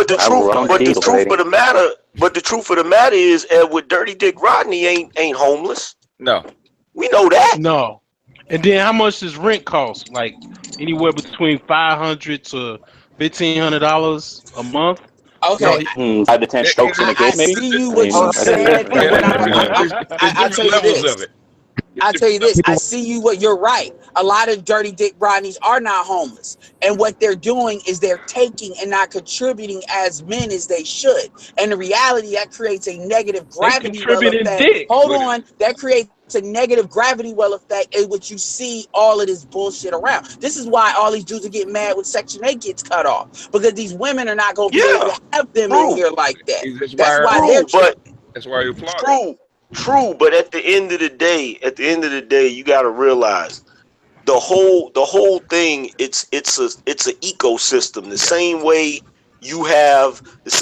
in the wild kingdom, you have predators, you have scavengers.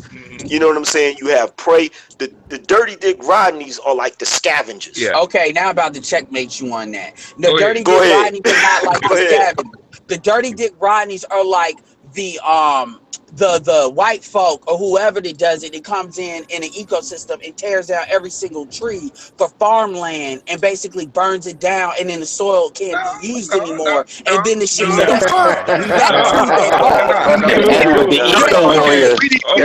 he want Avatar. Captain Planet. Captain Planet. But see, look. If you have, let me tell you why. Before he goes on, let me say something. One thing. We need to call every hand the passion of Edward, because when Edward get going, boy, it's fine. But I need 10 more seconds. Let me tell you why I said that.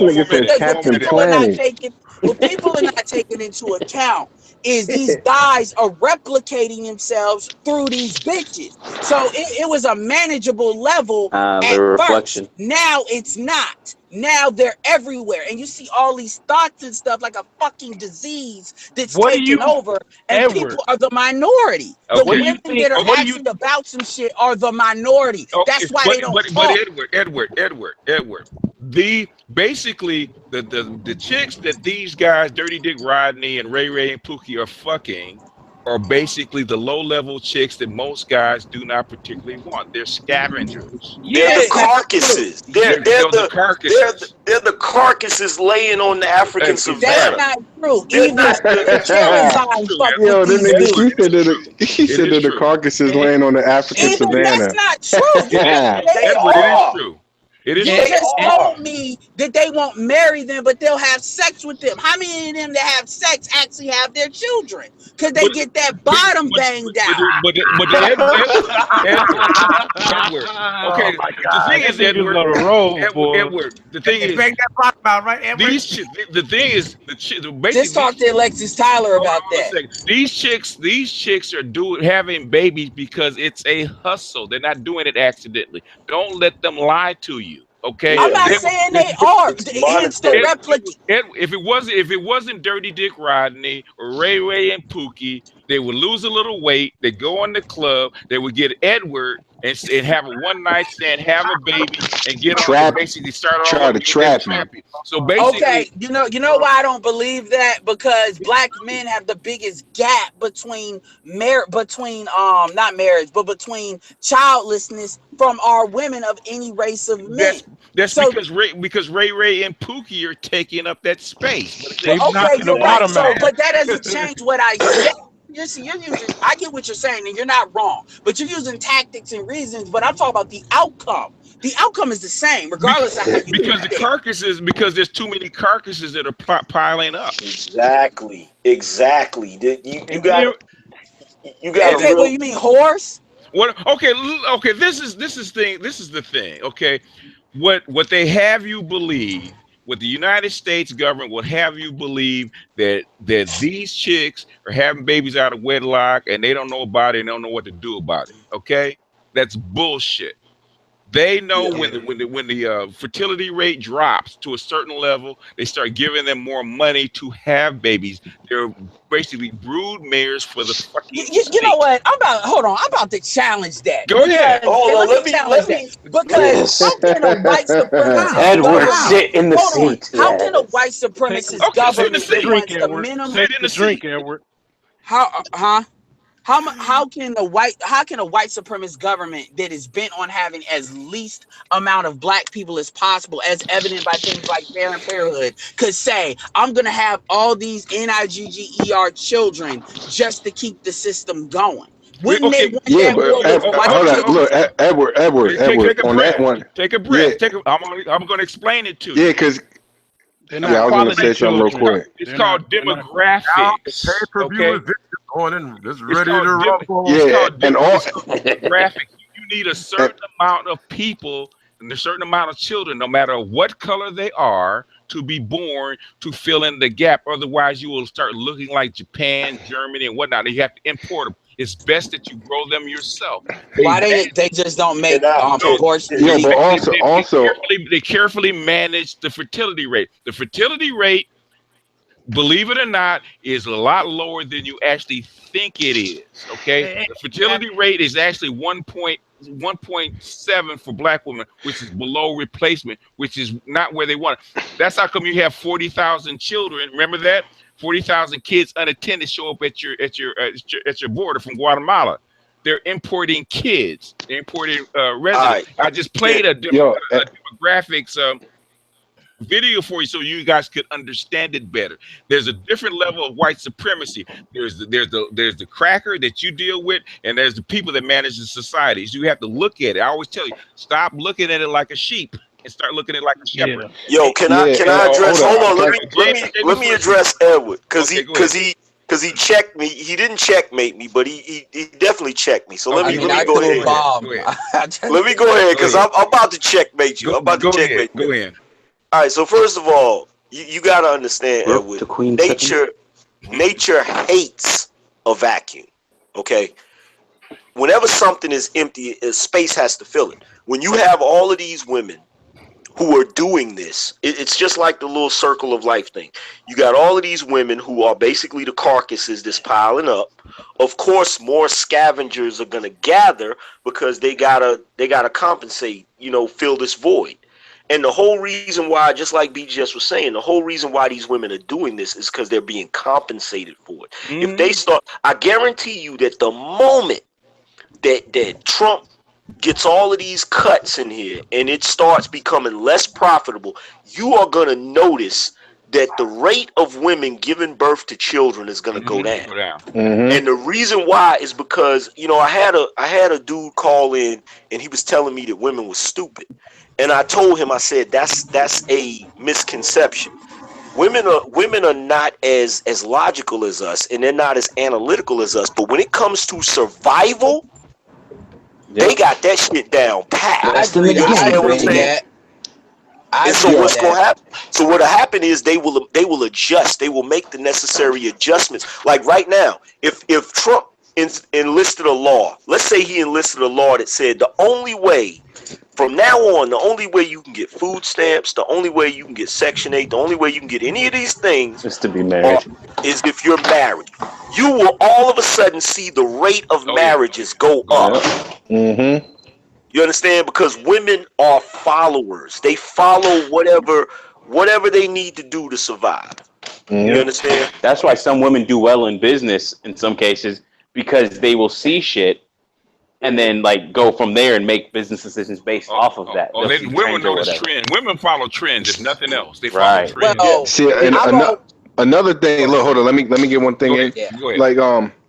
Another thing is he's when bringing up to the white supremacy, we got to realize, all these inmates in jail, upstate and federal facilities, they're working for these corporations, making maybe 10 cents to $1 a day.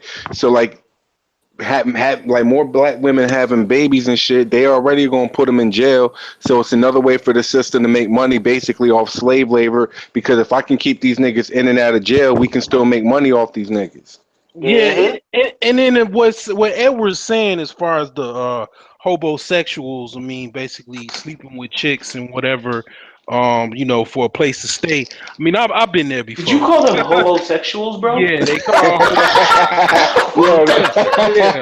he's coining terms. Yeah. Hold on a second, guys. Whoever hasn't spoken for a while, can you guys I think it's Ron or something. Can you guys drop off because they had other people? Or Dinga, drop off so other people can get in. Got a couple people that want to get in. If you ain't spoken for a while, kind of cycle out. Get in. Like Edward Coin's classic, man, and this dude is out here saying homosexuals. Like, what else is gonna be next? Like from a BGS hangout. Like we're making history here. Yeah, so it's like you got a lot of dirty dick Rodney types or whatever that these chicks gonna sleep with. But here's the thing: if you gonna talk about them, I mean, basically a step above them is gigolos that just actually pay to play. Yeah. I mean, you got back page male escort sections. I mean, when they had it going on. Yeah. I mean, so. You got it's deeper than that. And then the convicts come out of prison, need some place to stay. So there's all. But see, and you know what? And you know what? I'm glad you said that, BGS, because here's the thing: when you start looking at human society the same way you would look at an ecosystem of nature, you understand that everything has a purpose in it, and a lot of people discounting, like, it's messed up that we got dirty dick Rodneys, but don't think for 1 second they don't serve a purpose. We got thoughts. They serve a purpose. Trust me. I had a homeboy. He said they're consumers. He said they need to have a national thought day. He said God bless the thought. And he said the reason why. Do you have any idea if there wasn't women out here that were like, easy or thoughts or hoes or whatever you want to call them, do you realize we would have a higher crime rate than we have? Yeah, be a lot of frustrated guys with loads. Be a lot of frustrated dudes walking around ready to kill somebody. Yeah, like the gynocentric power to be like at its all-time high. Yeah. Because if we didn't have those women, because like for instance, when I saw that Chirac movie that Spike Lee put out. It was the most ridiculous thing in the world to me, because at the end of the day, even if all women, they may be able to gather to march on Washington or do a slut walk or something, but one thing they not going to gather on, they not going to gather on putting a clamp on that pussy. That ain't going to happen. No. That ain't going to happen. Not an option. No. Hey, what's up, fellas? What's going on, Charles? Hey, what's up? I'm going to tell you one thing about it. When I go to work, you could tell the dynamics of a house as soon as you go for a call for work, especially if it's domestic related. You're going to see the jailbirds fresh out of jail with a 300-pound woman. Yep. I swear to God, bitch looked like she played for the 2001 Ravens defense. Yep. No, Saragusa ass bitch. He looked like Saragusa in his prime. And you can tell the dynamics. Like, because I could tell. I actually went to a dude. You just came out of jail. He like, yeah, how'd you know? You're not no homo. You're not a bad looking dude, but you dealing with like Big Van Vader over there. Well, he got to crawl before he walk. He got to crawl before he walk. And I'm gonna tell you, Minister Jap had I'll be able to walk after that. Minister Jap had a good point, and I swear to God, that man need to come out with a book. If you took away sex from the equation for most women, you wouldn't even enjoy their company. Hell no. Nope, they bring nothing to the table. They bring almost nothing to the table.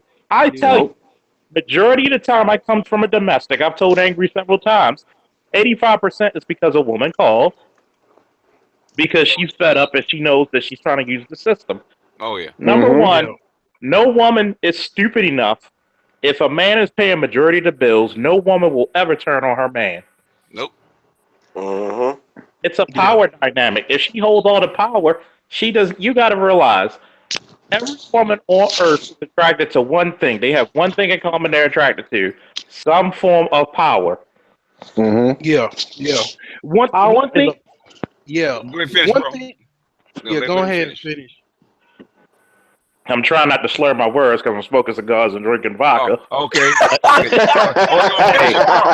I only get for so many days off. I'm a cop, damn it. Okay. But you got to realize, when you have a power dynamic, a woman will never ever respect a beta male, but she will use and abuse one, and she will get premium dollar out of that damn beta male. Officer partner about to get arrested on his day off. How you gonna get arrested on your day off? Women, Don't lie. I seen motherfuckers in the department get fired on their day off. Shit. Day off?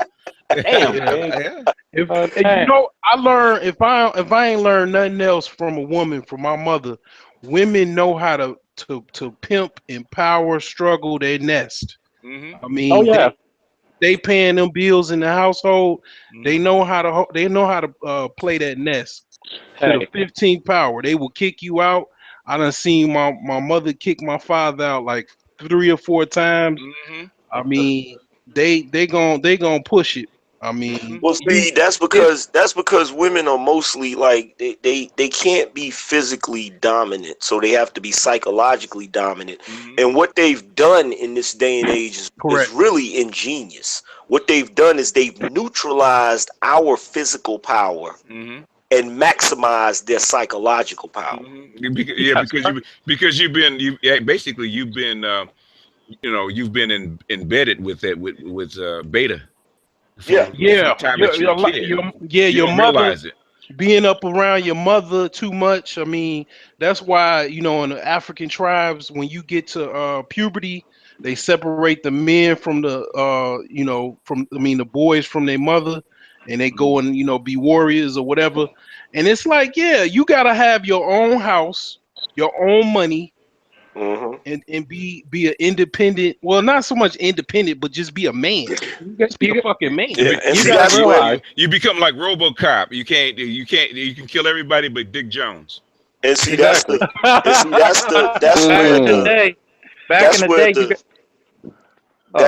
where the downfall of the whole concept of tricking comes in. Because here's the thing, if you just out here and you just dealing with random women, you can apply not tricking to that. But if you get into a long-term relationship and you live in the same household, you got to get that out of your head, because you definitely need to be the king of that castle monetarily. Because if not, you're gonna catch hell. She ain't gonna respect you. She gonna play that nest. Yeah. Women think like birds, like that's their nest. I mean, if they pay all the bills, and it's like a bird bringing the twigs back to the nest. If you're not bringing no twigs back to the nest and contributing to the nest, they ain't gonna never respect you. They're gonna peck you. They're gonna peck you on your head. Minister Farrakhan once said comes in. They're gonna peck you on your head. Best, man. He said, first of all, any woman that takes care of you, you are no longer her man. You are her child. Yep. Yo, that's your son.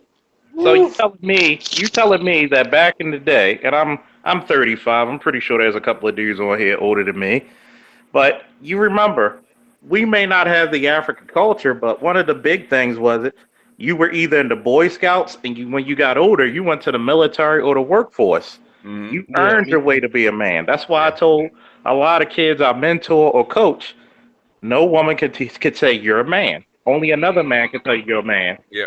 Why? Because first of all, their definition of a man and an actual man's definition of a man are two different things. Yep.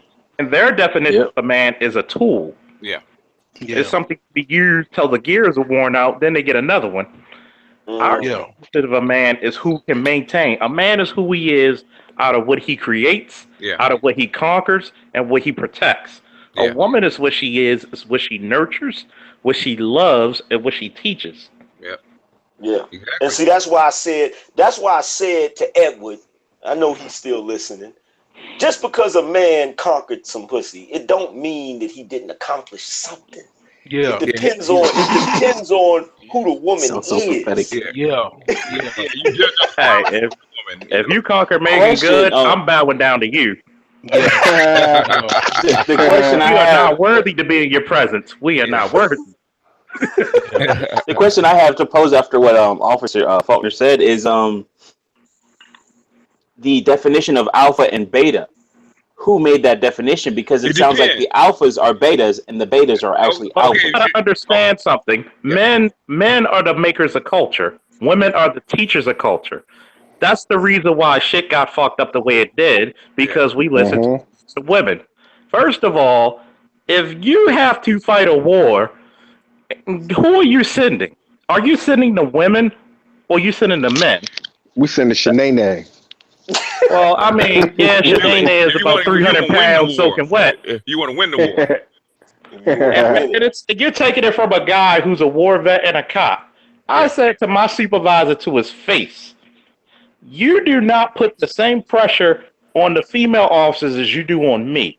Because you expect my 5'10", 255-pound ass to look at 20 dudes on the block and say, we got to clear this shit up. Yeah. But guess what? If I tell you I can't handle this post, you're going to be like, what good are you to me? Yeah. But that female can say, I can't handle this post. Okay, we're going to see if we can get something more manageable. Yeah, we're going to get you some assistance. Yeah. You have to, okay, the definition, the real definition of an alpha male is the same thing with the animal kingdom. Yeah. It's the male that men will follow. Yeah. Okay, that's the real definition of an alpha male. Same like the quarterback on a football team. He's the alpha male because the team follows him, right? An alpha male, as defined by a woman, is the man that gets her pussy the wettest. Exactly. Yeah, right. Two definitions. And that's the problem. It's like what definition is really being put out there. It seems like the female definition. Depends on who you're talking mostly. to. It depends on who you're talking Well, see, the whole. But now you're talking to effeminate men, so therefore it just, the point I'm trying to make is it sounds like the wrong definition is being put out there, and that's a fucking problem. Well, see, here's the thing. The alpha. Here's the thing. This is a natural thing that occurs. That's one thing that we got to point out. It's a natural thing. Say it again. It's the natural thing that occurs because when you have you could have sons. Like I got 3 sons. One of my sons is definitely an alpha. I can spot it immediately because of the way he behaves and the way he acts. When you go out somewhere and like say you're out at a bar, it's easy to spot another. If you're an alpha, it's easy to spot another alpha because you are the two that's gonna end up butting heads. Yeah. You understand? Yeah. Everybody else is gonna like for instance, I'll give you a prime example. This is something I used to do. Just to like once I started learning about body language and shit like that, I would go to bars and I would go stand in a group of men. There would be like a group of men in a huddle, and I would just go walk right over there, cut in between them, and just stand in the middle. And it's the craziest shit in the world because when I'm standing in the middle, they wouldn't even ask me why I was standing there. They would just all of a sudden just start to break up and scatter. And that let me know immediately that every last dude that was in that circle was betas. Because I one at a time. You never had one dude like, yo, dude, what you doing, man? What the fuck you coming to the group? Yeah, that's the alpha. Yeah. When I've done that, matter of fact, I'll give you another example. I was at the Art Institute when I was attending school, and there's this one guy, and he's one of the most alpha dudes I've ever met in my life. And the reason why I know is because every time I met him in the hallway, like the Art Institute in Durham is like the hallways are really narrow. So like usually when I'm walking down the hallway, motherfuckers will give me the extra space so that I can have enough room. But whenever I saw this dude, we'd be walking down the hallway and he'll make eye contact with me and we'll just be gritting on each other to see which one is going to move out of the damn way. And you can literally feel the tension in the damn hallway. Yeah. Like you literally feel it. You know what I'm saying? That's how you know. I got a story. How y'all picking fights next to the Van Goghs? I got the funniest story. It's a game of chicken. It's not a fight. It's like remember the old car movies where they play chicken on the highway. Yeah, the stare down. Yeah, I got the funniest story I could ever say, and I thought about this. Now that I'm older, I understand that the whole alpha thing. But when I was younger, I was always a dude that wanted to say something to people. So when I was growing up, we used to play basketball at the park, and some dude, was walking through our neighborhood and went through our game and start pouring beer on the court. So, I'm like, in my mind, what the fuck is this motherfucker doing? So I go to him and I say, hey, man, dude, we playing ball here. He was like, fuck you, motherfucker. And socked me in my face. I'm like, as he hit me, I'm like, oh, shit. But before I could even react, all of my homeboys jumped on him and started beating the shit out of him. And in my brain, I'm like, I'm like, woo! I'm glad they did that shit. I'm gonna give you a good example of that shit, man, in the police world. Friday, I had a dude where I don't really care about dudes smoking weed, but you know, we had a bad area where, you know, we had a homicide. I'm like, dude, my captain and major, I don't give a fuck if you drink. If you're gonna smoke, go somewhere else with that shit. And dude comes up saying, yo, I ain't doing shit. You gotta do this. I'll knock your ass out. So he's about 2 arm lengths from me. That was foolish.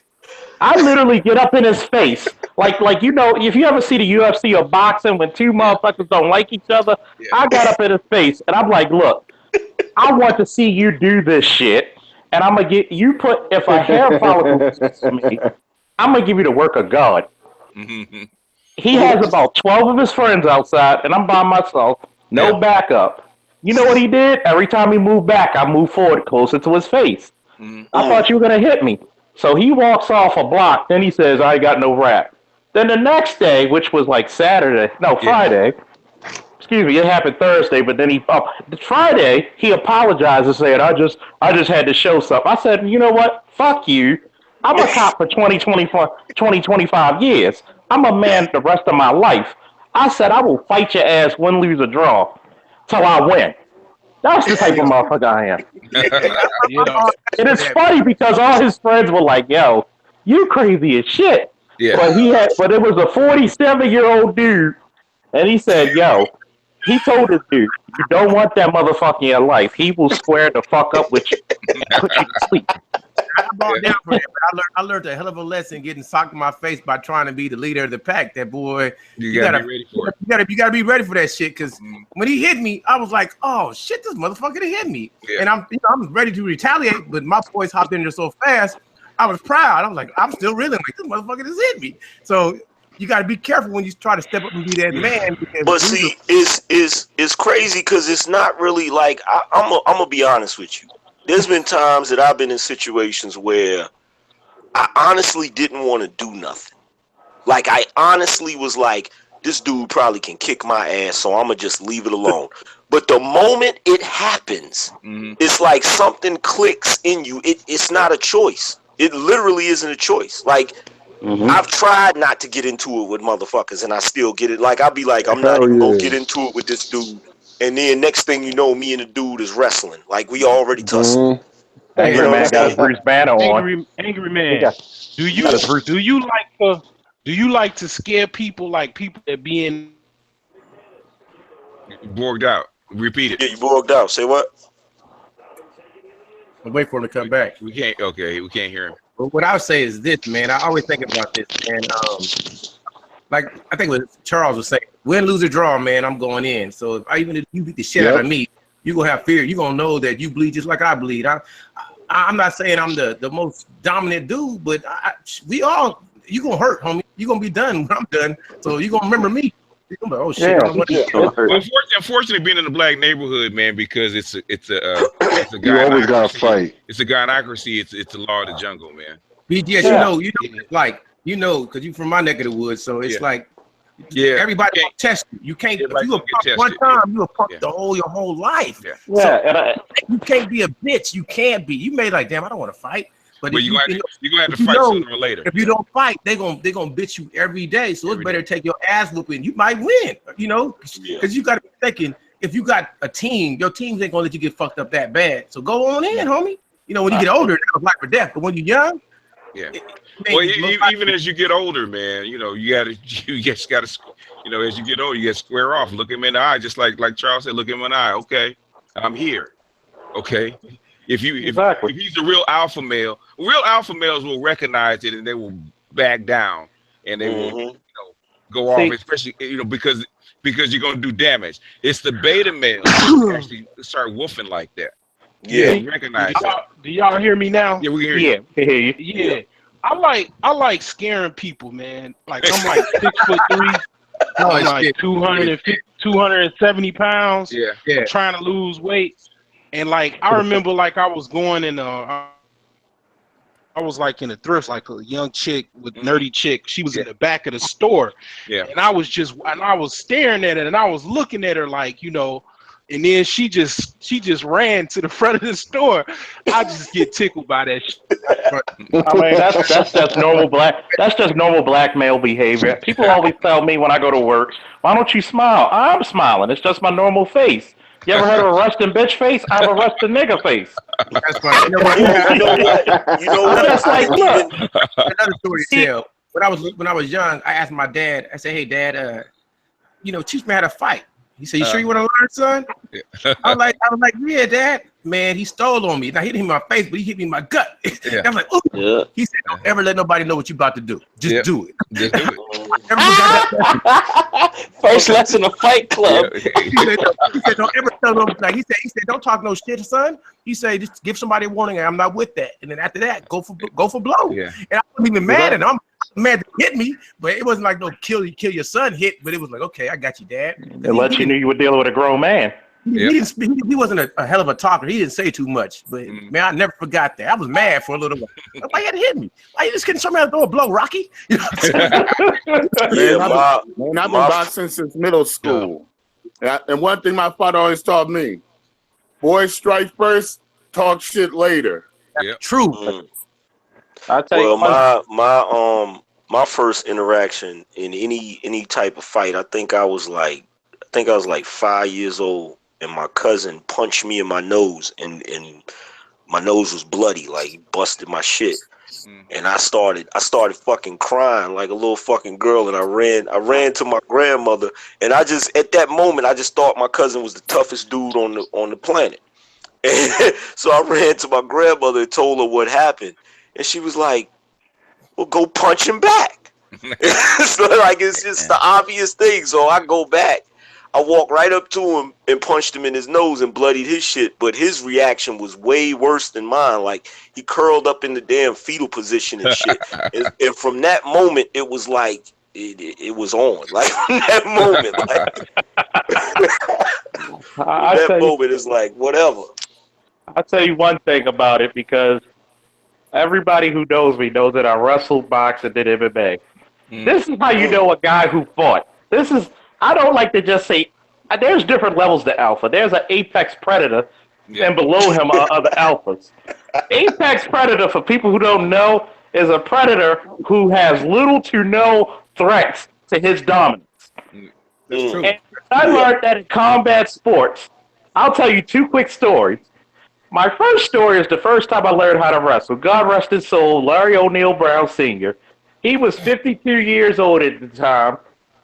And this man could take apples and crush them with his bare hands. And he was only like 5'8", 185 pounds. Old school. Old school. This mother. I even told this story at his funeral. That's how funny it was. That you had people, his daughter and sons were laughing at the story.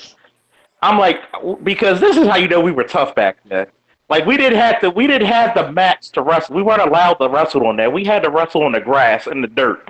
Ooh. So I'm like wrestling with this old guy. He had the handlebar mustache with the bald spot. And I'm like, yeah, I'm about to yoke this little old man up. Next thing you know, you ever see the movie 300 when the Spartans stepped their feet down and the Persians couldn't move them anymore? It happened. This man took me up in the air, threw me, and knocked me unconscious. Yeah. Jesus. I was like, you know what? Learned my lesson. I'm going to shut the fuck up and see what this man got to say. Even when the first time I started boxing, I tell people, I have no shame in telling you what I got rocked. Man, I was hitting this dude with jabs looking like Sugar Ray Robinson, hit him with a cross. Dude came over top my jab with a hook. He hit me so damn hard, I started ordering shit from McDonald's. I was in that same particular too, man. I was like, give me a motherfucking milkshake. I don't even take milkshakes like that. I started ordering milkshakes, 3 Big Macs. I remember, like, see, that's the thing. That's what you're missing from today's males growing up, is that you had a pecking order. That's why you have a rank system in the military or paramilitary forces. You know who not to fuck with. Yeah, a lot of men nowadays have not been hit. I thought I was not this dude out with the quickness. Next thing you know, 1, 2, 3, 4 punches later, I'm hitting that canvas. I'm like, God damn, I must be dealing with some real with some real shit right here. I think that story is funny. It's been a long time ago, but I think you did a video about men resolve stuff through conflict, and I thought about that, man, and that was so on point. A lot of brothers that's growing up today, they don't have real conflict. They don't even get into fights. Where every day growing up, man, we was fighting about something all the time. Everybody's into this talking shit, and sometimes that does not solve the problem. Yeah. Sometimes you just gotta bang it out. Like you just, even in football practice, that shit happens all the time. Yeah. And a lot of coaches will jump in. I will watch that shit and egg it the fuck on. Shit. Like that shit happened. That shit happened at the end of the school year. And this kid's going off, but these kids have been picking on this kid the whole spring season. So I said, fuck this shit. He got so fucking riled up, he took his helmet off. He was so mad. And that's when we stopped him, because it was like, nah, you're a little bit too excited because you don't do that. But let them bang, bro. Like, let them fucking do something. And it was cool. I'm gonna piggyback off of that real quick. Did you ever notice the less fights we have, the more shootings we have? Yeah, that's true. Exactly. The aggression is still there. And I will tell you what, when I coach wrestling, if two dudes on the team want to fight, close them motherfucking doors. Yeah. And I better not hear a goddamn thing out of it, or I'm jumping in. If I hear one thing out of this room about this fight, I'm fighting both of you at the same time, and I'm going to win, because I fight dirty.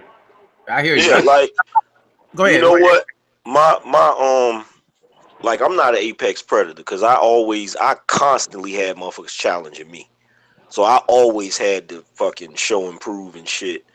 And the crazy thing about it is when you go back to those days back in the day, like, I got an uncle that, you know, he's the type of dude, if you picking with each other, or like say one of the kids is picking on one of the kids all the time, and he's just getting picked on, like one of my cousins, you know, he always gets picked on because he won't fight. My uncle, the type of dude, he'll take the one that's picking on him and the one that's being picked on, and he'll put him in a room, and he'll make the one that's getting picked on fight until he fucking wins, so the other one will stop picking on him. Same in my family, man. But then again, for me growing up, every day was a fight. I mean, straight up. Ain't no time you'll leave out that door. Do you come back? Your mom looking at you like, boy, what the fuck happened to you? I got a story to share. And this is a military story for a lot of brothers that have never been in. But let's say you got somebody that's a E7, and they get into an argument, like discipline-wise, with a E6 or an E5. I know where you're going, man. So they'll be like, you know what? We about to handle this. They go to some locked location, and they'll handle the business. You know what I mean? So if I've seen a situation, I think it was an E5 and E5, it was an E3, and they got into a dispute. So the E5 challenged the E3, they got down, and the E3 beat the shit out the E5. And the E5 went a snitch, man. He lost all respect from his crew. So exactly. If you're gonna if you don't use your rank to try to dominate somebody if you ain't ready for the consequences. And all you gotta do is prove yourself, because ain't nobody gonna challenge you as long as you're respectful. It's when you're not respectful, and then you got sorry to say, you got bitches in every situation. Even in the military, you got bitch made ass dudes that ain't men. They they can't let that. I'll take it a step further. I'll tell you something else that'll get you basically ostracized out of the social pecking order. Like back in the day, me and my homeboys, we used to be real knuckleheads. Like we would go around places, and we was the type that was looking for something to happen. We wouldn't start something, but if it presented itself, we was happy as shit about it. So like, we go around and shit, and here's what would happen. Like one time we all went to a club, and where was we at? No, we was at a mall. We was outside of a mall, and the area we was in, we wasn't from that area. So there was some other dudes from that area. So they was in the mall, and they seen us, and they like had a problem with us being there. So when we got out in the parking lot, you know what I'm saying, everybody got to fight, and there was a bunch of us fighting, like, just rumbling. And the worst thing that could happen, like there was one dude in our crew, we call him L-Dub. Now he was an apex predator. Don't nobody challenge that dude. He'll beat the shit out of whoever. You know what I'm saying? Like this dude was in high school, and I remember he had gotten to a fight with a dude that was fresh out of the fucking Marines. And at first the Marine was holding his own, but by the end of that damn fight, my boy was beating his ass. That's how bad this dude was. So we fighting and shit, and there was one dude with us that didn't really want to fight. Like every time we went out, he really didn't want to fight. Now he was the one that was driving everybody. You know what I'm saying? And my boy looked over there. He over there beating the dude's ass. He looked over there. He said, "Yo, why your ass ain't fighting?" So he's just standing there looking, right, trying to fade into the shadows and shit. So when we got finished, you know, when everybody got finished fighting and shit, we done went back to the hotel room. So, you know, right after you get into a fight, everybody hype as hell. So we in the hotel room, yeah, hype as hell, ready to go fuck something else up, right? And so the one dude, he's like, yo, let's go to the club. Like there was this one club that we didn't like because it was like a country club. Like they played country music, so it'd be mostly white people there. So we would go to that club just to start shit. You know what I'm saying? Hoping that one of the white dudes. This is in VA, like in Danville. So we was hoping, we'd be hoping one of the white dudes would say nigga or some shit. So we would go there and they'd be playing country music, and we'd be all in the huddle pretending like we square dancing and shit, pissing them off, right? So we was gonna go over there. And the dude that wasn't fighting, he's like, man, I don't know. I think I'm going to go home. And my boy was like, nah, motherfucker, your ass wasn't even fighting. What you going to do is you going to drive this motherfucking car. And this time, if we get into a damn fight, your ass better fight. Like, yo, niggas used to kidnap dudes, man. That shit was terrible. Like, if you didn't fight, you was just, yeah. That shit remind me of, I forgot the movie, but it was either The Gladiator or Troy, where the dude was talking to that little kid. He was like, he was scared. He did not want to go against that dude. It was Troy, yeah. Yeah, he did not want to go.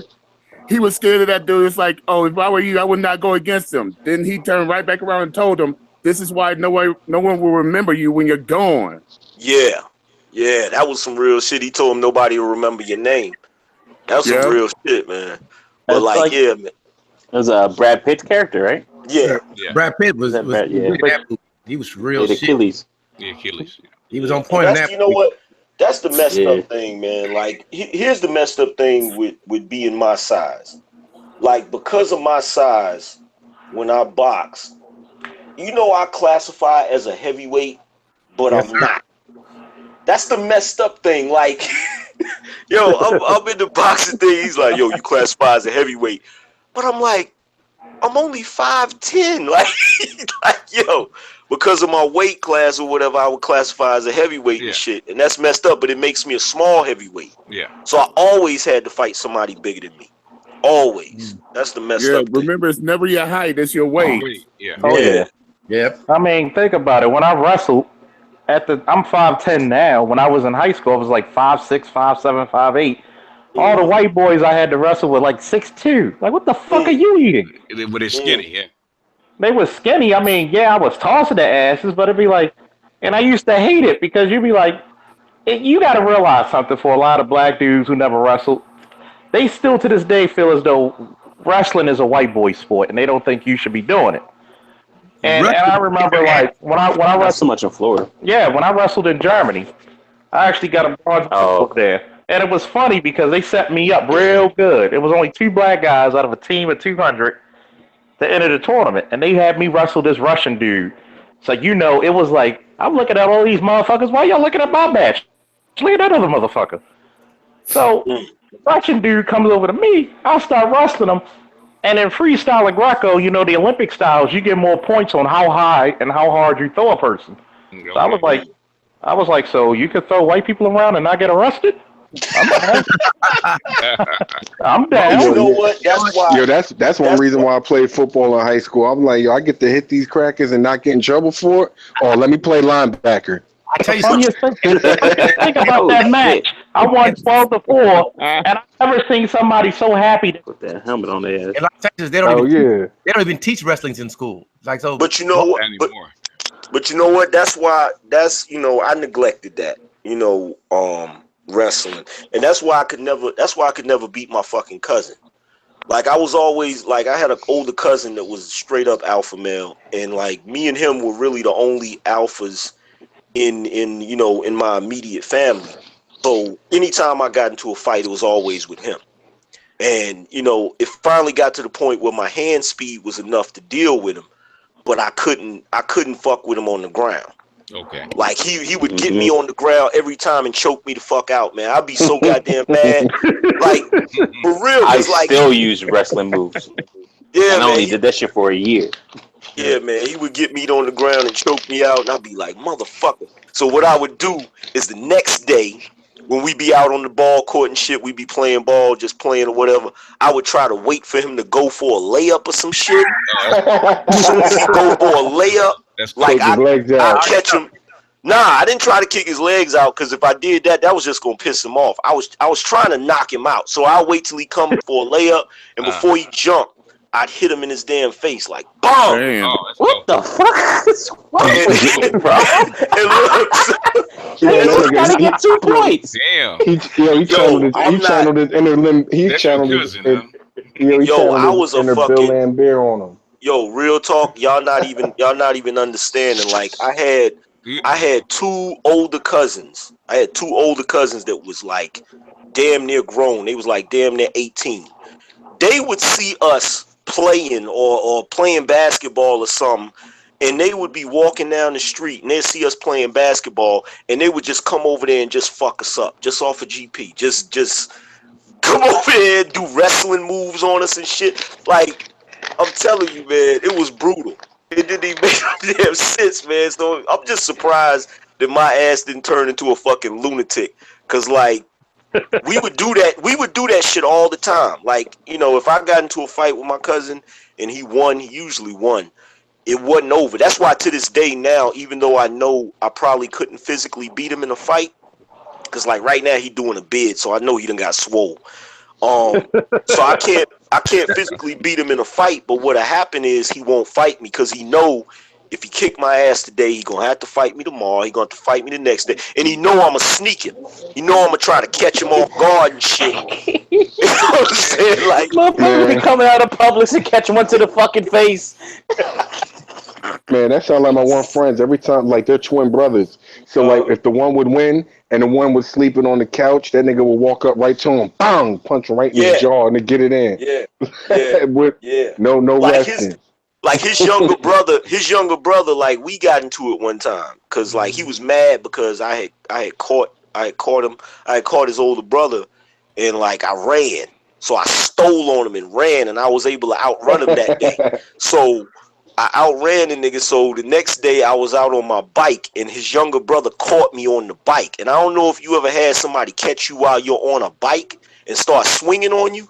That's some hard ass shit to try to defend yourself when you sitting on a fucking bike and shit. That nigga caught me a few times. Like, it was never no rest between none of us. Like, we was always on some shit where you never know. We just get mad about some shit and nigga swing on you. You know? I used to hate my cousins, man. That's why I hated family reunions. I had like 3 older cousins. And the sad part about it, one of my cousins wrestled before I did. I tried to wrestle him before I learned. Man, he whooped my ass from sun up to sun down. Now it's like, I'll be like, what's up, Mookie? Because every black family got a Mookie. I'm sorry. That's what it is. And he'd be like, motherfucker, you too big and too strong and too skilled. Fuck you. I'm going to shoot like your his ass. younger brother, like we got into it one time because like he was mad because somebody got the joint playing in the background. Young E, you gotta mute yourself. You got your speakers on. GGG, get in, man. You said you wanted to get in and talk some shit. Get in. Stop playing coward. Matter of fact, BGS, how old are you, man? 58. 58. So that means, you know what's funny? I actually read an article where the Boy Scouts around your age group, because you're like 2 years younger than my father. Okay. In order to graduate from the Boy Scouts, you had to wrestle, you had to box, you had to do stick fighting, you had to do marksmanship with a rifle. Depends on where you are. Depends on what area you grew up in. Yeah. I'm like, Jesus Christ, whatever happened to that shit? They let They watered it down, man. After the 70s, really, they watered the Boy Scouts. They really went in on the Boy Scouts. They watered it down. They allowed homosexuals in, all kind of stuff in the Boy Scouts. They really watered it down. How the fuck? And they started doing in schools, took away shop classes and stuff like that. All that shit. Yeah. Oh yeah, they did it on purpose, man. They tried to kill masculinity. You know how the fuck? Exactly. And then they wonder why these boys have no outlets. All they get is fucking economics. Or I mean, what's it called? Home economics. Home economics. Yeah. Actually, if you read the book More Than Title IX, they actually spell out what they're trying to do, man. They were trying to make give women shop classes and trades and stuff like that, and give men home economics. They said, well, men are going to have to, as they grow up, they're going to have to take care of children and help take care of the house too. They did this intentional. It's not something that's accidental. That's what I keep trying to tell people. So I said, where are these soft ass dudes coming from? It's intentional. It's not an accident. Oh yeah, soft ass. It's the saddest shit as a police officer to see. To see an emotional man. Yeah. Well, she doesn't love me the way she used to. Yeah. I'm like, I had to turn my body camera off to speak to him. My nigga, man the fuck up. Yo, Charles, look, check this out. I was actually, this is the crazy shit. I was actually in a damn, I got arrested for like what was it? A failure to appear, some crazy shit. I got arrested for failure to appear. Yeah, because I just wouldn't. I was one of them niggas that just would not go to court. I just wouldn't go. And so I'm in there, and there's a dude in there. He had to be like in his 40s or whatever, and he had got locked up for a domestic disturbance, like one of them situations where they had to take somebody. And he was on the phone with his wife trying to get her to bring the money to bail him out. And he started crying. Let me tell you something. There is no sadder shit than being in a holding cell and a grown man is on that phone crying. Like, I literally watched. Look, no, it was so bad that dudes wasn't even like, see, that's a misconception. Not every jail is like so hardcore. Like, sometimes dudes are sympathetic. Like, it was dudes in there on their bunks, like literally turning their back because they couldn't look at him. Like, I swear to God, I heard so many calls for domestics to do crying and shit. I'm like, and then it's sad because they crying over a bitch who looked like Buster Douglas in the face. And she might be probably fucking another dude while he's locked up. Yeah, exactly. But look, this dude. Go ahead, Angry. But look, this dude, he was on the phone, literally begging, and like there was an OG in there. This dude, he was just in the holding cell because he had done like a 10-year bid, and they was processing him out, so they had to bring him from the prison to the holding cell and shit. And he's sitting there looking at the nigga, and he just started shaking his head and turned his back. And I told him, I said, what's wrong, bro? He said, nothing, man. I just hate to see a grown man cry.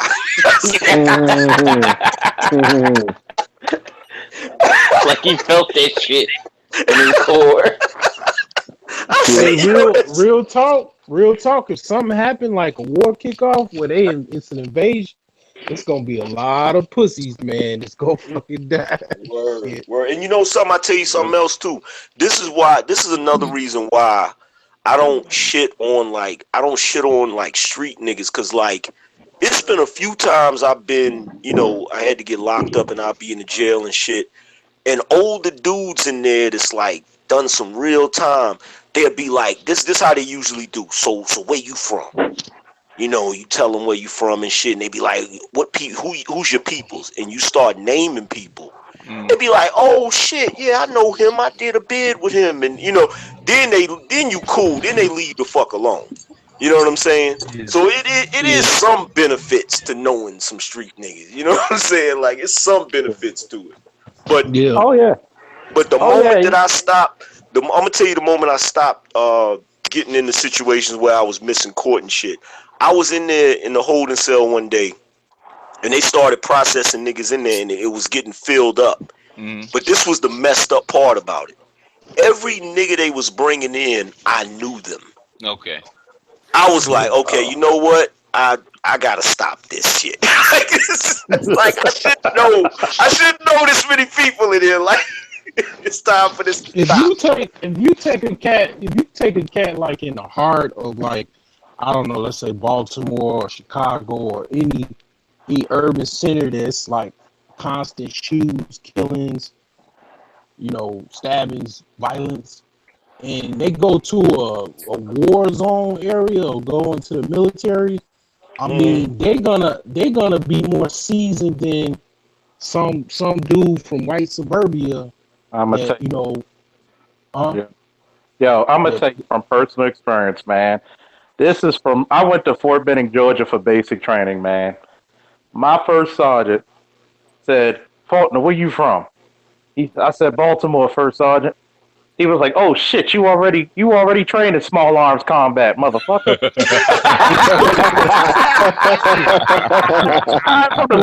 That's fucked up. That's pretty fucked up. It's like when I went to Iraq, people were like, "Why do you come back fucked up?" I said, "I'm coming back to Baltimore." They were like, "Oh shit, that's fucked up." When you have Iraqis like, "We feel bad for you." Yeah. Damn. Nigga, we sorry.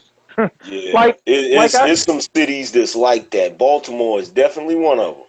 I mean, we call it Bodymore Murderland, where the cost of living is going up and the chance of living is going down. Oh wow! The chance of they call you know what they call Chicago. I hate the fact they say that shit with pride. You gotta be. I'm from Chirac. I'm like, don't you understand? You come from a bombed out fucking community, and you the man. Yeah. Fuck you, nigga. You light skinned mother. But see, you gotta realize, like some dudes, they're proud of it for ignorance, but there's some people that's proud of it because they survived it. Like if there's dudes that I knew that grew up in Brooklyn. And they were able to make it out of Brooklyn and get, and become successful and have careers and stuff. And they proud of the fact that they used to call Brooklyn Brooknom back in the day. So it's not the first time, people call these shit war zones. But, it's a lot of dudes that made it out of there because, like, Brooklyn nowadays is not Brooklyn from the 80s. You know what I'm saying? It's just a whole nother thing. And, like, some dudes, they proud of it because they survived it. You know what I'm saying? Where's the Badlands? Where's the Badlands? Like Detroit. Right back in New Orleans. Detroit. Right back in New Orleans, man. The Magnolias used to be called the Steel Magnolias. And that's because they had the biggest clique out there in New Orleans. After that, when their clique dwindled, they started calling themselves the Magnolias. Home of the soldiers. Matter of fact, I got a quick little Brooklyn story for y'all. So there was this dude, there's this little young dude, probably about my age at the time, probably about five years old or some shit like that. He was riding his bike, and this other dude took his bike. The little dude was a little Puerto Rican dude on the bike, and this other cat just took his bike from him.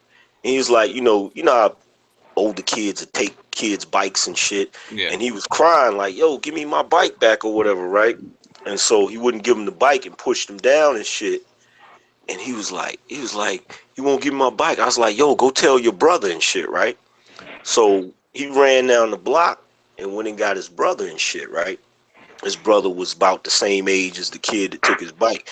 So all of a sudden, you see his brother coming down the block with like 2 more niggas with him. You know that walk, like so that walk, like, it's about to be on and shit, so he's coming walking down the block and shit. And so the dude on the bike is like, oh, so what the fuck you gonna do? And by the time he said that shit, the other kid, the kid's older brother, I'm not gonna say no names and shit, but the kid's older brother hit that nigga in the neck with a fucking ice pick. Shit said, Jesus Christ. Pop! And next thing you know, blood just started shooting out that nigga's neck. Let me tell you something. If you've ever seen ass and elbows before, my nigga, You talking about somebody who running? Yeah. Oh, I got a story. I got a story for you, man. This is when this was like maybe I've been in here, North Carolina, a couple of years, and I was playing basketball. And the area I'm in is some lily white area. It wasn't that way as much as ironically it used to be black. It's called Holly Springs, and now they got all the black people out there now. But anyway, I'm there. I'm playing basketball in like just the elementary school thing in the back because they was letting us do it then. And then I had I had an authentic Michael Jordan basketball jersey, and I coveted that thing. And I forget, I took the jersey off to play ball, but I like to walk around in it. And then, man, I played this New York dude, and then I made the mistake of telling him that I was born in Los Angeles, and then he wanted to play me in basketball, some New York BS basketball crap. And here's the thing, I was all right in offense, but my defense was literally unstoppable. Like, I knew how to read basketball patterns, so I could steal the ball from you easily. Now, he had a girl with him. This girl was very attractive. Oh, shit. So I'm sitting here stealing, I was beating him. Yeah. And then what happened was, and they were all being cool. Then his girl had my jersey. And I said, hold on, shit. That's not your jersey. And then she was like, well, you light-skinned nigga, take it. And then I walked back to him, and I said, look, man, you really good looking. Is this your girl? Yeah, tell her to give me my jersey back. And she was standing, there was some thorns, like a thorn bush, by the thing. And then he said, hey, man, you got to take it from her. I said, dude, I'm from LA, man, but I was raised in Chicago. And in Chicago niggas will hit women. We don't give a fuck. And I didn't hit her. I'll say that right now. But she didn't give it back. So her ass, next thing you know, was in them thorn bushes bleeding. I don't know what happened. I mean, she wasn't kind of just in it. I mean, she was trapped. And it's, now that I think about it, it was fucked up. But she, like, in order to pull her out, like, it was going to hurt. And then, I got my jersey. In that moment when she was falling, she let go of the jersey. So the jersey was fine. And then he was talking about how he was going to kill me and shit. And I said, well, before you kill me, your stupid ass is going to have to get your girl out of that fucking thing. So why don't you find out where the fuck I live when I'll be at the home playing, what was it? I think it was the fucking Dreamcast at the time. I'll be playing Sega Dreamcast and your ass got to find me.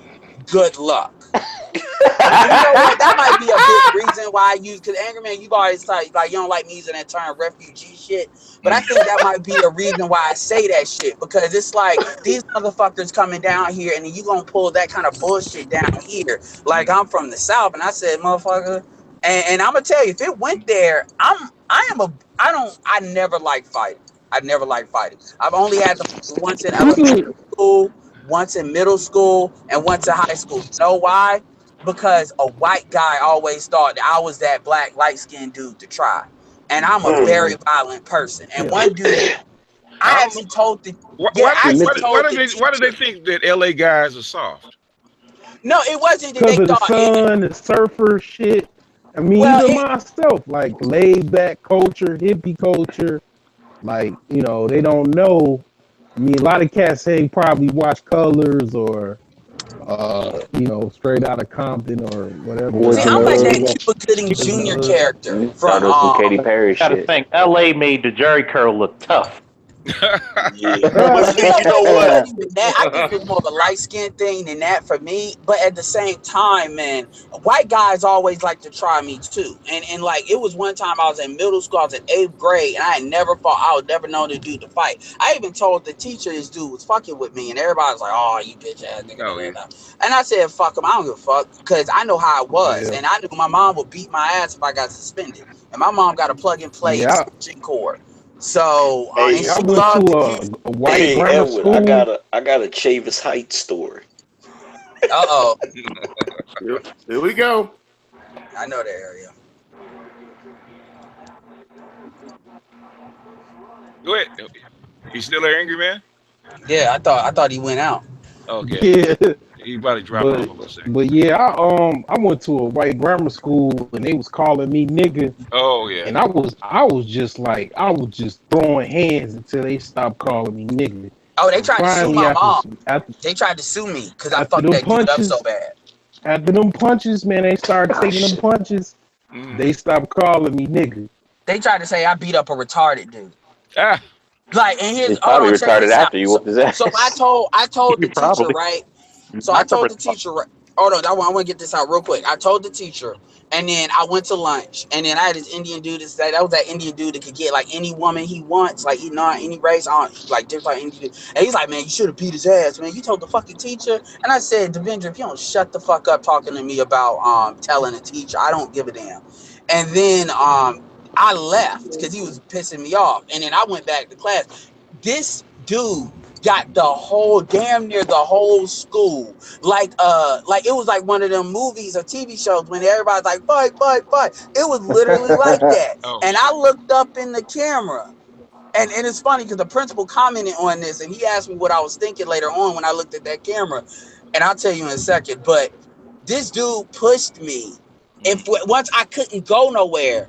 And then I hit him in his nose. I ended up breaking his nose. I kicked him in the fucking nuts. And then when I got him on the fucking ground, I didn't even fucking hit him with my fist. I just started kicking him in the fucking head. And then, no, seriously, man, I fucked him up. And told you he was retarded after the fact. No, he wasn't retarded. His mom, everything came, all this shit happened. His mom came. They was talking about trying to expel me for a year, and then they asked the teacher, and the teacher said that I told her. So at that point, they was gonna have to fire the teacher for not doing nothing. And then the camera, he asked me what was I thinking when I was looking at that camera, and I said I was thinking about you. I said I was thinking, you see this shit, don't you? Because the camera shows him bringing them to me. So they couldn't do shit. And his mom couldn't do shit. Because I said I could, they couldn't do shit. So they ended up suspending me for bullshit ass 3 days. And then my mom beat my ass with extension cord. That's the last time I ever got hit. Because it wasn't about I was right. And because she wanted me to apologize. And that's the one time I cussed at my mom. I said, Mom, fuck you. I'm not apologizing that way. Oh, dude, that time when you became a man. Later on, he was, because they were talking about, my son's retired. I said, I'm in fucking honors classes. Your son is right there with me. I don't want to hear that he's retarded when we're in, which is a step above, regular English and stuff. Yeah. I'm in the honors shit. And I'm like, fuck, talk about he's retarded. Fuck, and it's a good school too. So fuck him. Anyway, I mean, I've had that like even in my life where it's like I've only had fights twice. I'm not a confrontational person. Like people would tell me like big to fight, Mike. God damn. But the thing is, people would fuck with me because I've always been nice. Like, people will always fuck with me because I'm always that nice guy. And like one dude, I told him, I was like, yo, listen, hit me. But if you hit me, or like I didn't tell him that, but I was like, I always said in my head, if you hit me, you have to knock me the fuck out. This dude hit me. I blacked the fuck out. Yeah. And all I remember when I came to, my fist was in his fucking cheekbone. Like, that's all I remember. And I was whooping his fucking ass. And after that, to this day, he like, we see each other, and like he got shot a couple times or some shit like that. But we see each other, and he's like, yo, what's up? And I'll be like, yeah, man, what's up? You good? Yeah. Like, we'll talk and shit. And he will bring it up every so often. I think got to do with your personality. Yo, Mike. He jacked me up one day. He was cool, but I said something to him, and he jacked me up against my fucking car. And my first girlfriend, like not my first, I'm talking chick that I almost married. That's why I consider my first girlfriend. And she's married now, but we've always been good friends. I talk to her like every once in a long while because I'm not that nigga that's always creeping. But when I wish her happy birthday every other year, so she'll say, "Yeah, you still cool?" Because I saw what the Corey jacked your ass up. Hey, Edward. Because he snapped. He snapped through it. I was like, "Fuck." Hey, and my legs dangling. Yeah. Hey, Edward, I got a Chavis Heights story. I know about that area. Here we go. All right, so check this. So check this out, yo. I was talking to this chick, right?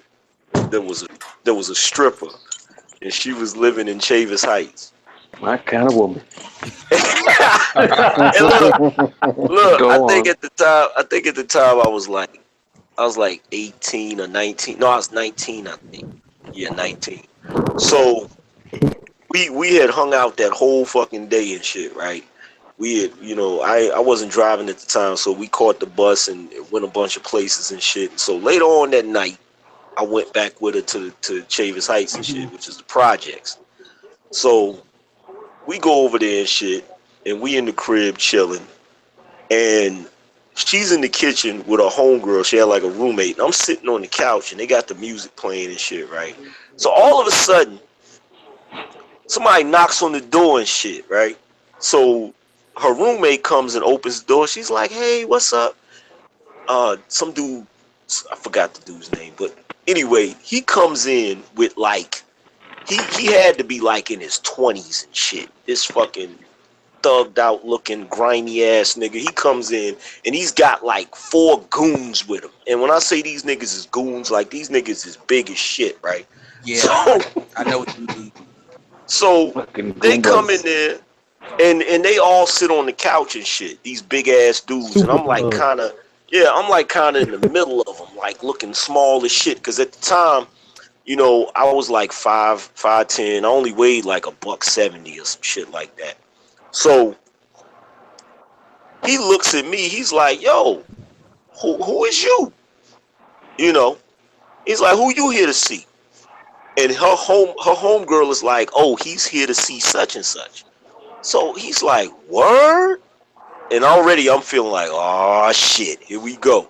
You know what I'm saying? So he calls her. He's like, "Yo, let me holler at you real quick." He tells the chick that I was with to come upstairs. So they go upstairs and shit. His homeboys are still sitting down there. They rolling the blunt and shit, and they got the music. They done turned the music up and shit. So they in there chilling. So he comes down the steps and ducks his head out. He's like, "Yo, homeboy, come here. Let me holler at you for a second." North Carolinians can be some sneaky ass niggas for real. But no, he wasn't. He wasn't from North Carolina. The dude was from Jersey. This is a Jersey nigga. Oh, yeah. So I go up the stairs and shit, right? So they in the bedroom and she's sitting there like she on quiet time, right? And he's like, so let me ask you a question. Now I could tell he was a little tipsy, and he had the Roscoe tucked in his pants and shit. So I'm looking at the nigga and he's like, "So this your girlfriend?" And I was like, "Yo, I just met her. We just kicking it and shit, right?" I said, "Is it your girlfriend?" He's like, "I'm asking the questions, little nigga." Talk back to the detective. Yeah, so I'm sitting there looking at her and she looking like she don't want to say nothing. And I'm giving her the look like, "Word, so you not gonna say nothing?" Like, so he's like, "Nah, we gonna get to the bottom of this shit," right? So he goes into the bathroom, right? And I'm looking to see what the nigga doing. He stumbles into the bathroom, closes the door, and I can tell he in there pissing and shit, right? So she's sitting there, and I think I told this story on a hangout before, but she's sitting there, and I'm like, "Yo, what the fuck? Is this your fucking man and shit? Like, you brought me over here for this dumb shit?" She's like, "No, it's not my man. Like, he just fucking with you." And I'm like, "Shit, it don't look like to me he fucking with me. This nigga got the Roscoe tucked and shit." Oh, shit. So, yeah, you did tell that story. Yeah, and I'm just sitting there.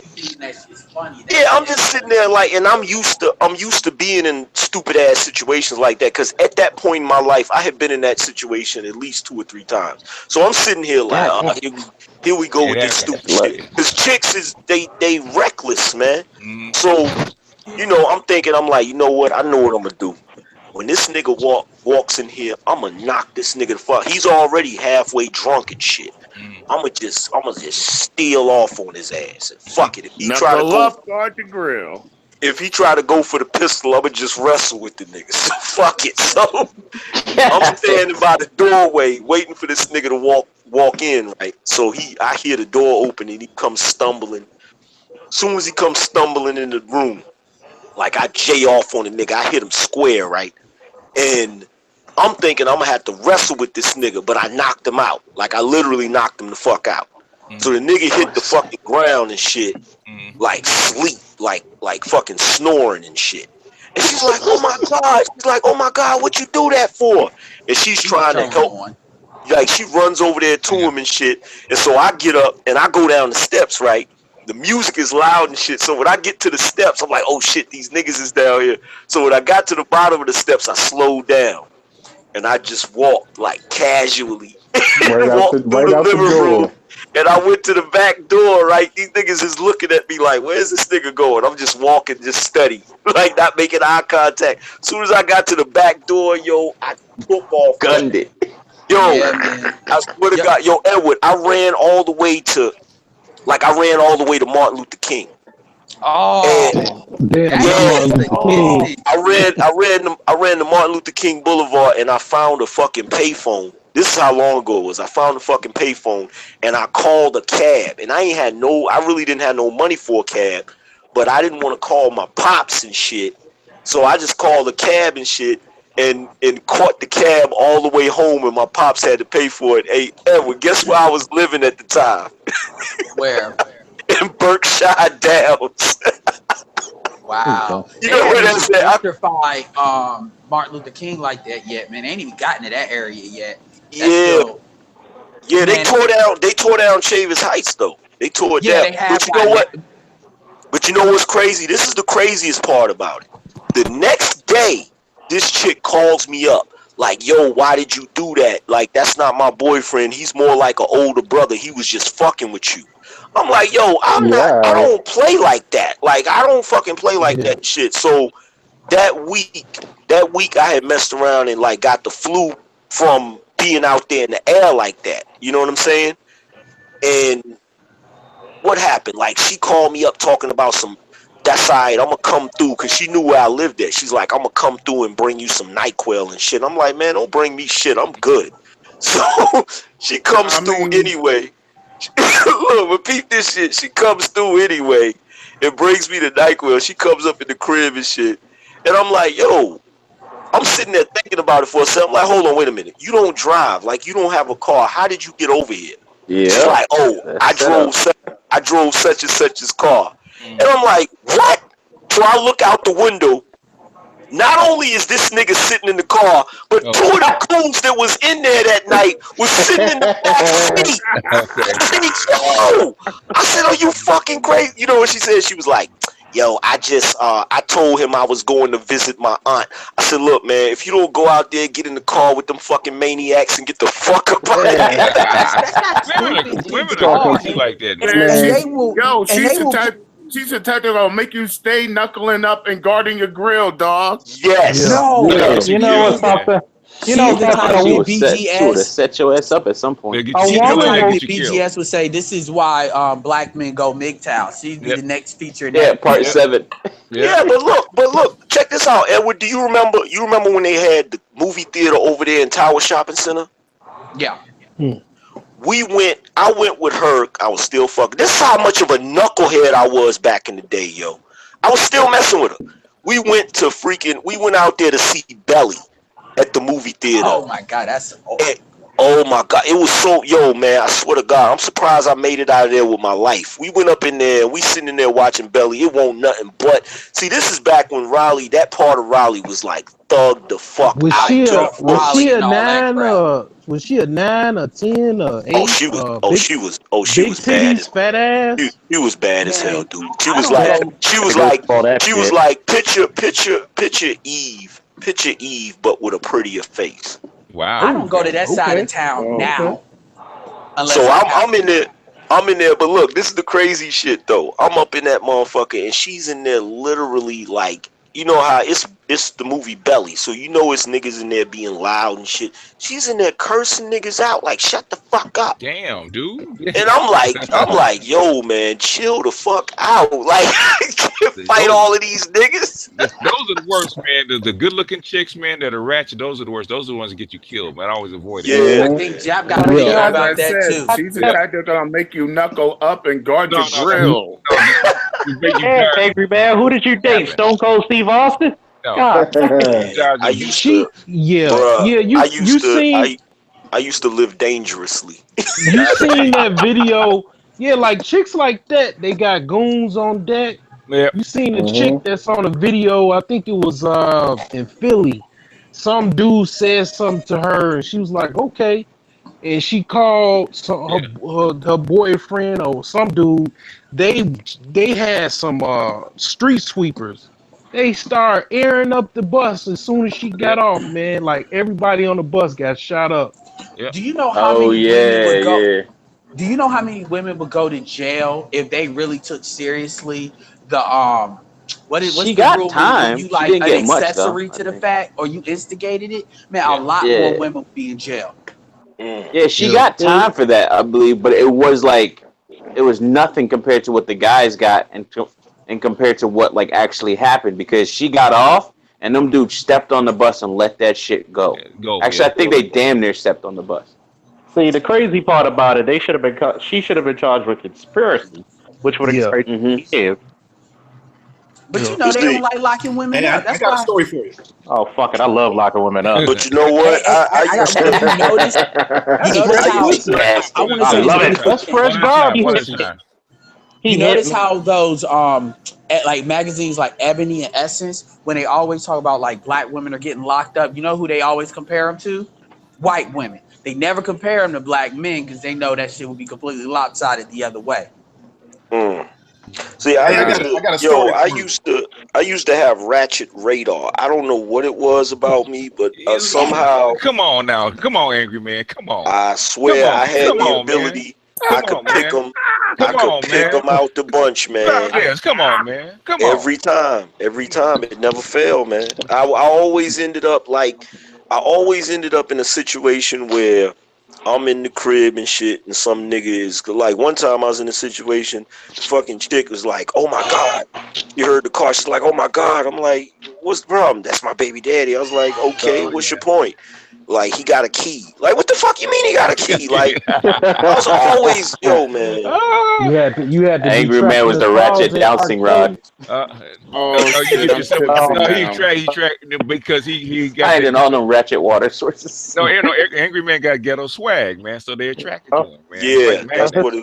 Man, Angry Man's spider sense was tingling when it came to Ratchet bitches. God damn. He attracted them, man.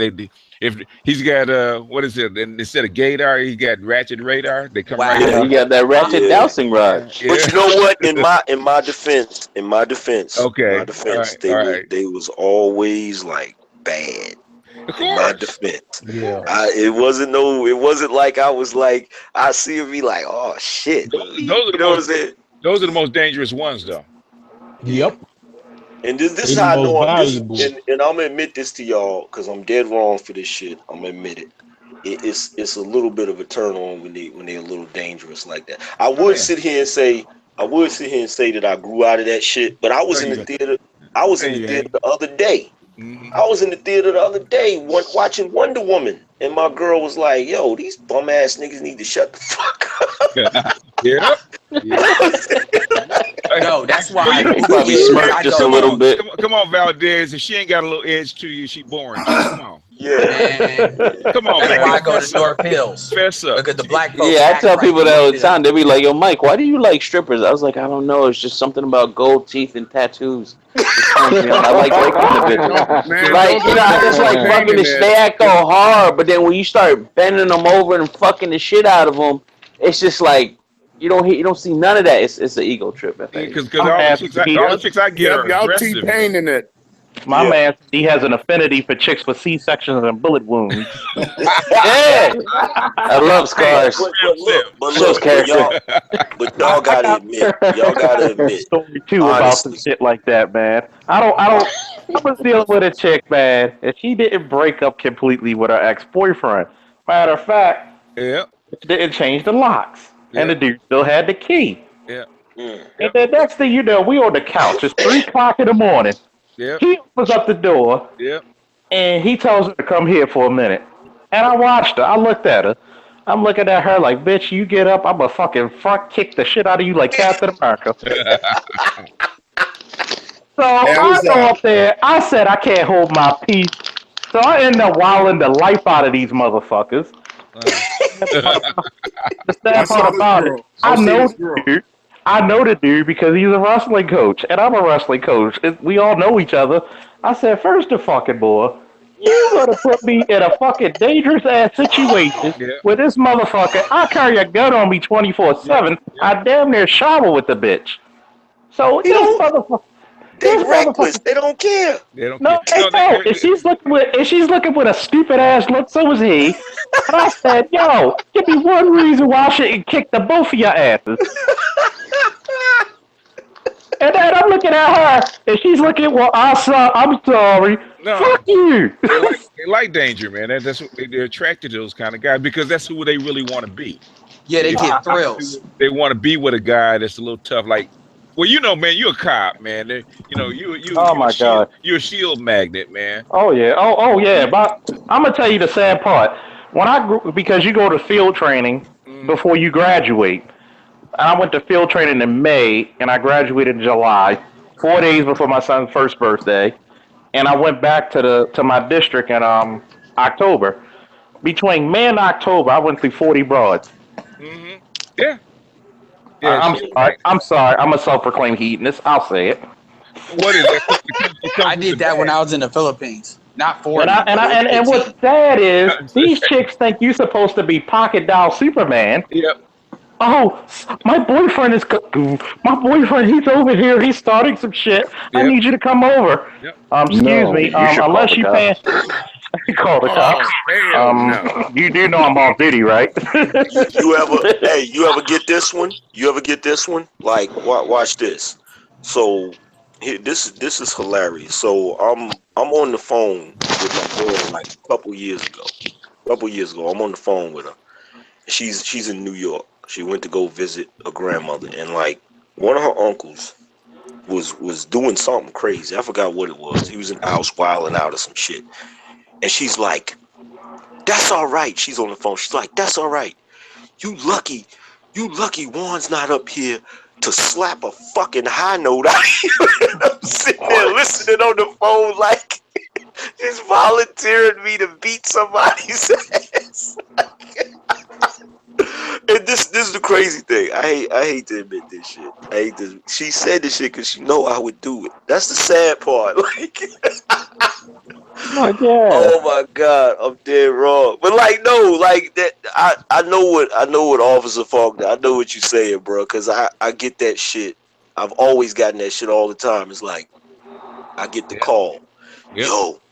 Yo, man. I'm telling you, like, I need you to come over here. Like, I get that shit. I get that call from my sisters. Yeah. I get that call from my mama. I get that call from everybody. So you were the guy you were talking about on your live stream when you was talking about the female that used the alpha male to check another dude. You was talking about yourself. I could put myself in that predicament because my niece did that one time. She had a baby, my great nephew. Oh my God, I'm 35 with a great nephew. Oh my God, How that happened, man? Trust me, don't. Never mind. I don't trust and believe. I don't talk about my father started young and my sister started young. Okay. And what happened was, I told her, don't bring anybody in the house without me knowing because I have weapons and I have gear in the house. So she brings her baby father in the house and they arguing. And to set the story right, I had my tooth pulled earlier that morning. Okay. So you know I was half past, a quarter past pissed. Yeah. And next thing you know, I keep hearing downstairs, you keep putting your hands on me. And when you came into my old house, there was plaques that said U.S. Army and Baltimore Police on the other side of the wall. Yeah. Oh, so you knew, yeah. So you knew whose house you were coming into. He wasn't too bright. Yeah, he wasn't too bright. Nah, he was dumber than a box of rocks. And then next thing I know, for some reason, people be like, "Yo, you sneak up on people like fucking Batman." Like, nobody hears me coming down the steps. At 250, nobody can hear you coming down the steps. It's amazing. I come down there and peek my head down there like I'm Alvin and the fucking Chipmunks. I see my great-nephew in her hands, who was about 5 months at the time, and this nigga had his hands around her throat. Okay. Whoa. At that moment, At that moment, he like, "Yo, I'm good. I'm going to walk out the house." In the words of my nephew, he said that was the most spectacular ass whipping known to man.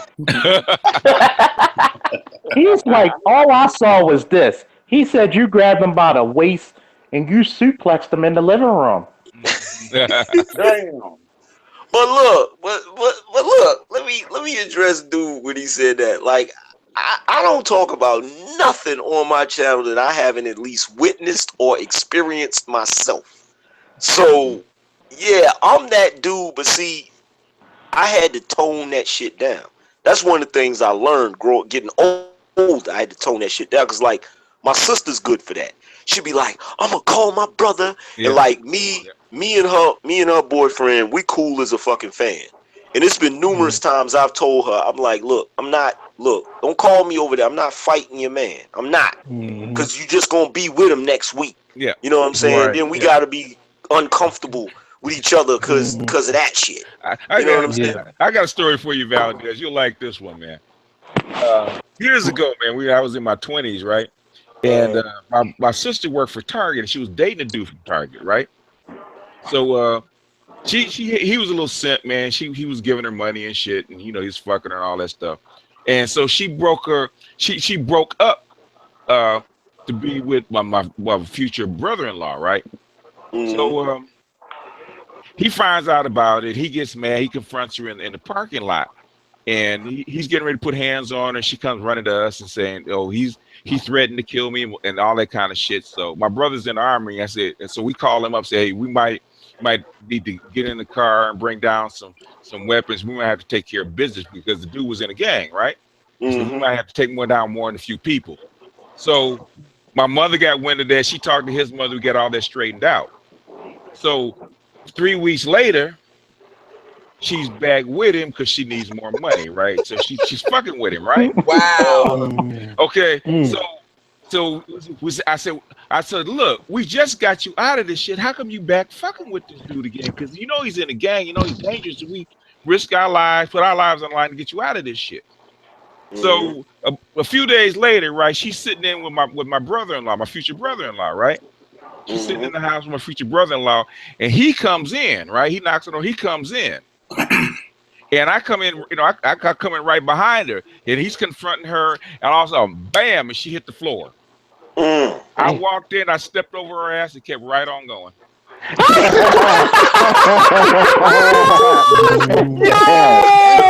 What the fuck? Yeah. You are not an obstacle. I don't fucking blame you. I don't fucking blame you.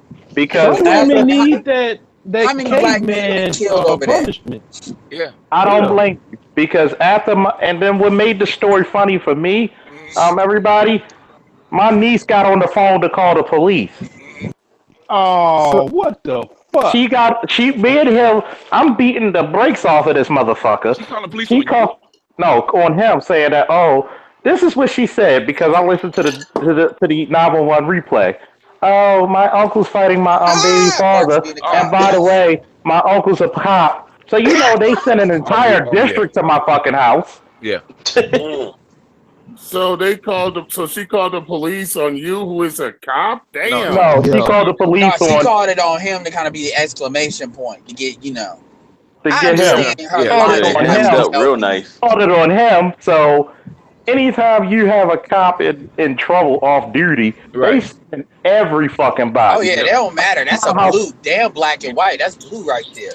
The front of my house looked like fucking the Festival of Lights. It was like about 30 fucking cop cars. And then they and this fucked up thing, the dude who came up there in the house first, I actually know him. He's actually a sergeant now. And he was like, "You finished with him?" I'm like, "Yeah, I'm good." So they start kicking his ass outside. Damn. You know what though? It's stuff like that, and when women like to talk this shit, like, you know, black women, like they're smarter than us. It's like, bitch, shut the fuck up. Because when shit hits the fan, they get so stupid, and I'm like, y'all been dealing with them dumb Negroes too much that y'all be fucking, because the average black man ain't that dumb as the people y'all be messing with. I got a story for this one. Go ahead, jump in. Hey, so I got back on Plenty of Fish, right? Yeah. Oh, here we go. Here we go. And this chick, she's like, I say, you know, I copy and paste the same fucking message to every chick. High five. And she responds, "You're too far," and she's in Miami, and I know good and well Miami's like maybe 30 minutes away, even with traffic. So I said, "Girl, I got 2 cars, an Amex, and a SunPass. Who the hell have you been fucking with for you to respond to somebody like that?" Like, some of these women are really fucked up because the dudes that they've been fucking with for so long have put them in a certain mindset to the point where, like, they really think that most dudes are like this or like of a certain way. And I guess men are what's it called? Not responsible, but guilty of that same mindset too. But at least, like, sometimes we give them the benefit of the doubt, like, but for just the shit that some women say, it's like, yo, who have you been fucking with? Which is the craziest shit. What did you expect? I wish there was a way. Man, you on Plenty of Fish, also known as Catfish Habitat. That shit is crazy. You want to hear a worse story than that when it comes to that fucking Plenty of Fish shit? Last year, was it last year? Yeah, last year when I had to go to court, about the I had like a failure to appear, but the case was dismissed. Nah, this joint it wasn't supposed to be a failure to appear, but the judge was just being on some spiteful shit. It was that child support shit. Oh, okay. So I went, and you know what I'm saying, because of the fact that the judge put no bond on it, I had to spend like a night in jail or whatever. So there was a dude in there, and you know how niggas get to talking about why they in there and shit. So this dude starts telling me the story of why he's in there. And I'm just sitting there listening like, you got to be the dumbest nigga in captivity. Basically, he was living in North Carolina, right? He's originally from New York. Originally from like Harlem, I think. And he was living in North Carolina and shit, had his own little business or whatever. And I think like detailing cars and shit. And so this nigga meets a chick on Plenty of Fish that lives in VA. So he comes up to see the chick, you know what I'm saying? And, you know, they've been talking on the phone for like a month and shit. So they done already made a little makeshift relationship over the phone and shit, right? So, a month? Yeah, niggas do that dumb shit. So he comes up to VA to go visit her and shit. And so while he's up there, the chick must have been some super ratchet chick, the way he was describing it, because like he said they was having a cookout and shit. There was a bunch of niggas there drinking and shit. And him and the chick get into an argument while he's visiting. Damn, on the first encounter? Wow. First encounter. So they get into an argument because, you know, there's a bunch of niggas drinking and shit. So, you know, it's dumb shit going on. So they get into some sort of argument. I forgot what the details of it, because the story was so unbelievably stupid that I just, like, some of the shit I just can't even remember it. It was so fucking stupid. So he says she calls the cops. The cops show up. And the moment the cops show up, she tells the cops that he hit her. Oh, ew. Wow. So they arrest the nigga and take him to jail, right? So I was like, damn, that's messed up. He said, yeah. So I get up in here and shit, and I'm thinking I'm gonna go to court, you know what I'm saying, and get a bond.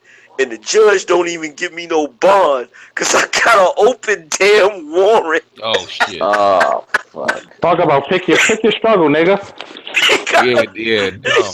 He got an open fucking warrant for his fucking arrest somewhere else. Yeah. And so they holding the nigga. Stupid. So they come get him. So they come fucking get his ass. Take him out of the gene pool.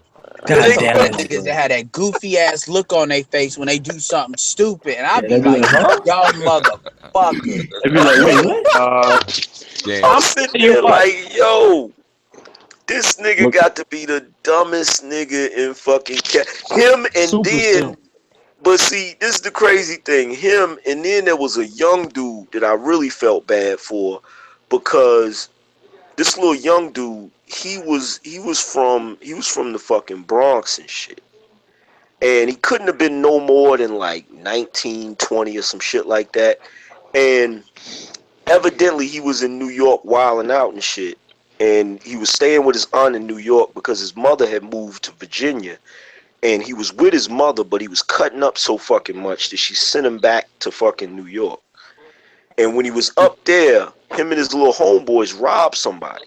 Oh shit! And so when they did their little robbery or whatever, the homeboy, they took the fucking they stole the dude's credit cards, and they was using the credit cards. Oh shit! And they tracked him down. They didn't track, but see, this is the messed up thing. They didn't track down his homeboys, because what ended up happening is he took the cell phone, and so they tracked his ass down. Oh yeah. And so they pinned all of the shit on him. Yeah. But the thing about it was, when he found out that they was looking for him, because basically he hopped on the fucking Chinese bus and came back to VA to hide with his mom and shit, right? So he comes down to VA and does some stupid shit. Oh, shit. And they locked him up. And when they locked him up there, I think he got locked up there for like some drug shit or something. So he's telling me, he's like, yeah, man, I gotta stay in here. New York's supposed to come get me, and then I gotta go up there and fight that shit up there, and they probably gonna give me some time up there. And he's like, how you think it's gonna play down here? I said, when you get finished doing your time up there, they gonna bring your ass back down here. He slave status. Yeah, he's done. He's done. Got a party going on back there? Something? Young E is party. Sound like a birthday. No, party. I'm at the Waffle House. Oh, watch out for the fights. Yeah, and here I am thinking my girl was calling me. Yo, but BGS. I thought Marvin Gaye music was getting ready to start, man. BGS.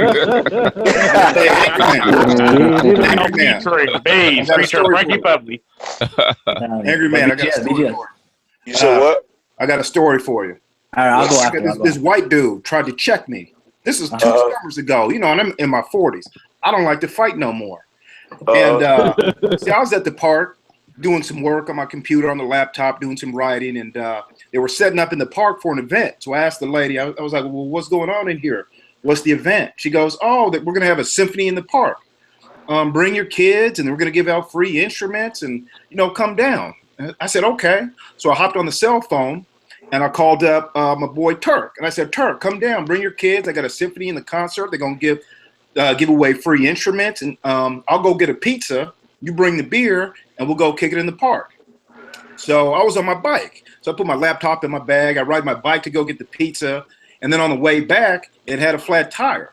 Okay. So, you know, I'm like 5'8", probably 200 pounds, and like kind of clean cut.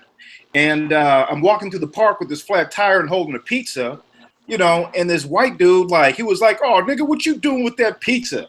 Oh, look at him like, what? Out the blue. I'm like, what? Yo, yeah, what you doing? Wow, what you doing with the that pizza? was all the man with white boys in that bowl. Man, so I go, man, go climb back in the fucking bushes before I beat your ass. And he goes, nigga, you ain't gonna do shit. Nigga, you ain't gonna do shit. And I'm like, what? I got my bike and my pizza, right? Now I keep a gun on me. I had my gun on me, and I said, okay, you ain't gonna get away with this. I'm gonna be right back. So I went down to meet my boy, dropped off my bike and the pizza, and I walked back up there. And I go up to him, and I was like, now, what was all that shit you was talking about? And he's just wolfing. Oh, nigga, you ain't gonna do shit. What you gonna do? You ain't gonna do nothing about it. And I'm like, you know what? I'm thinking like, I don't want to do nothing about it. I don't want to fight. But I'm like, he ain't gonna get away with this shit. So this is what I told him. This is what I told him. I said, oh, you think you're a tough guy, huh? I said, guess what? I like fucking motherfuckers up. And guess what? It's Saturday. I don't got shit to do till Monday. And you look damn near homeless. Shit. So guess what? I'm going to stand next to you all night. And you're going to keep running them fucking gums. And then when you do, when everybody's going to just being you, I'm going to fuck you up. I said, and guess what? And that didn't even check him. That didn't get him there. I said, and guess what? And he started rolling up this joint like he wouldn't even sweat me, right? And I slapped that weed out his hand. And I go, and guess what? I don't just fuck people up neither. I put them in the hospital. You're gonna leave here in an ambulance. You're gonna be racking up hella ambulance bills. You're gonna be in the hospital racking up bills. I'm gonna disfigure you. Watch. And I even look in my eyes. You can see I was serious. Best term ever. I'm gonna see you to the hospital where you be counting tiles on the ceiling. Yeah, exactly. What do you want me to do? He called like he didn't have a way out. He goes, well, what do you want me to do? What you want me to do? So I used to coach basketball, like, I was a college basketball coach. I go, you give me some push-ups. Give me 50 push-ups right now. Give me 50 push-ups. I pulled out my phone. I recorded. I said, give me 50 push-ups, bitch. That's the best bait. That's the best baited fight I've ever heard in my life. God. That's a baited fight. Yo, man, I'm drunk. I'm gonna call it a night, man. All right, man. What you drinking, man? All right, bro. What you drinking tonight, man? I'm drinking too damn much. I'm gonna tell you what. Sorry, but y'all had me going, man. I'm gonna tell you what. We didn't even do that was drinking game, man. Nobody got about to say he didn't mention that dude. Currently, I'm drinking Ciroc. Ciroc. Okay. See, I'm gonna tell you what. I got a story that beats everybody. I was on World Star. You got World Star. I was on World Star and didn't even know it. Really? Okay. And it was like you might have seen it. It was because it was on World Star Facebook. This guy who was arguing with his girlfriend because once again that beta male shit because he couldn't fix a flat tire. She's 8 months pregnant. Google this shit. One of my partners come up there and ask him, what's going on? Why are you in the middle of the street? Y'all arguing. He got a dog in his hand. Oh, fuck you. I'm like, I get there. He said he needs backup. I get there. I'm in between him and my partner. Like, yo, what's wrong? Fuck you. I mean, we can help you get this fucking shit out the middle of the road. So he elbows the cop, and we like, nah, you going to jail. So we take him down. So I take him down, and I put him in a Kimura. If you're familiar with the UFC or Brazilian Jiu-Jitsu. Yeah. And dude talking about, yo, I'm going to bite you. I said, if you bite me, I'm going to break your fucking arm right now. And then what makes it worse, his pregnant girlfriend starts swinging on the other officers. God damn. What was he on? She trying to give her baby a record.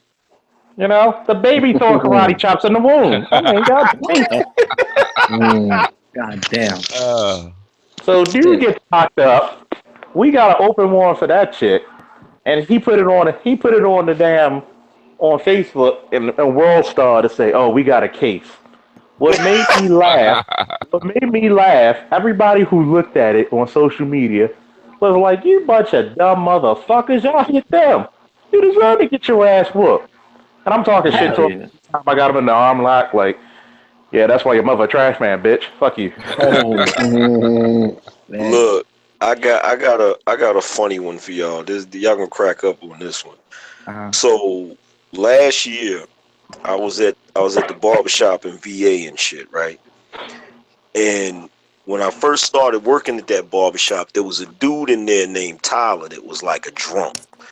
Like, this nigga would drink so much that they had to get to the point where they wouldn't let him work if he was drunk and shit, because he'd be in there fucking people's haircuts up and shit.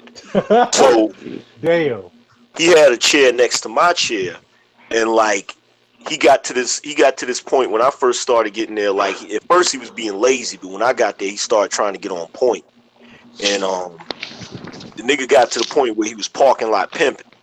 Like, he already had like clientele, but he would go out and try to meet motherfuckers that was walk-ins.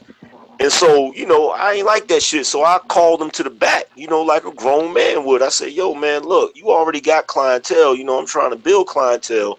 You know what I'm saying? You got to chill on that parking lot pimping shit, right? So he's like, oh, okay. You know, ain't no problem, Valdez. We ain't got no problems. You know, he one of them type of dudes, right? Oh, yeah.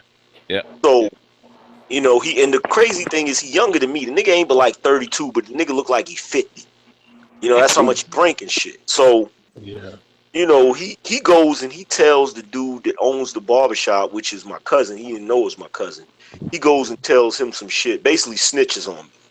And so my cousin comes and he's like, hey man, you know, Tyler feel like you trying to put him under pressure, man. He feel threatened and shit.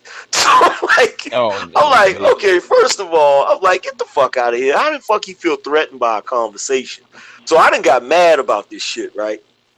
So I said, man, ain't nobody thinking about that nigga, right? So it just got to the point where the nigga was talking shit behind my back, and it was getting to me because everybody kept coming and telling me the shit. Yeah. So I'm sitting back peeping this nigga, and I figured out like he's a real bum ass type nigga. Like he stayed in his pop's basement and shit, and just, you know, real loser type nigga. So what he would do after work every day, across the street there was this convenience store.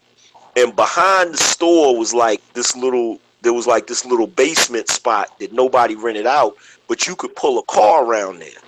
So what this nigga would do is he would go to the store and he would buy a beer, and he would go around the back and he would drink his beer till he got drunk, and he had like his little phone, so he'd go back there and listen to like Jaheim and Keith Sweat. You know, one of them type of drunks that just get drunk and start crying and shit, right? So I told a couple of other guys at the barbershop, I was like, yo, man, I'm tired of this nigga Tyler talking shit about me. Now, this is last year, right? So I'm like, yo, I'm tired of this nigga Tyler talking shit about me. You know what I'm going to do? I'm going to let that nigga go back there behind the store, and I'm going to walk over there with that nigga over there. I'm going to knock him the fuck out. Like, right? So the other barbers, they was like, nah, man, don't do that shit, man. He ain't even worth it. You know how niggas try to talk you out and shit. Yeah. So he was like, one of the barbers, like the head barber, he's like, nah, man, because if you do that shit, he gonna call the cops on you. He one of them niggas. You know what I'm saying? He gonna snitch on you. So I was at my sister's house, and a couple of my homeboys over there. So I showed the niggas a picture of him. I said, y'all know this nigga? I'm telling them about the situation. And like, yeah, man, we know that nigga, that drunk ass nigga. So it's like, I was like, yeah, man, I want to knock him out, but everybody keep telling me he gonna get me locked up. And so my homeboy, he was like, he looked at the picture, he looked at me, he said, fuck it, go ahead and knock him out. If he lock you up, we'll go over there and knock his ass out again, right?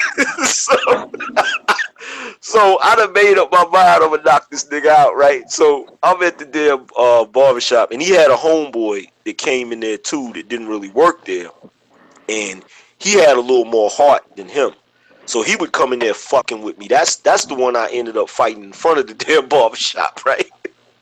God damn, I'm too old for that type of dumb shit. But anyway, I was just thinking that shit. I was like, man, you too old to be plotting to knock motherfuckers out, man. It's in him. Yeah, like that's your that's like in him, man. It'll never stop. It's in him.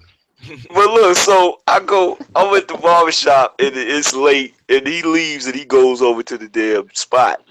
And so I'm the only one at the barbershop. So I lock up. I said, yeah, I'm going to go around the other way. So I walked around the other way and shit. And it was hard to see the nigga because he real dark skinned and shit. And it was dark back there, right? So I heard the fucking music playing and shit. I said, yeah, he back here, right? So I rolled up on him. I saw him, right? He was sitting on the little, like, it's like little bricks back there and shit that's like, kind of like a little wall. And he be sitting on the shit. So I ran up on the nigga real quick, right? And I grabbed him. As soon as I grabbed him, he's like, Valdez, I swear to God, man, don't knock me out, man. Don't knock. It's like somebody already snitched on me, right? So I told him, I said, I tell you what, I said, I swear to God, Tyler, if I find out your motherfucking ass been talking shit about me, I swear to God, I'm gonna come back here, I'm gonna fucking kill you, right? So, God dang. So look. So I guess he didn't tell nobody about the shit, right?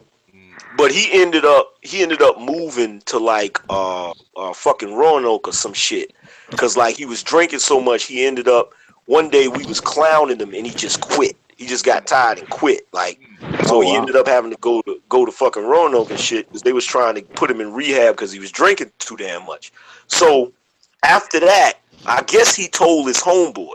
So his homeboy was always coming in the barbershop trying to, like, you know, pick with me, try to egg a fight on with me and shit. And I'm going to tell you right now, y'all right. I am too old for that shit. I ignored it for like a long fucking time. How long was that, man? Well, a week. About 3 days. About a day, 2 about a week. About a week. A week. Okay. About a week. All right. Because like the first day shows maturity. Like I was cutting. Look, I was cutting somebody's hair, right?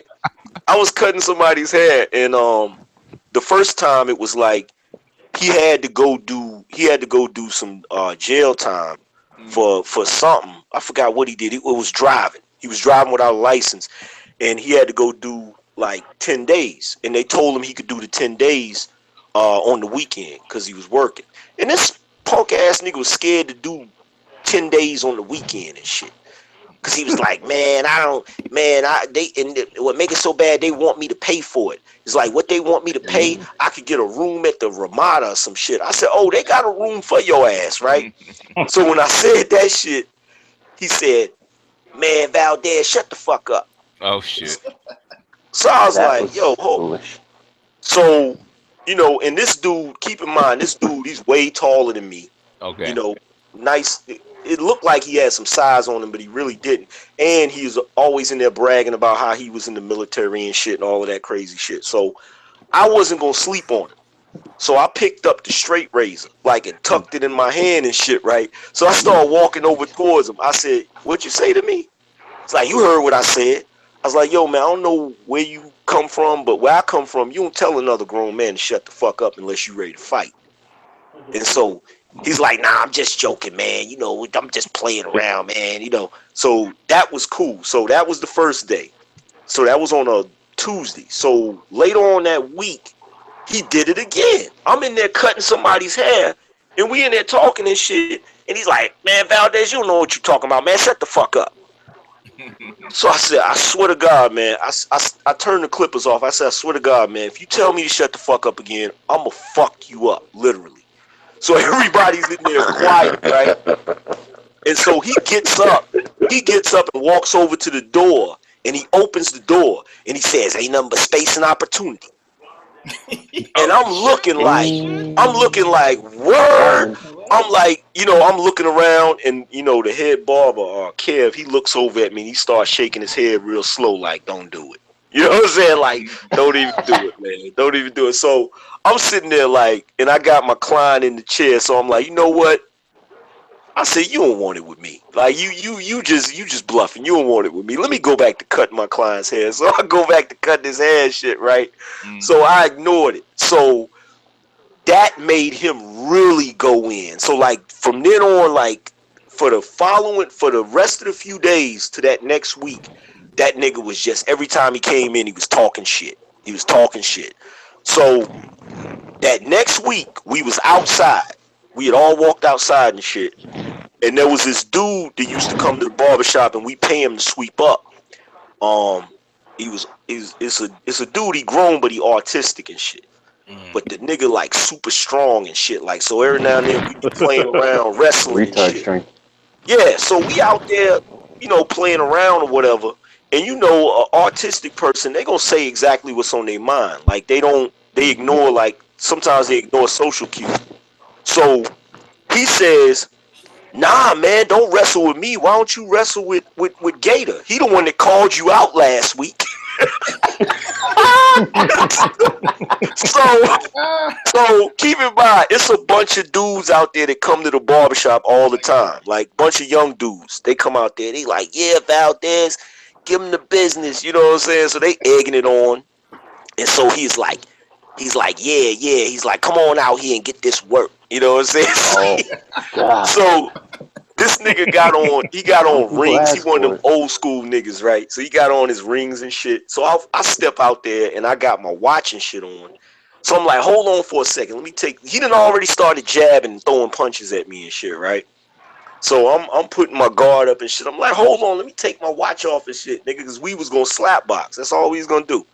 So I took my watch off, handed it to my man, and so he comes out, he starts jabbing like hell, and I can look in this dude's face and tell he ain't playing. Like this dude is really gonna try to kick my ass. So He starts throwing jabs, and he's like damn near connecting, like he's really close to my face. But I had told the nigga, look, I used to box, like don't play no games with me.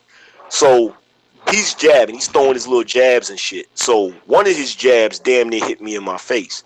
So like a fucking reflex action, I kind of sidestepped, and you know how somebody throw a jab and you throw that cross over top of the jab? Because I'm sitting there looking at him, and I'm like, yo, this nigga can't box. So he throws out that jab. I sidestepped that shit and hit him with that fucking right cross.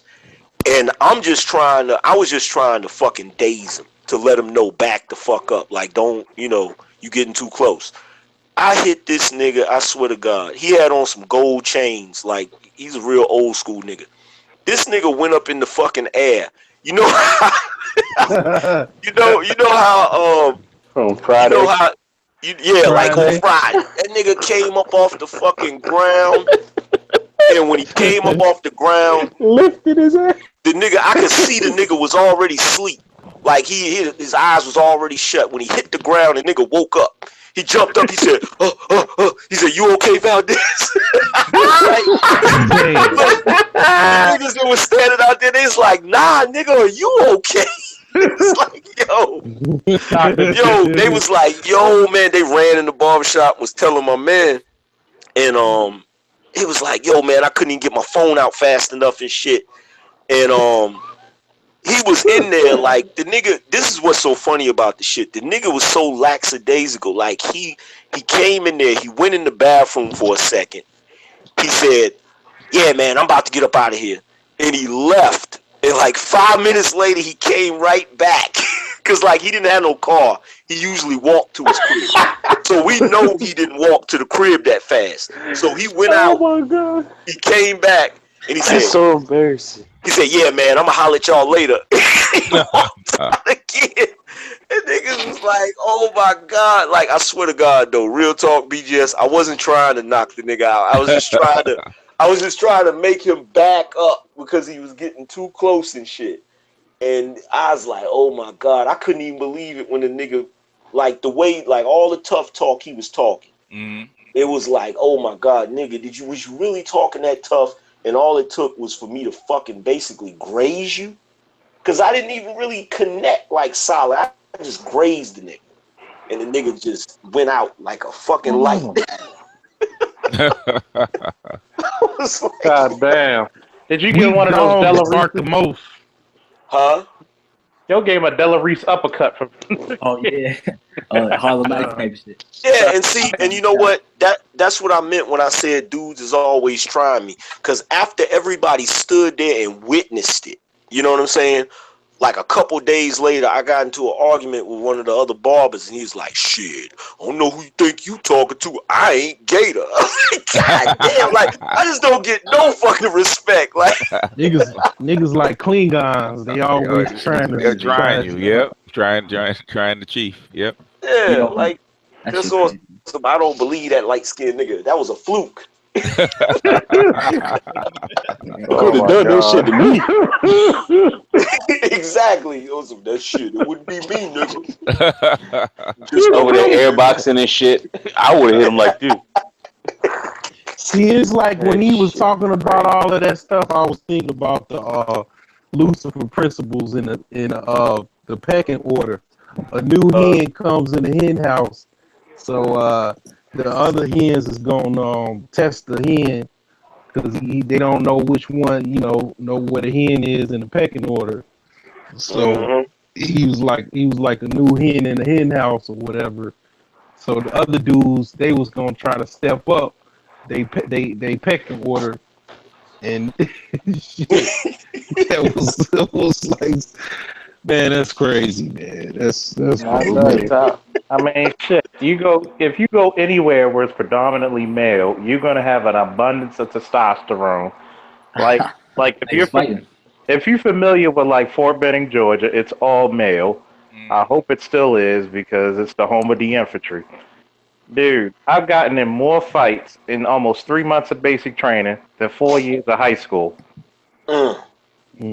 Because it was just testosterone. Yeah. And it was funny because I remember it was this one dude first. I swear to God, it's been 17 years. This motherfucker made me not like anybody from Tennessee. Swear to God. Say you from Tennessee, I will leave the fucking room. Fuck you. Because of this motherfucker. He was this big, and I wasn't that big. I was like, let me see, I wrestled that year 170, so I probably gained 5 or 10 extra pounds, 180 basically. He was about 230, arms looked like fucking telephone poles, and about 6'3". And I'm looking at him like, you treat basic training like jail. You just want to do your time and get the fuck out. So it was like constant tension between him and I. And it was like, yo, the drill sergeant didn't know. All the drill sergeants noticed it. They were like, y'all two want to fight? I'm like, I told him, like, look, I don't care what I got to do. I just want to do my time and get the hell out. And he's like, yeah, try to bulk up for everybody. So nobody made a move. I swear to God, the greatest way to find me fighting, man, I ran 12 fucking miles that morning. I was already pissed because you made a nigga run 12 miles. You ain't leaving me out there to fucking force. Fuck. Rightfully so. And so next thing you know, I catch this motherfucker in my wall locker stealing my shit. Oh, shit. That's ass whooping time. So next thing you know, I push him. He pushed me. So he hits me with a right. And you know how shit just slows down? Yeah. And I smiled at him and told him, you hit like a bitch. So I rocked him with my right. So the next thing he did was he made a fatal mistake. You never run towards a wrestler in a fight. Yep. I wrestled 2 years in high school. Next thing you know, he got belly-to-belly suplex into the wall lockers next to him. It looked like a UFC fight because I started grounding and pounding him, beating him like a fucking Cherokee drum. And then the next thing you know, his homeboy claimed he was trying to break it up. And he's holding me down, and he's holding my left arm. So in wrestling, we got called like a grapevine where you wrap your legs around somebody so they can't move. So I'm smart. I'm like, nah, I'm going to wrap my weight around this motherfucker so he can't get back. And I was like, bitch, I'm right-handed anyway while he hold my left arm. So I'm still beating him. My man Hunt, he's from Oklahoma. I mean, he's like white as snow, but he loves trap music, which was funny to me. Which was always fascinating to me. He holds me down. So by the time the fight ends, because he didn't even hit me, you have like one motherfucker on both my legs and one motherfucker on both my arms. Same thing for him. This motherfucker tells me I'm gonna spit on you, and I wear a size 12 combat boot. I said, go ahead and spit on me. So I kicked this motherfucker on his head and gave him a gash on his fucking head. I said, here, take this with you, bitch. Yo, I'm like that too. Like I get superhuman strength when I'm fighting. So like a lot of times cats can't break up a fight with me. Like it'll be like big niggas trying to get me off of a nigga. Yeah, and what made the story even funnier, right? Was like my father drove from Baltimore to basically Columbus, Georgia, where the base was. Mm-hmm. Father's a Vietnam vet with the Marine Corps, so he's talking to the first sergeant. He's like, "Yeah, I remember when I used to be down here," and he was like, "Yeah. So what's your name, by the way, sir?" He's like, "My name's Charles Faulkner, Sr." He was like, "Faulkner," and then my father had that look like, "What did he do now?" He was like, "This son the craziest motherfucker I've ever met. He take the biggest motherfucker in the company, tie him in knots, and beat his ass." And then when we graduated basic training, my first sergeant talked to my father, and my father was like, "Come here, boy." I was like, "What did I do? I didn't do shit." He was like, "Did you?" So the drill sergeant came over. He was like, "Yeah." He was like, I won a lot of money from your son. Come to find out, the drill sergeants knew we were going to fight. So they all bet like $200. All the drill sergeants betted on him, on the other guy, and he was the only one who bet $200 on me. So he made the equivalent of $3,000 off my ass in the fight. Yeah. I was like, "Hey, you can't give me a cut?" Shit. That's some you crazy know what? shit. My pops was never like my pops is a Brooklyn dude. He was never no street dude, but he was like a military dude. Like I was born on military base in Las Vegas, and this dude, like, I'll never forget it. When I was a kid, if I got into a fight, he would ask me if I won. Like, if I won a fight, I never got in trouble. That's just crazy about it. Like, so when I was in school, I didn't give a shit. Like, I was never like afraid of getting suspended or no shit like that. So, like, I would set it. Like, it's just straight up and down set it. And like, yo, you was right, BGS. It's just in me. I can't help it. You know what I'm saying? Because like, look. I read voices very well. I'm very intuitive like that. I'm an analyst. From the first time I heard you talk, I said Valdez ain't telling half of the shit that he did. Yeah, man. Valdez ain't telling half of the shit that he did, man. I'm still not. I know. Like Rom still can't figure out how I knew that he changes his look according to the type of woman he's chasing. Rom still can't figure it out. That's when Rom started calling me master teacher. He said, I said, how the fuck did you know? I said, I'm an analyst, man. I know. But look, like come to homeboy, I'd be like, yo, I don't want it with this dude. This dude's gonna cut my throat. I'm cool. Yeah, I used to look like nobody. I can tell about Valdez, man. Valdez like to fight for fun. So I said he's that kind of brother. So he don't just like to fight, he like to end you. He like to fight straight. That's how he gets down. The way that you I ain't had no fights when I was in the Navy. And I was only in for a year, but shit, that's a whole nother story. But man, I used to go in the barracks, and it was still ship. I was on USS Kitty Hawk, and before I left the barracks and went outside to like go to the bathroom or go somewhere else, I would just hit the bulkhead hard as hell, just pow. And that was my way of just showing everybody do not fuck with me. I'm crazy. Nah, you know what I used to do? That's how I started off my school year.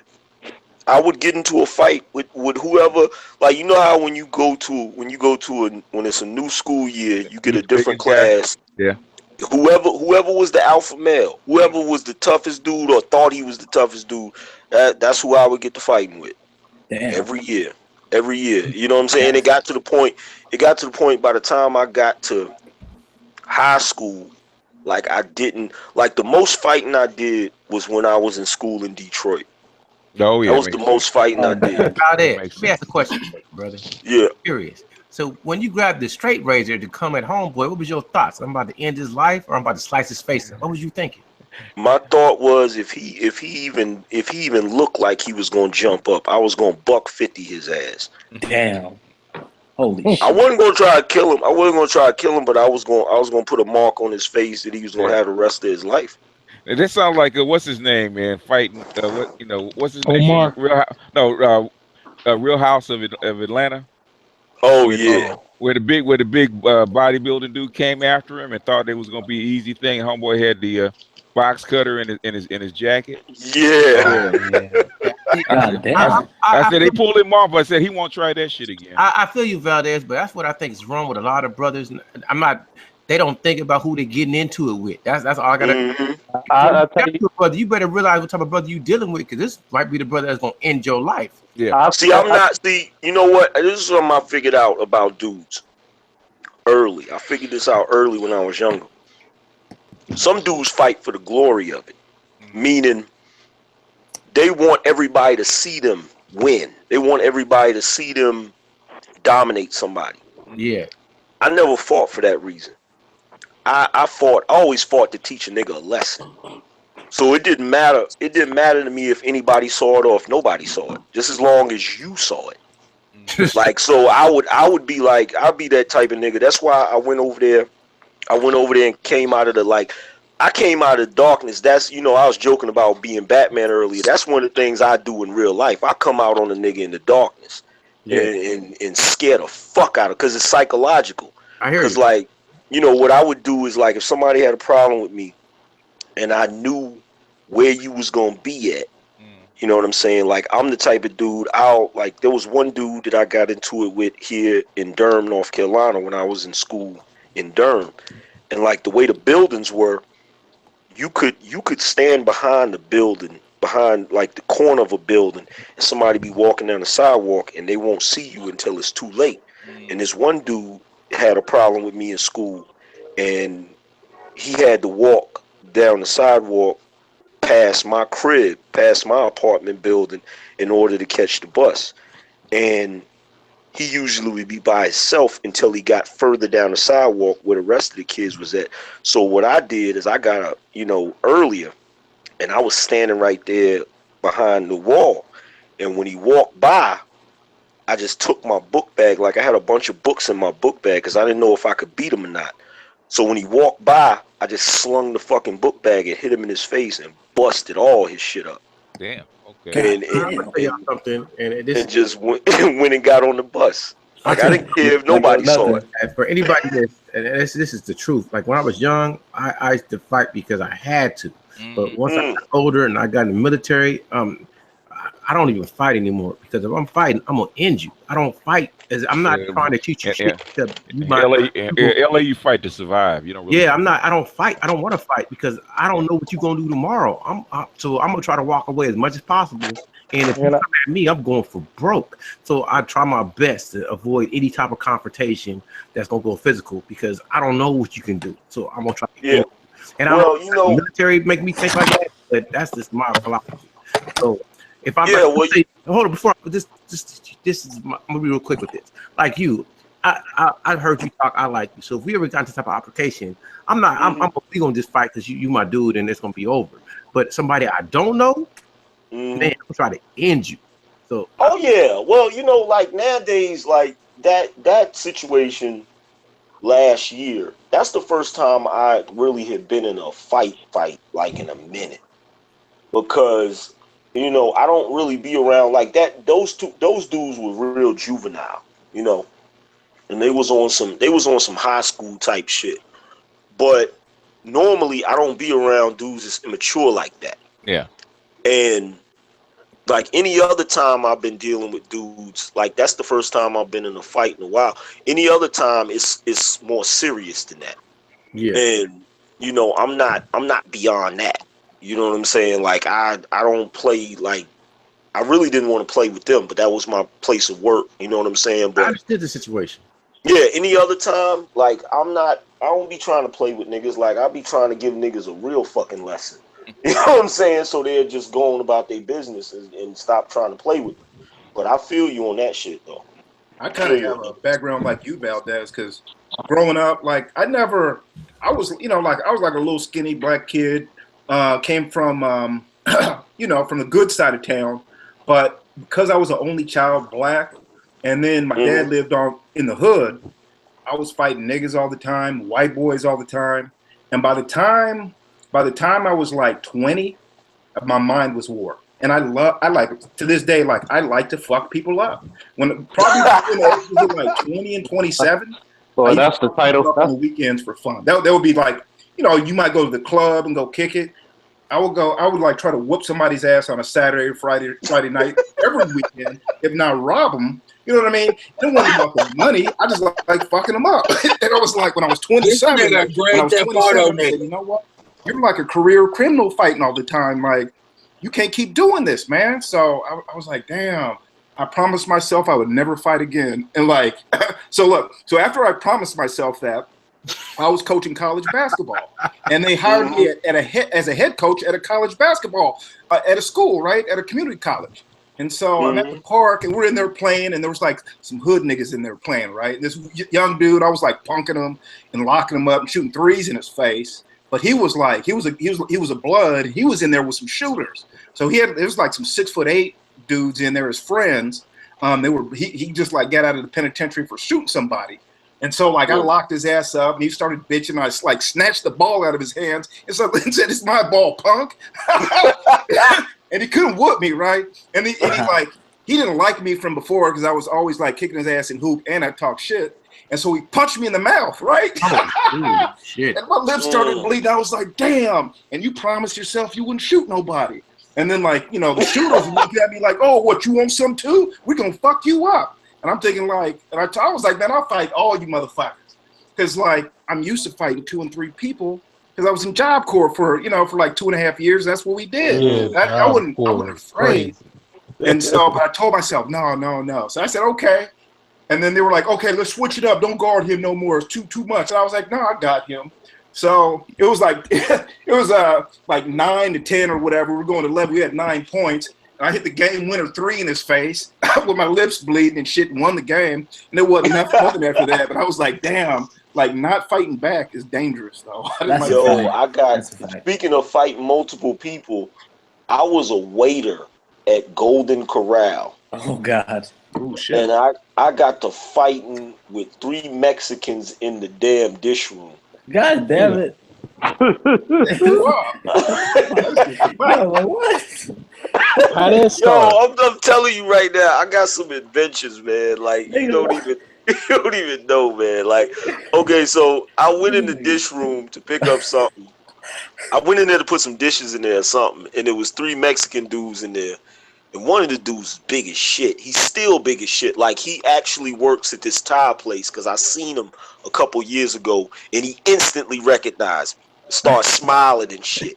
And, we cool now, but he was saying, he was talking shit about me in Spanish. And I'm not fluent, but I understand enough Spanish to where you're not going to talk about me. So he was running his mouth and shit, right? So I turned around. I was like, what the fuck you just say?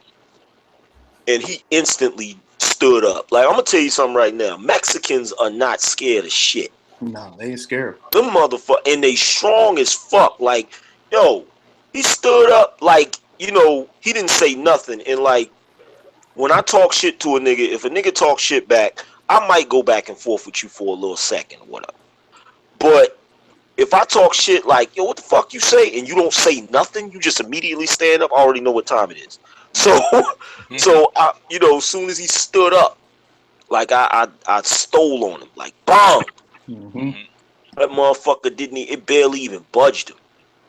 And he went to swing, but I went to, when a nigga try to swing on me, I try to scoop a nigga. So I tried to scoop him and shit. Man, I couldn't budge that nigga. So I'm trying to pick this nigga up, and the whole time I'm trying to pick him up, his other 2 Mexican buddies that were smaller, they're punching me in my back and shit. Just like trying to beat me up and shit. And so he starts hitting me on my back, kind of like Craig was doing, like Debo was doing to Craig. Like, he starts hitting me on my back and shit, right? So he's hitting me on my back, and I got one arm, I got my left arm around his waist, and I'm hitting him in his kidney with my other damn arm and shit, right? So the whole time we in there scuffling, we moving around at the same time.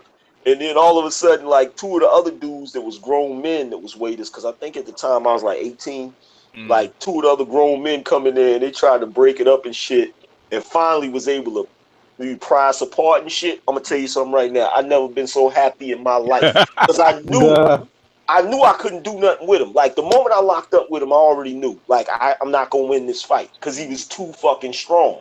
Like, that dude was like strong as a goddamn mule, man. Like, I don't even know how the fuck he got that strong. But yeah, like, I got so many fucking. Damn. He's like that, man. That's just him. Like, I got caught. I got caught at that same fucking Golden Corral. I got caught out there after hours, after everything had closed up. I think I know the Golden Corral you're talking about too. The one on Capitol. You said Capitol Boulevard? The one that used to be Golden Corral, now it's a Chinese buffet. That one. Oh, that's over there by Spring. It's either Spring Forest Road or Millbrook Road. You know how it has the main parking lot, and then it has that parking lot that's further back? Yep. I was in the parking lot further back with this chick that worked there as a waitress. She was like a fucking Middle Eastern chick. And everybody was telling me that her father was overprotective and shit, right? But I ain't care. I ain't give a fuck about that. Another dude was telling me, yo, man, telling you, if you have some drinks with it, it's on and popping. So, one night I had some drinks with it and shit. We in the back parking lot smashing and shit, right? So I see a car parked in front of the fucking Golden Corral, right? With the lights on. And I'm like, who the fuck is that? She looks up. She's like, oh my God, that's my father. Oh, shit. So I jump out the car and shit, right? She pulls the fuck off and leaves me there. Oh, God damn. Yeah, So if you like, got oh shit. game, So yeah, say go what? ahead. So I If you got dived. game, you could mess with. To me, a dude that got game, you can mess with a chick that's Arabian or Indian Oh yeah. Oh because yeah. you Oh yeah. dealing with a different dynamic. I mean, Oh yeah. And she was bad too. But look, I dove in the bushes, right? He pulls up on the bushes. Like I'm laying in the bushes. He pulls up there, lights on and everything. I heard the car door open. I said, oh shit. So I cut through the bushes and I went down to the other street, which was Spring Forest. So I took off I had a white t-shirt on. I took off my white t-shirt and had on my wife beater. And I was just walking. I threw the shirt over my shoulder like I had been walking a long time. So when he finally came around and pulled, because he never saw my face, he comes around on that street and he's riding slow. And he slows up where I'm at. And I turn around and look at him like, what the fuck you want? Acting like I don't know what's going on and shit. So he peels the fuck off and shit, right? Yo, I never seen that chick again. I don't know what he did to her, but like she never came back to work. I never seen her again. Like I was like, yo, I wonder what the fuck. honor killing. He put the hand of Allah on her, man. I don't know what he did. He sent her somewhere, yo. But yo, man, they don't care about the law. They will use corporal punishment on their females. And they females will look right at them and be like, good, get that bitch. Man, shit, man, A-Rap That's shit, how they are, that shit man. crazy. You know the caste system. You see people up for honor killings. People don't understand history. Like you think white people put you in a caste. Fucking Arabs and Indians have an old caste system for your black ass. Hell yeah, man! They invaded Africa with that shit, man. They almost destroyed the country. They tried to destroy Ethiopia and shit, and Kenya and all those places. Right, They man. raped a bunch of women for no I reason know up about there. the Axum Empire. Yeah, why man. is there so much war in the Middle East? Them Arabs don't be taking that shit. That's why this shit so much friction. Man, they control half of Africa. How you think half of Africa is Muslim? They'll really blow their ass up. Hey Edward, that's why I like it here so much. Like there isn't a corner of this area that I don't have some sort of adventure. Oh yeah, like for instance, that Gold Corral you talking about? Like there's a call center there with the company I used to work with, and people used to get shot in that call center all the time. It's the worst. It's the most latest call. It's Green Shot Road. in the call. Yeah, Green Road. It's the most latest call center in the area. ACS. I used to work there too. I used to work there too. ACS. Yeah, I worked there. I worked there right as it got turned into Xerox. So and then I started getting promoted. So, man, I was there before that.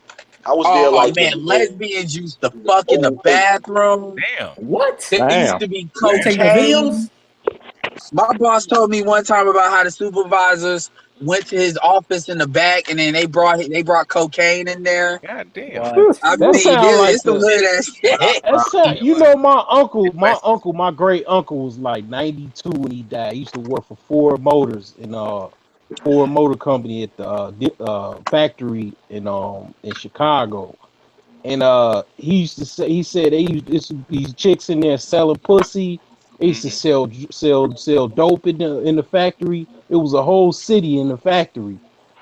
I mean, because that was a good job. Nobody was gonna leave. You know what? Shit. The cost.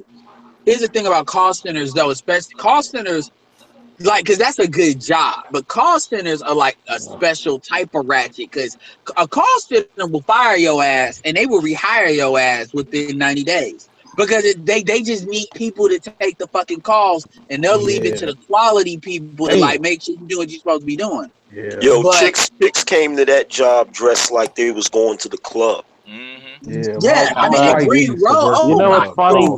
You know what's real funny? One of the biggest places in the United States you'll find large prostitution, the military. Military. I can say that, man. Well, you go on deployment. Especially when you in deployment, man, chicks were making bank selling pussy over in Iraq. Yeah, that's what I heard, man. I heard that. I mean, it was rampant. I mean, you think about it. Chicks coming back pregnant back to their husbands. Bitch, you been gone for like 12 months. Oh, hey, looks like I'm joining the military. You know, it's funny. I picked up a white woman that just came from Afghanistan. And she looked like one of them chicks that might do that too. She Some had of the that most look. turned out chicks, man, is chicks in the military. I was surprised. fucking in boot camp. I mean, I was like angry man. I ain't give a fuck. Man, nobody told me that shit. I'm fucking. Bro, I'm Shit. surprised I'm surprised my pops didn't put me in the military. The amount of shit I was getting into, like I'm honestly surprised he didn't put my ass in the military. You would have stole on an officer. Yeah. I think Angry Man would have liked it. He would have been fucking dudes in boot camp with him. He got ejected. You got a lot of dudes that come to the military and they not ready for it, and they be crying in boot camp. That'd be the most funniest shit, dude. Oh yeah, they cry, dudes, man. Because it wasn't like, man, the military was manly, so yeah. They'd be like, you motherfucking faggot, oh, you bitch ass, you crazy, dude, you take it. Yeah. Yeah, but you know what makes we have black parents. They're stated that's Right. somehow fucking black. That's somehow men's fault that women are doing that shit. Like I had this one chick in the chat, and not the chat, but the comment section, and even Ron Wills had to get into this because this chick was straight lying because she was saying, "Oh, all of you all worship." Because I was talking about Amber Rose, right? You know how I do going in. Oh, she's a slut, she's a whore, and black women that follow her are stupid, right? And she was like, "Well, you all follow pimp culture," and I'm like, "Black men don't be following pimp culture like that. That's not true." No, we don't follow it like that. We read books and shit. Don't mean just because we try to understand something, don't mean we adhere to Yes, it. exactly. I said you cannot. That's a false equivalency. The way, and I know all black women don't go with Amber Rose, but that's a false equivalency. The amount of black women that role model after Amber Rose versus guys that role model after like a pimp. And she said, "What? Black men model themselves after pimps? That's bullshit." Exactly. When I was 13 years old, we was trying to get money out of women at 12 and 13 years old because we didn't have shit. They still do. Damn. Well, basically, I didn't even say, but she said that BGS is always talking about pimp culture. She said Rom came in after we were going at it, and he put his comments about, hey, he was like, young ladies, look, I got the game from women. He said, I thought like pimp, like a small percentage of our picks, a handful of like pimps. He talked about he count as one hand, but he got his game from women. But she didn't understand it, and now that I'm thinking about it, because I was going in on her ass, is I think she was confusing pimps and players, because pimps are not players, just like hoes are not prostitutes. A hoe is a chick that just is slutty about how she has sex. A prostitute is somebody that actually takes money for sex. Yeah. Okay. And she didn't now realize now she didn't get it, but she was just that false equivalency bullshit. I hate when women do that. Them chicks ain't been nowhere, man. They just pretend. Because of the internet, a lot of chicks. I can't say she was trying to insinuate that women are whores because men make them do it through pimp. Nah. You got chicks because of the internet. You got chicks because of the internet. They don't even need pimps no more. Yeah, most women don't even understand pimps. They independent. Play women. Pimps are the most. Well, that's the thing. Well, that's the thing with Michael. Like what Michael was talking about with the cam girls. You got to understand these chicks. Most of these cam girls are not fucking on camera. You don't even have to fuck on camera no more. Like you can get on Connect Pal and twerk and just have enough followers, and dudes will pay $20 a month to do that. Oh, that's like the chick. Hey Edward, that's like the chick that Because I'm a digital marketer, I study everything. I don't give a fuck. Look, just like how the same way I knew David D'Angelo that's a pen name in the PUA industry, and he's really an internet marketer. The PUA industry is just one niche he deals with. It's the same way. I study the model. Oh, that's like the chick. That's like the chick that Jap did that interview with. That she be on camera twerking or whatever, and dudes be giving her donations. Yeah. They watched her sleep one time. Yeah. She just had like a live stream going where she was sleeping, and niggas was just watching her sleep. Yeah. Well, look how many niggas gave BGS money. You think you ain't got some simps giving money for showing ass? I'm just talking about the concept. It was hilarious. With a twat. You know, dudes. No, I get it, but yeah, it's the same principle. Well, not really. If you look at it, the thing is, there's a very good book called The Long Tail. They talked when Amazon was actually first getting started. They called it The Long Tail, where the internet. Oh shit! You're making me depressed now. You have a long. Basically, you have a global market, right? So the percentage of people you actually need is very small to actually make money. So if you have a cam girl, her market is global. She could have clients all over the world. You need such a small fraction of those people to actually like you to make a whole lot of money. That's how Instagram is so popular. Go ahead. Yep, you know I'm contractually obligated to mention Jason Black every hangout. Jason Black was talking about how, cabinet, man. But seriously, Jason Black was talking about how white women are so much. Because one thing about Jason Black that he'll say that even black women are game goofy. Even chicks that want to be like Amber Rose and shit. So he was talking about how white women and European women have the game sold up. When it comes to like the cam girl shit versus black women don't really know how to really extract money out of it like that. Yeah. Because all they just know how to do is shake their ass and get attention, and they want the attention, they don't want the money. Versus white women know to go for the fucking money. It's more white high price hoes than there are black chick that is in the high class hoe market. Yeah, because black women are arrogant as fuck, but black women want white men. Look, he said, don't you know that these crackers tried to come back over here to America and emulate what they seen those beautiful black women doing over in Africa? That white woman said the most beautiful words in my business. Fuck that. Pay me. Because the thing is, you know, all women are insecure, it just manifests in certain ways. But the reality is, situation, what it comes down to, black women are so fucking disingenuous. Black women want white men more than black men want white women. White women are just pussy. We fucking. Facts. Because a man, basically, a man is is all over the world. They have basically the same role. There's more white women than there are any women. So I could turn around and spin around my head and I point to a white chick. I mean, because there's so many of them. Yeah. Well, I mean, a lot of these things, man, please. I was just at the Waffle House just now. I saw like 3 white chicks. I saw 3 different groups with like, the hood ass white chick. Yeah. This like, she wouldn't really make it in. I mean, she wasn't fat or anything. They're actually fuckable. But it was like 3 groups with 3 dudes, and then that's what it is. They'll have a train ran on them tonight. That's like they those type of chicks. But I'm scared. I have a phobia against drunk white chicks. I can't be around drunk white women. I can't. Edward, I seen a chick like back in 2007. There was a chick that used to go to the ale house and shoot pool. She kind of looked like Angelina Jolie in the face. Mm-hmm. But she would come to the ale house and shoot pool. One day she was there. She was drunk as a motherfucker. I was like, yo, man, you need to have somebody call you a cab or something. And she's like, no, I'm okay. And I went to the bathroom. I was at the ale house right there on Wake Forest Falls of the Noose.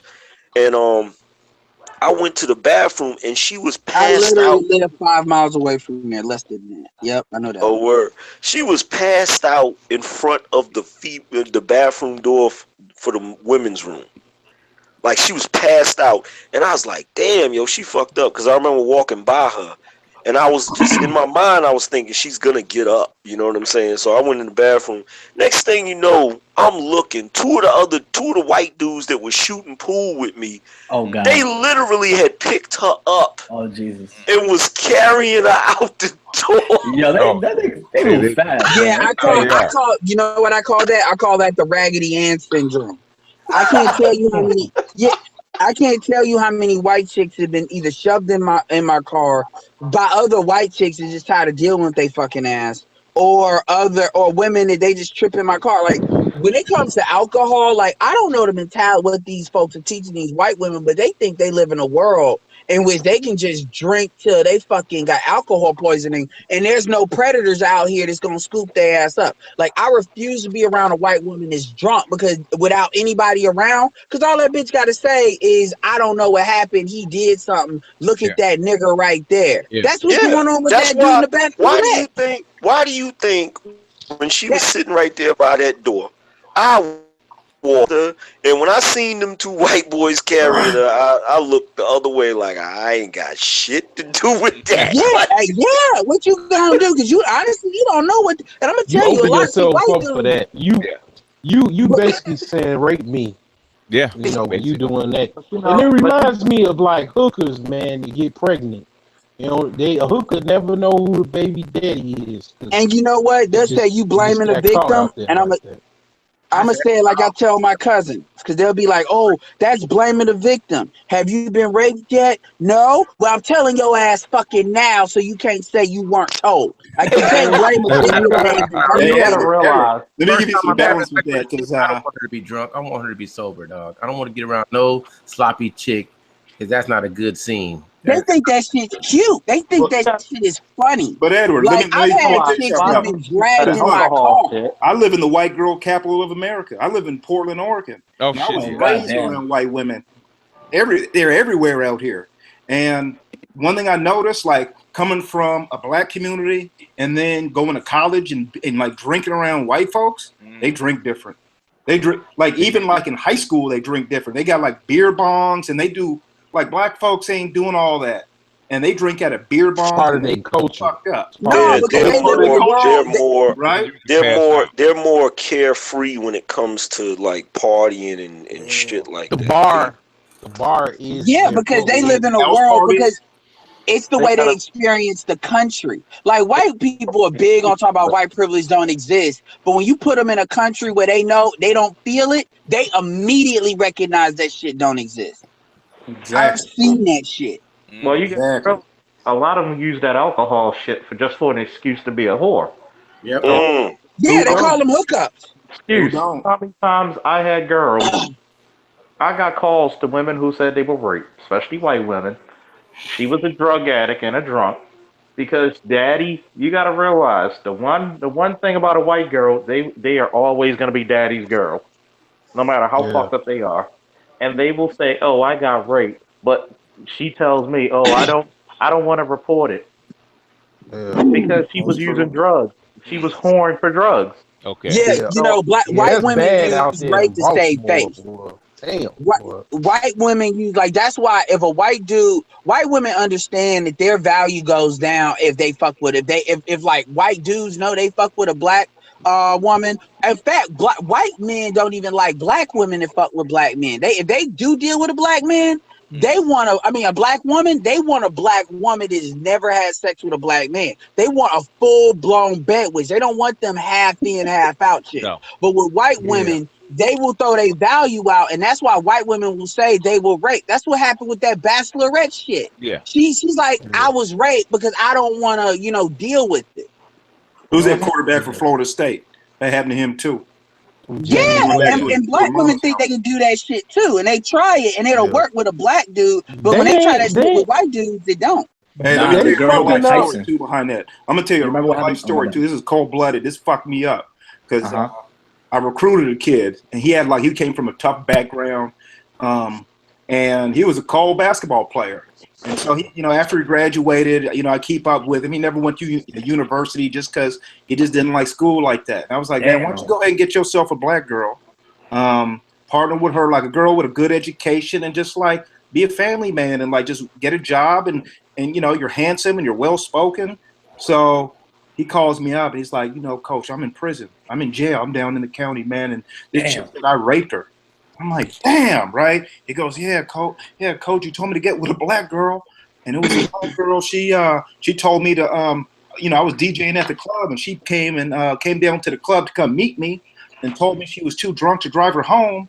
And then I drove her home, and her friend sat in the back seat. So I drove her car to her house, and then I tucked her in the bed, you know, and then we had sex, and I left. Shit. And then the next day she said I raped her. Oh shit! And I was like, oh fuck, right? And I was like, is he lying or what? So then, you know, I was going to court. I was listening to the transcripts, and I was like, this. I mean, I don't know exactly what happened, but there was no way he should have been convicted because the evidence was so damn flimsy. I'm thinking to myself, like I said, go get with a sister, and she threw his ass in prison. So, you know, it's true about white girls. I ain't trying to say that ain't true because that's definitely true. But you got to be careful too, just with any. No, you do. I mean, yeah. I heard black women calling rape.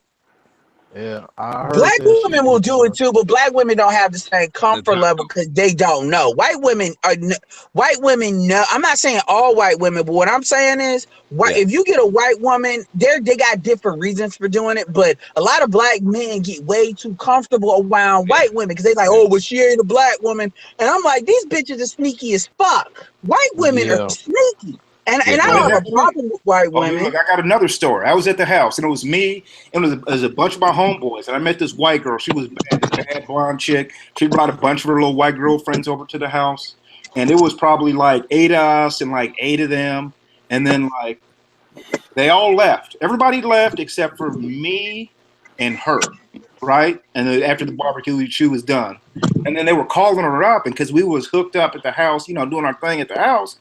Her friends were like, well, we don't know where she's at, and called the motherfucking cops.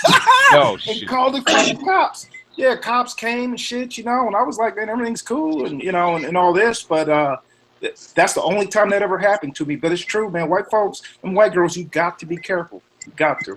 And white women won't do that to white men because white women know that the cops are going to respond differently to a white man. Yeah. Like that's why, like white men, that's what I was trying to tell SPI. You know, white men can vouch their wife head off the wall, and the worst that's gonna happen is they're gonna go to jail like Angry Man went to jail for like failure to appear. They're not gonna keep them in jail for that. That's why when you hear about these white dudes doing like really bad shit, you find that they've had like a long rap sheet record because they don't keep them in jail. White women know this, so they know when they get out of a pocket. I'm not saying white men can do anything, but white men have a much greater room in how they deal with their women and black men.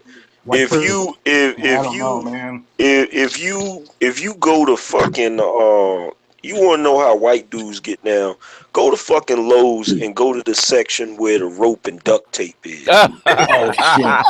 Yeah, I guarantee you that shit is damn near. I guarantee you that shit is damn near sold out. Now, which rhyme? And black women find that shit out when they fuck with these white dudes. So, and black women find that shit out. That's what they don't talk about when it comes to swirling. That white dudes see them as objects, and black women are not used to being viewed as an object.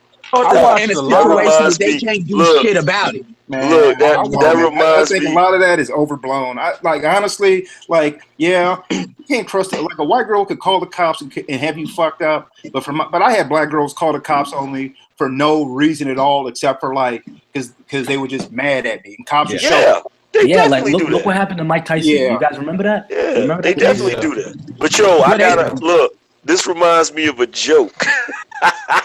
So a white guy and his wife are walking into the woods, and she's like, "Damn, it's dark out here. This is scary." He turned and looked at it. He said, "How the hell you think I feel? I gotta walk back alone." Damn.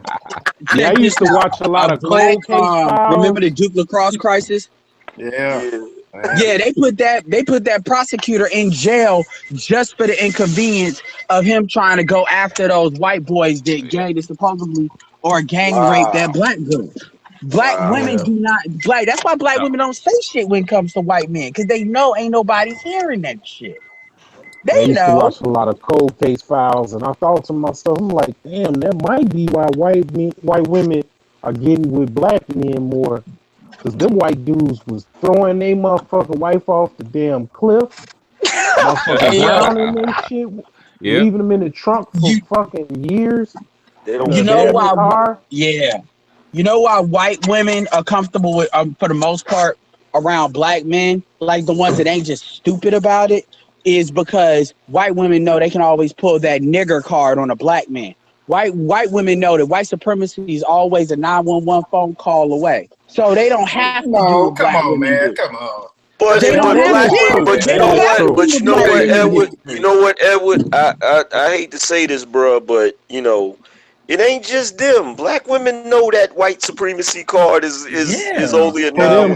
Like they do it too. This is what I'm saying. Hold on, but what I'm saying though is this: if a black woman calls the police on a black man, I'm not saying stuff won't happen, but the police will move a lot faster with white women than they will with black women. Donovan Sharp said the exact same thing. Yeah, you got a chance. Hey, you got a chance if a black woman calls. I don't care, but if you in the house and a white woman calls in, you have no chance. Oh, bro, you think I don't know my ex-wife? She's Puerto Rican but look white. She could pass for white. I went through that literally. Yeah. So I'm not saying at all that you don't got to worry about. We know how sisters are. You come on, this is me. How many times have I come in and called Joe's show and I have completely lambasted sisters?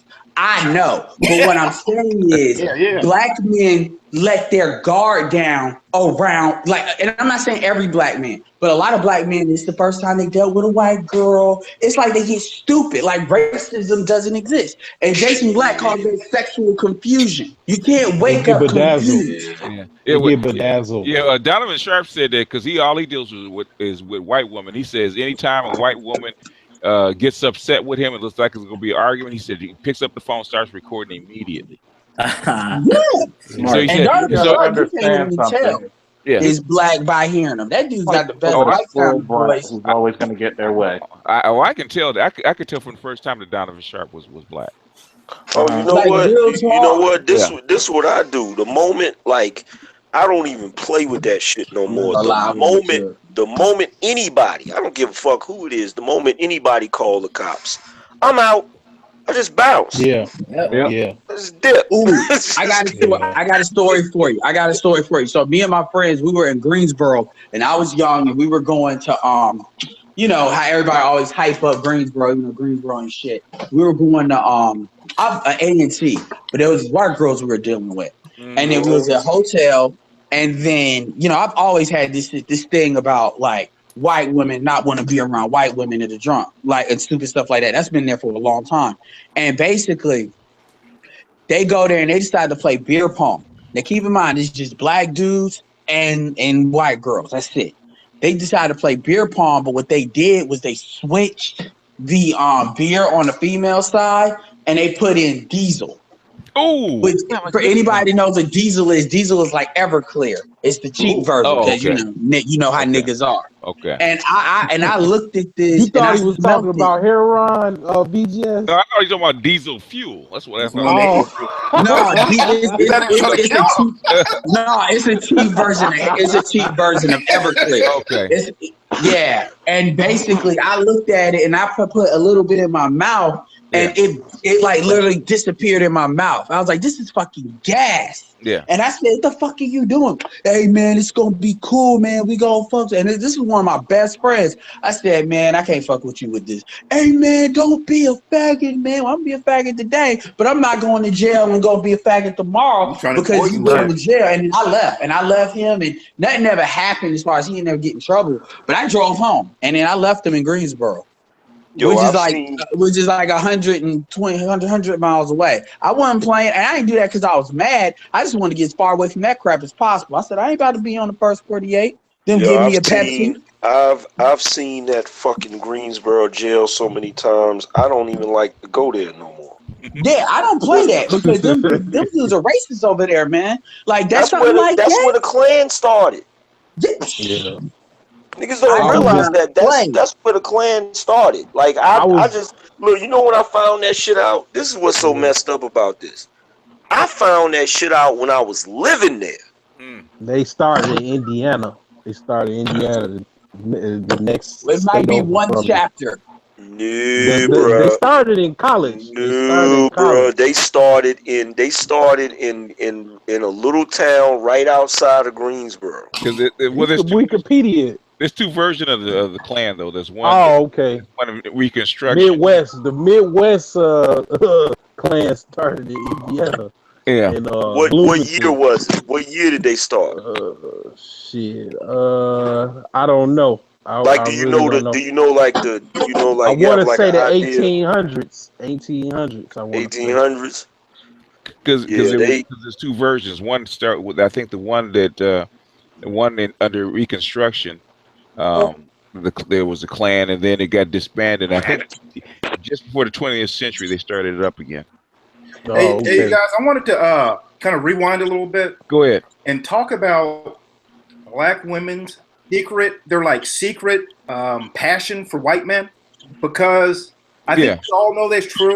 Yeah. And there's insights into that are undiscovered in that. And so, if anybody wanted to chime in on that, I'd love to hear. I talk about it all the time, man.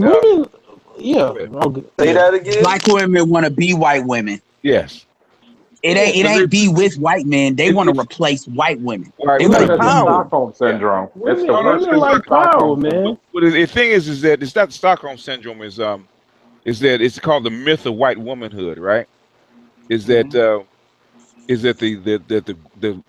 black women on the slaves, and then under Jim Crow, they're the ones that suckled the white babies. They did what Miss Ann told them to do in the household. And as we advance forward under Jim Crow and even working in the house, what does the mother who's a maid tell her daughter? Don't be like me.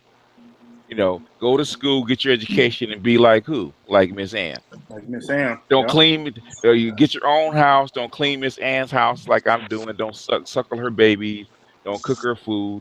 Get your education, rise up, and be like Miss Ann. So, but who does she work with? But who does Black Ann work? Where does she work? She gets her check from Mr. Charlie. Well, her natural. It doesn't matter. I mean, I'm not diffusing what you say. I'm just saying naturally she want to fuck Mr. Charlie. Well, she wants to. Charlie is paying her. If you got the weave, you got the hair, you put in blue contacts. What are you missing? To be like Miss Ann. The skin. No. You're missing the white man. Listen to missing the white man. That's how scandal. Right. That's how come Scandal is so appealing. Because they're basically doing two things. One, you're getting the white man. Two, you're displacing Miss Ann. Even though that's not reality at all, even though that's complete fantasy, and it's unfortunate because to me that's a cultural STD. And if a black woman has that, she's not fit to be appropriated with to create other black children. She's not fit. The reality is That's a lot of black women there. The reality, right? That's why you got to go overseas. The reality. Don't we all like sense that there's like a secret attraction, even if they don't admit it? Even like black women. Okay, I live in Portland. It's a lot of single black women with children who say they hate racism, but guess what? They ain't married to black men. And for example, there's a woman. She's a very prominent pro-black, anti-racist activist here. And she's like a family friend, and she'd come over and she'd say, "You better not date a white girl. If I see you with a white girl, I hate Charles Barkley. I hate white girls." Oh, come to find out, she used to date a white man back when she was in her 30s. Like she's in her 70s now. Yeah. And like they're like who's the most racially hostile? White men are number one, and I don't know if black women are necessarily hostile number two. But it's close though. It's close. You know what? I was looking through old Jet magazine articles, right? There's one that I haven't put up. It's black men. I'm gonna put it up for Dr. Jones. It's black men bringing back Japanese brides and hostility that they had from the black woman when they came back. I saw that firsthand. But you know what? I got something for you, BGS. You talk a lot about assimilation. You know what the truth is? The truth is, if they really wanted to speed up assimilation, they could do that more by doing it through the black man and the white woman than they could doing it through the white man and the black woman. The problem with that is the people that hold power, aka white men, are not gonna go for that, and black women are gonna create friction for that. But the reality is, if they really wanted to do the assimilation, it's going to work a lot better that way. Because at the end of the day, white men are not going to cohabitate with black women like that. Not in the numbers that's going to be really needed to do what's Of course not. They're too much. They're too much alike. Yeah. Black women. This is what you're not looking at, though, Edward. Is you keep looking at black and white. You forget Asian and Hispanic and whatnot. Hispanics, black men are probably getting with Latinos, which is half white and half Native American, more than anything else. Especially places like Los Angeles, as Hispanics spread out. Mexicans. Central Americans and whatnot spread out, man, you're gonna see that pairing more because it causes less friction. But at the same time, that's still one. Okay, I'll recede to that, but that's still one block. Because at the end of the day, black women are not trying to do what needs to be done in order for them to get picked up by these other races. Yeah, the top two are going to do that, but the majority are not. Edward, what is that though, Edward? Then what is it that black women would need to do to get picked up by the races? What's that look like? Black women would need to switch to a more patriarchal mindset. This is why majority of black women don't hop the fence, because they can't switch to a patriarchal mindset. They can't. They're not built that way. What's eventually going to happen, and which if they wanted to speed it up, is what they have to do is force the two groups together in the same neighborhood. Because what's the number one biggest factor in dating and marriage is proximity. I won't say it. Oh, yeah. Proximity. I mean, that's true. That'll work for the men. That won't work for the women. No, it will work for the women. Yes, it will work for the women.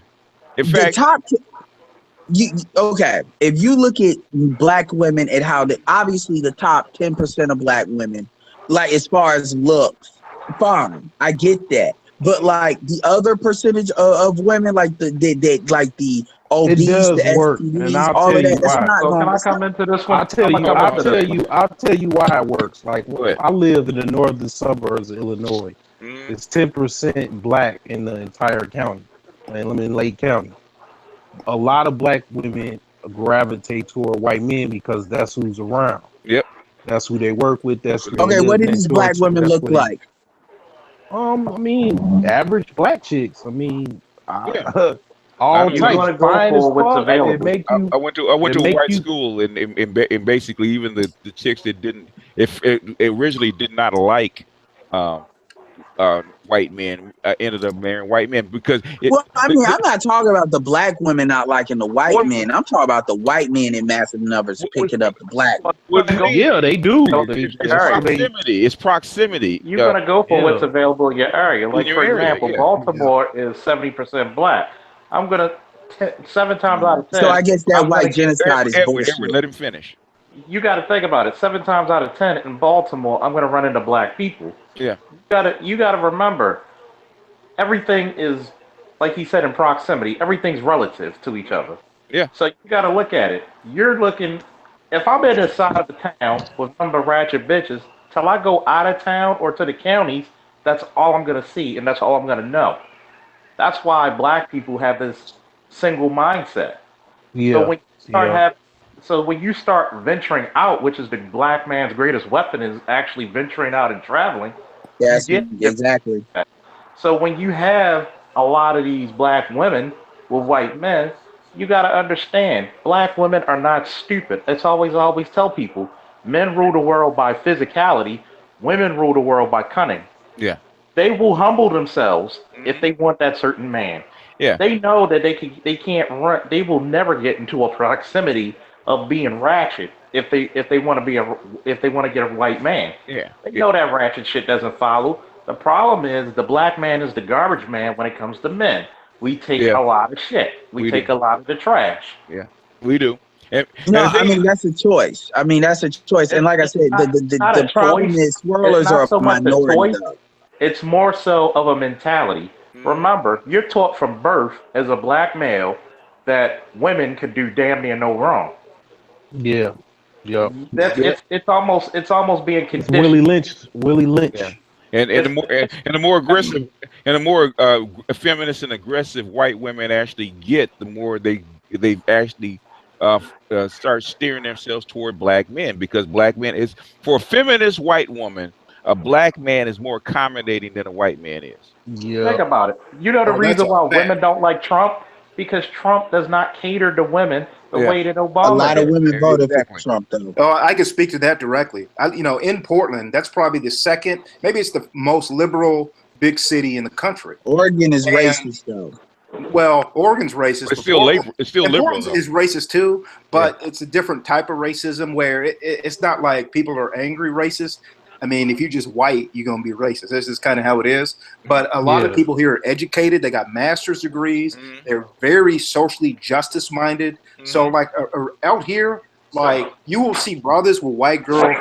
You see more brothers with white girls out here than black girls. And it's not even like, it's not, if you lived out here for a while, you would see why, because there's a lot of amazing white people that like aren't racist and they're cool and you could trust them and they like do the work to end racism. And you don't have to worry about a lot of that bullshit. No, you're right. You're right. And I mean, I see a lot of what you're talking about with a lot of Chinese men in Africa, because, so I get what you're saying. One of the things that annoys me, though, is a big reason why black people, when I say black people, let me say this, African Americans, most African Americans, I'd say 90% of African Americans don't know shit about the black diaspora, even in the Western Hemisphere. And when you look at how black women in particular, because black women are the head of most of these households now, unfortunately, they talk about how educated they are. The reality of the situation, there's a difference between educated and having skills. And black women, when you look at how they teach the next generation, they're not educated. They're not. If you throw them away from the white man, they ain't shit. I'm having that problem with my daughter. It's like, she's I said, you can't. He said, you having trouble teaching a 4-year-old to read. You just got a bachelor's degree. I said, come on. Is people Edward, gonna be? I love you, brother, but there's a difference between educated and intellectual. Yeah, most of them are not intellectual. No, they're not. Right. Exactly. Yeah. Are these women gonna be weeded out? One at a time. Charles first, and then Edward. They don't. You got to understand. They may be educated, which is true. They're not intellectual. No. The intellectual thirst for knowledge. You don't need 4 walls and a light over your damn head to say, "Oh, I'm a back." Trust me. I've done equivalency tests. I have the comprehension of somebody with a master's degree. It does not mean that I need it. The only time I don't comprehend shit is because I don't want to. A lot of women need the education. You know why? And then if you check their education, it's always on some type of job where it sits on their ass. Yeah. It's not like they're doing something that affects the whole world. Oh, I'm a communications major. I'm a social worker. I'm a cop. I make 3 times as much as you. Well, the reality of the situation is what they call education.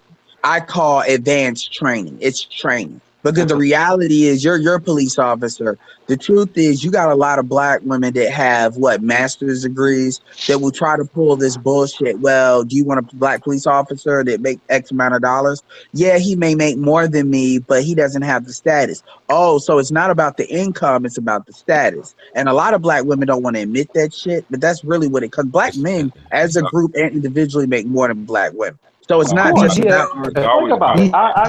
I get in arguments with black women all the time. Black men don't commit. Why are there more married black men than black women?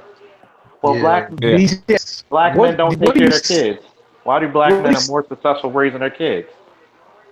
Yeah. What do you see the future as far as like black women? This disease in the black culture or whatever. What do you see any disease? When you say disease, what do you mean? I mean the corrupt culture, like the imbalance in a black household. It's gonna fix itself because a lot of it is due to environment. Environment means that they're allowed to do it because they've been funded to do it. Once you strip the funding or you change the environment, they're already changing. Okay. They're already more friendly and that kind of shit. Not as much as we would like, but a lot of them have changed their tune. If I notice that the trolls that are on my site, man, they're not as hostile as they used to be. Okay. Well, I don't know. I didn't see your women's channel, and it's interesting to see how cracked out Brooklyn Blues trolls are when you compare it to other women that are honestly trying to get the information. That's why, Rhodes is saying I should come over there and comment. I was like, hell no, I'm not commenting because I'm going to lead by example. That's your You know space. what I like about YouTube? ARC. Rhodes got mad at me.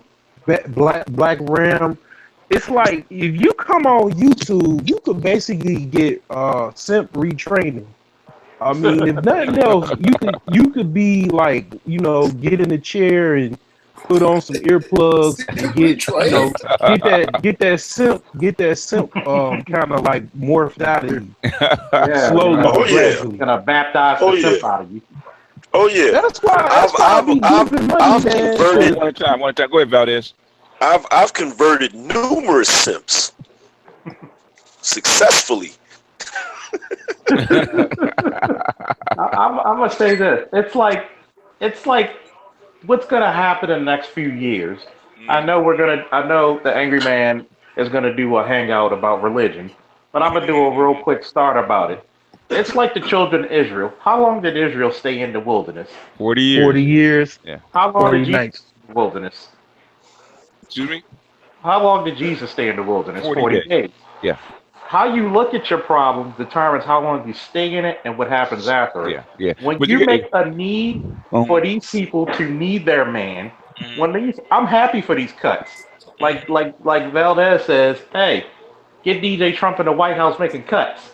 He's DJ passing up, get him up there doing them cuts. Because what's going to happen is you're going to force, as my wrestling coach used to say, I'm going to force you to be great, whether they kill you. Yeah. Guess what? Are people?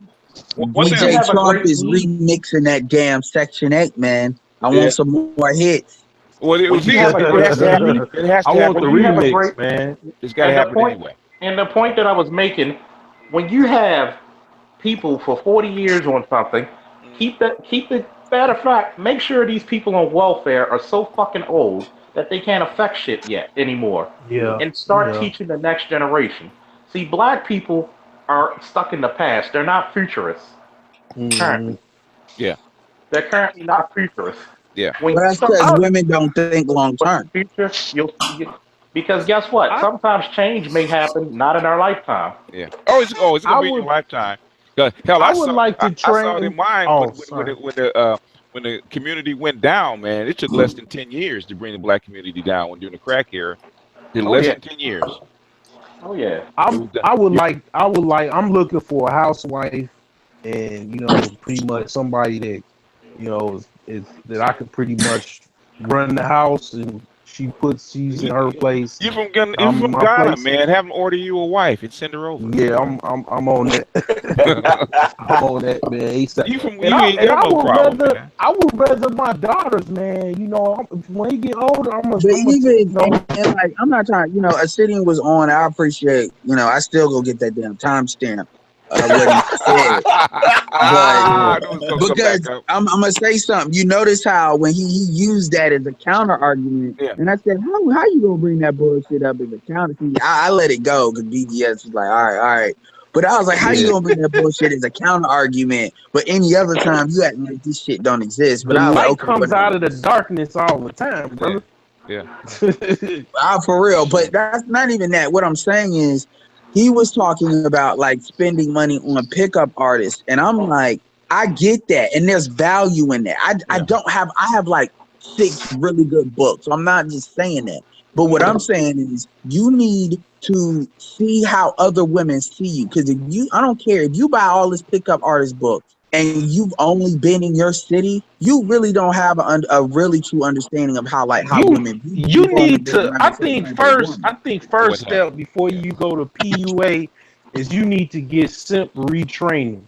You need to go to somebody like Black Ram. All you gotta do is get access to Alan Roger Curry. Buy 2 books. No, you gotta go to Black Ram first so he can beat you up a little bit. Well, Black Ram. Then you go to PUA to get some game. Black Ram is ARC. Black Ram is basic training. ARC is specialization. Here's Then you the go to BGS to go to college. Well, see, here's the thing. Here's the thing about the PUA thing, and a lot of cats are not really paying attention to this. And this is not me trying to shit on PUAs, but PUAs, even if you find a dating coach that really teaches you something, it's only getting your foot in the door. Yeah. Because if you notice, there's no such thing as a relationship coach. Have you noticed that? Right. There's some that are better than others. Like to me, I think Tariq Nasheed talks a lot about after you get it. But he's the closest one. Because he talks about things like cupcaking and all of that. If you want to go and get into relationships, you have to go closer to like the Hotep sector. You about can't. relationships like that. You can't go to dating coaches like that because that's You ain't going. Let me tell you something. If you put your stock in taking some relationship advice from Tariq Nasheed, you fucked up in the game. You know, you already lost the battle there, son. You know what, Tariq? You know what? I'm gonna give you Tariq's whole strategy when it comes to relationships. Well, he is a married man now. Yeah, to a young chick.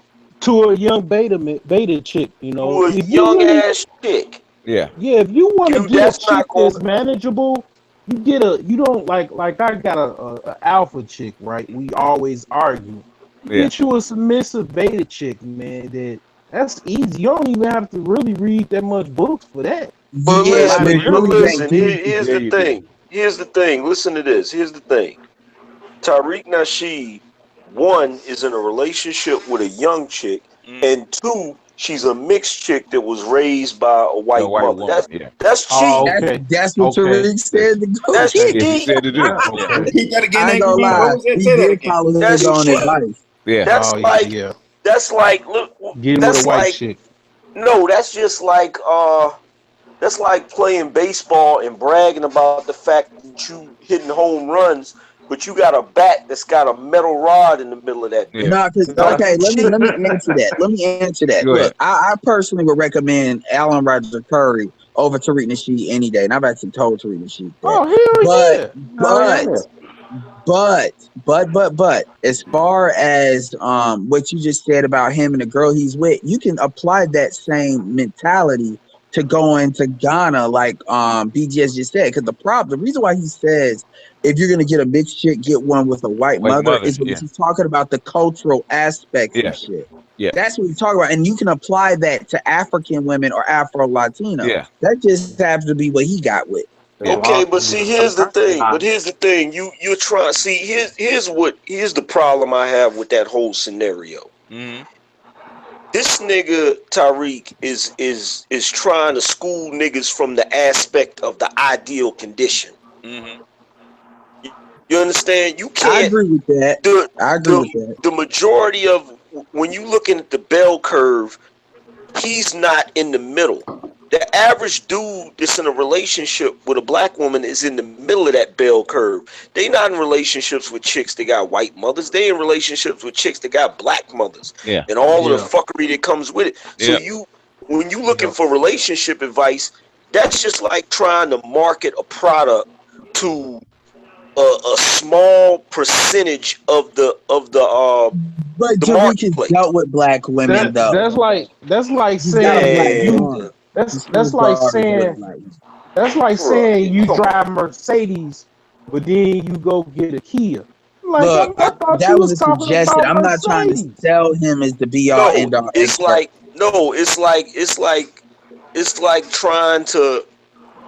like trying to school people on driving a Mercedes, but the majority of the people in the damn country drive a Chevy. Look, I'll defend a lot harder than I'll defend Tariq Nasheed. See, a lot of these people who are dating coaches, they go by the best case scenario, like, hey, this chick doesn't have social issues. This chick hasn't fucked like half the football team. This chick doesn't have 3 kids by 2 different men. You gotta realize, you got to go into the game plan with a worst case scenario attitude. That's true. Well, a big reason in America, you got 20% of good black women stock to choose from. Probably. Well, a big reason why Probably. Tariq Nasheed got a lot of praise is because the thing that Tariq Nasheed talked about that a lot of other PUAs didn't is Tariq Nasheed was able to break down a lot of different tactical racial elements. Tariq Nasheed actually has a lot of white guys that used to follow him because a lot of white guys would have problems with like Indian women, like women that they couldn't just get off the fact that they were white. Because a lot of white guys know that if you a bottom shelf white dude, yeah, I'm calling bullshit. yeah, I mean, I remember I'm back. calling bullshit. I'm gonna tell you why. Back in the day. Yeah, let him finish real quick and then go in, Valdez. No, what I'm saying is I remember back in the early days of Mystery and when Neil Strauss and all them books were first coming out. I remember that because that was in the 2000s. That was in the early 2000s. And so I remember look, again, I think Alan Roger Curry's Mode 1 is like the Robert Kiyosaki of Game for Black Men. It's something that translates a lot more. So let me be clear about that. But there are skill sets that Tariq Nasheed had that helped him become popular. My biggest issue with Tariq Nasheed, and I'm done after this, is Tariq Nasheed is like stuff is like focused through like a street vernacular that does not translate very well. That's the problem. It's not universal enough. Well, it's geared toward black men. Go ahead, Valdez. Tariq Nasheed is full of shit. Yeah, that's true. Plain and simple. And I'm gonna tell you why he's full of shit. Tariq Nasheed is the fucking popular kid in high school. That's all he gets props for being a popular dude. That's all. Right. He's not like I've sat there and listened to him talk. Like he makes some valid points when in his book when he talk about dating and shit, but a lot of his shit is watered down pimpology. Yeah. Like real talk. And the thing about it, he doesn't give real relationship advice. Like you know the reason why cats love my videos that I do about relationships? Because they can really relate to that shit. Like if you want to know something about the war, you know, and how to survive a war, you're gonna take advice from a Vietnam vet. You're not gonna take advice from a motherfucker that was a fucking that was staff officer or lifeguard. Yeah, like you're not gonna take advice from somebody that was in the Army Reserves. I had a mechanic that was a Vietnam and didn't see no action. You know, didn't see no action. Like you gotta get advice from somebody that was in the trenches. And I'm sorry. Yep. When you taking advice from a dude that basically cheated, because I don't give a shit what nobody say. If you're a black man and you are 40 years old and you go out and you get you a 21-year-old mixed woman that had a white mother, that's fine. That's dandy. But you're not gonna come out and say I'm an expert on relationships and that's your situation. Get the fuck out of here. Like that's like you fighting. That's like you trying to be a coach for heavyweights, but you've been fighting lightweights. Like no, like that's the easiest situation. Like anybody can do that. If you go out here as a black man, anybody can go out here and get in a relationship with a fucking a mixed woman that has a white mother that's way younger than you. That's a cakewalk. She hasn't developed any bad habits. That's the equivalent of trying to say you went. That's a cakewalk. Like who didn't have it easy? Honestly, let's just be honest. When you was dating women, when you was in your late teens to early 20s, who the fuck didn't have it easy? That was before they started getting all of these fucking expectations and shit. That's back in the day when they was just happy to hang around you and shit. Yeah. Even black chicks when I was like 18, the chicks was real mild mannered, you know. Yeah. And think about this. Think about this. When you was 18 and you was with a chick that was fucking 18, just think about how she wasn't expecting nothing. Now take that same situation and add to it that you're grown and you got a sufficient income. Yeah. I just blow up. It's too much. Like you gonna listen to every damn word you say and follow it. Yeah. To piggyback off of what Angry Man said, at that moment, once you get out the carefree phase, which is usually from your teens to like at least 20, once you start learning the value of her pussy, game change. Yeah. She start getting bills and get the L's of life. Yeah. You start noticing Start that getting baggage. Yeah. Yeah, she start noticing that other guys are taking with more resources, more money. Start and then that, and not including what the biggest thing is her peers, her girlfriend. Yeah. Remember, As they women evolve. Do you know who I would take relationship advice from over anybody on this damn planet? Who's that? Stedman Green. Oh yeah. Stedman is Stone Cold Pimp. Yeah. Stedman like fuck you, Oprah. He's gigolo. You know, he's gigolo. Yeah. He's Stone Cold. I think about Stedman when I pull in the toll booth when I'm going to work. Yeah. But the only thing Stedman had to do was keep his mama, have his mama to shut up because she was fucking up the game.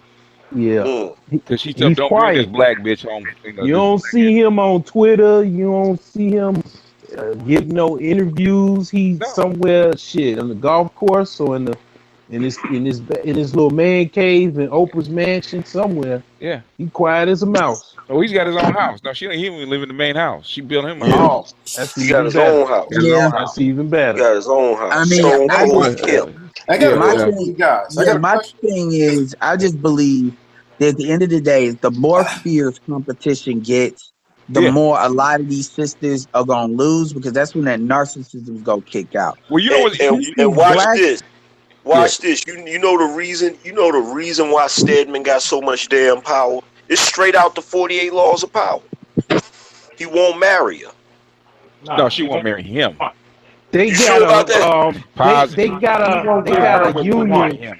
They got a union of civil union marriage. She wrote a contract. Yeah. Yeah. She not having even better. once she got beyond having children, it's basically a wrap. Yeah, it's no point. That's why I no never point. She got a civil union. She ain't married a dude. She got a civil union. So I don't know what that really consists of legal wise, but I mean, She's paying him to shut the fuck up and be nice and do your job. It's like a official gigolo situation. Yeah. Well, isn't that like in a certain perspective? Isn't that the like ideal relationship? Damn, I thought that's how gay people get married. That's how gay people Isn't that get what married. black women want to have? They want a Stedman. They don't want a husband. They kind of want a side dude who's like, Yeah, they do, but they don't have It the money. depends on the They chick. don't have It the depends- money to pay Depends for on the them. chick, though. It damn, depends. BGS, you just destroyed one of my heroes. Like I thought I read somewhere that he wouldn't marry her. I just lost some respect for him. That's That's not what it is. Because they've been in Oprah's ear since day one about Stedman, but that's what she wanted. Because they didn't want her to. Her peers didn't even want her to date him. Because they knew what he was. I gotta find. I mean, I gotta find a new hero. Like I said, man, dudes need to. Still is that dude though, because number one. Oh yeah, I got love for Stedman. He's playing the game right. He's playing the game right because he doesn't give her. He's like the string that the cat keeps playing with. He won't give her the full ball. She bought the whole ball. Everybody has a price, and she paid it. Yeah, that's she why. paid it. See, that's why I done lost all. I'm just so disappointed. I ain't lost no respect. What Stedman has over Oprah, and the reason he still gets paid is because he holds the secrets. He knows who she really is. And she don't want that out, so he ain't going nowhere. So he's gonna die in Oprah's care, or vice versa.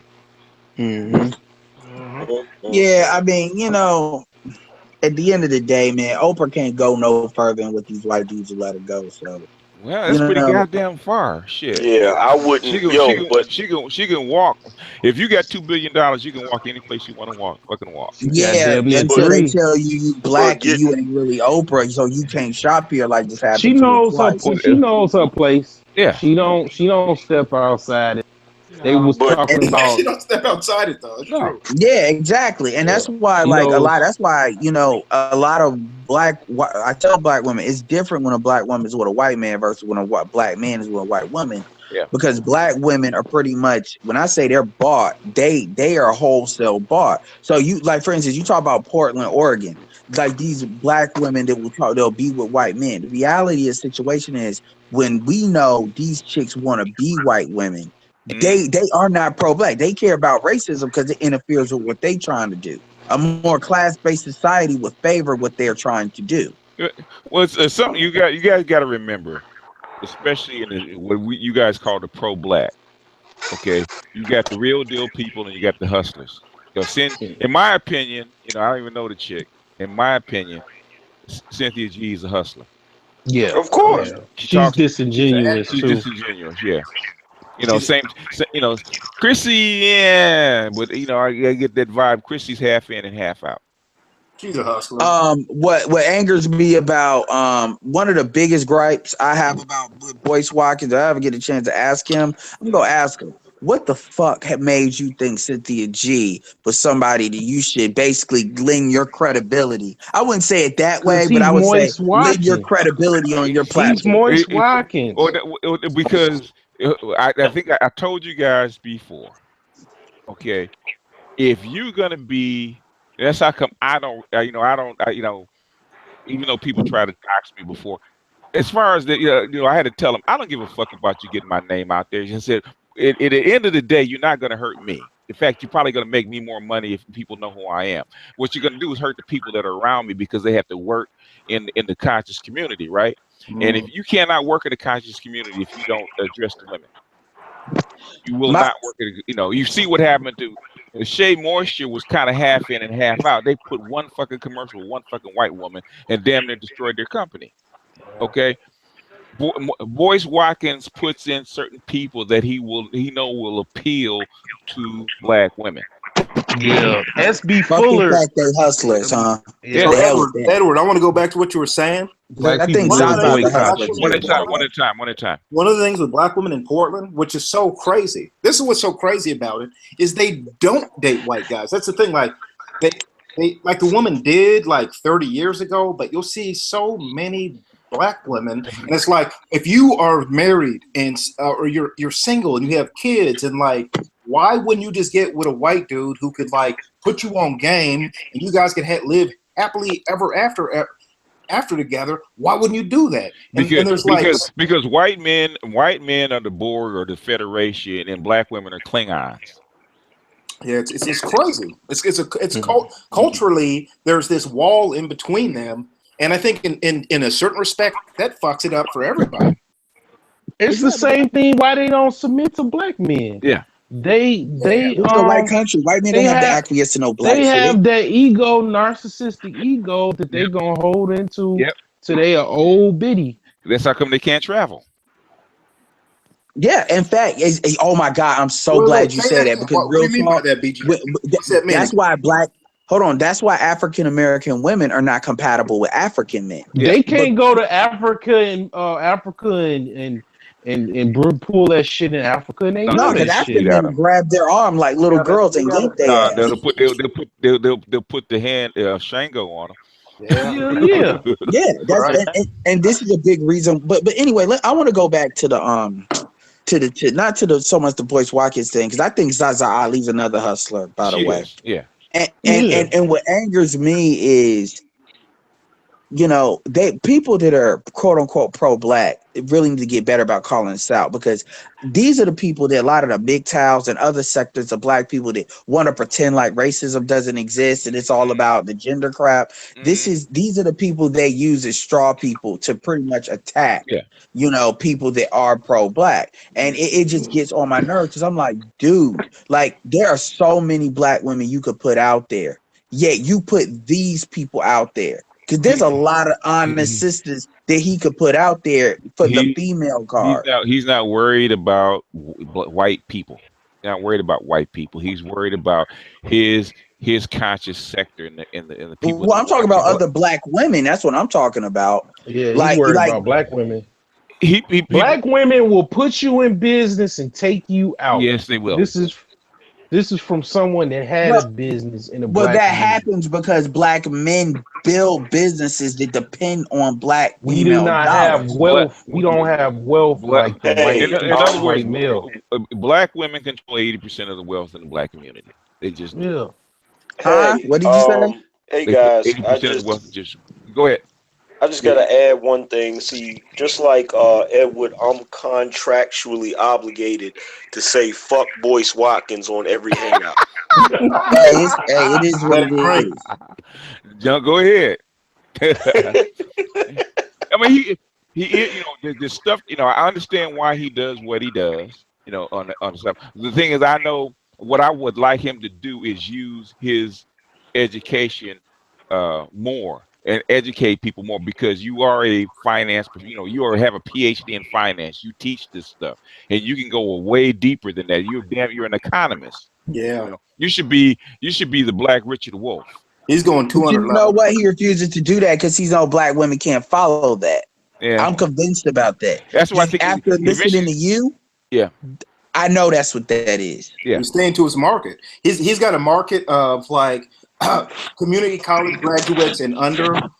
He's not really going. He may have some guys who have like a legitimate business that go to his marketing program, but for the most part, he's not marketing to upper class black folks at all. I know. Well, there's most more of upper that class shit blacks that who are he's trying to teaching drop the already. than you would think. But like I said, his problem is he's too focused on women. He just is. That shit that he's teaching is remedial. The women that Boyce Watkins brings on, for me, I'm like they just don't have a ton of credibility. And what they talk about, that's not. He's got some good chicks on there. He's got some like Noma is good, Chiquita Graham is good, but he's also got that other side, like Yvette.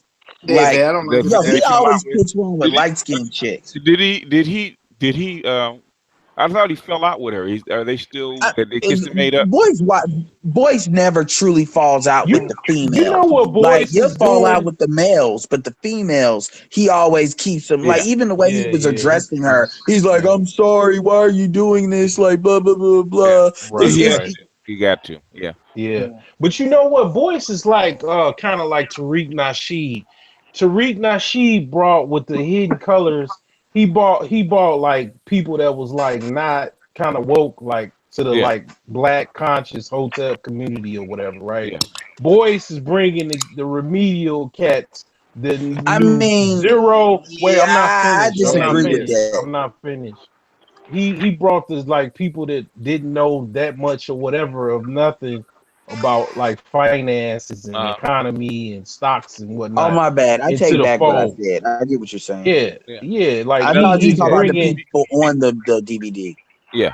No. He's no. I hear what you're saying. You're talking about. I get what you're saying. Like the slow select sector of the black community into the financial knowledge or whatever. Yeah, I think Tariq is far more effective in that though than Boyce Watkins. Which in and of itself is some sad shit. I'm one in like a million of black people, and I'll be looking and I'll look around like, what the fuck is wrong with all of these fucking people? Like, it's sad. It's sad because it's sad because it's. I mean, anybody that's conscious, BGSU conscious, like hidden colors is black consciousness. It's the equivalent of paint by numbers. Yeah. You know what I'm saying? Like that shit that brothers had already learned and read way 20 years ago. Man, like really, Angry Man, you really telling me that like even 50% of black men know a lot of stuff that's in Hidden Colors? I know. 5% of African Americans have passports. Fam.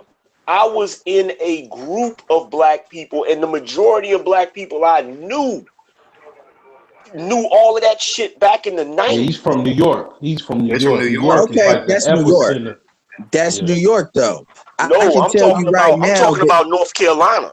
I'm talking about Raleigh, North Carolina. They used to have, there was a, do you remember over on Pool Road near New Bern Avenue, there was a bookstore called Blacknificent that sold nothing but conscious books back in the 90s. They sold the Miseducation of the Negro, the ISIS papers, from Niggas to Gods, all of them shits. I get what you're saying, dude, but the average black person does not know that. I understand. You talk about above average stuff. No, the average black person didn't want to. The average black person didn't want to hear it, but it wasn't like they wasn't privy to it, because what they was doing back in the day is whenever somebody tried to school them to something, they'd be like, "Man, I don't want to hear that black power shit." Yeah.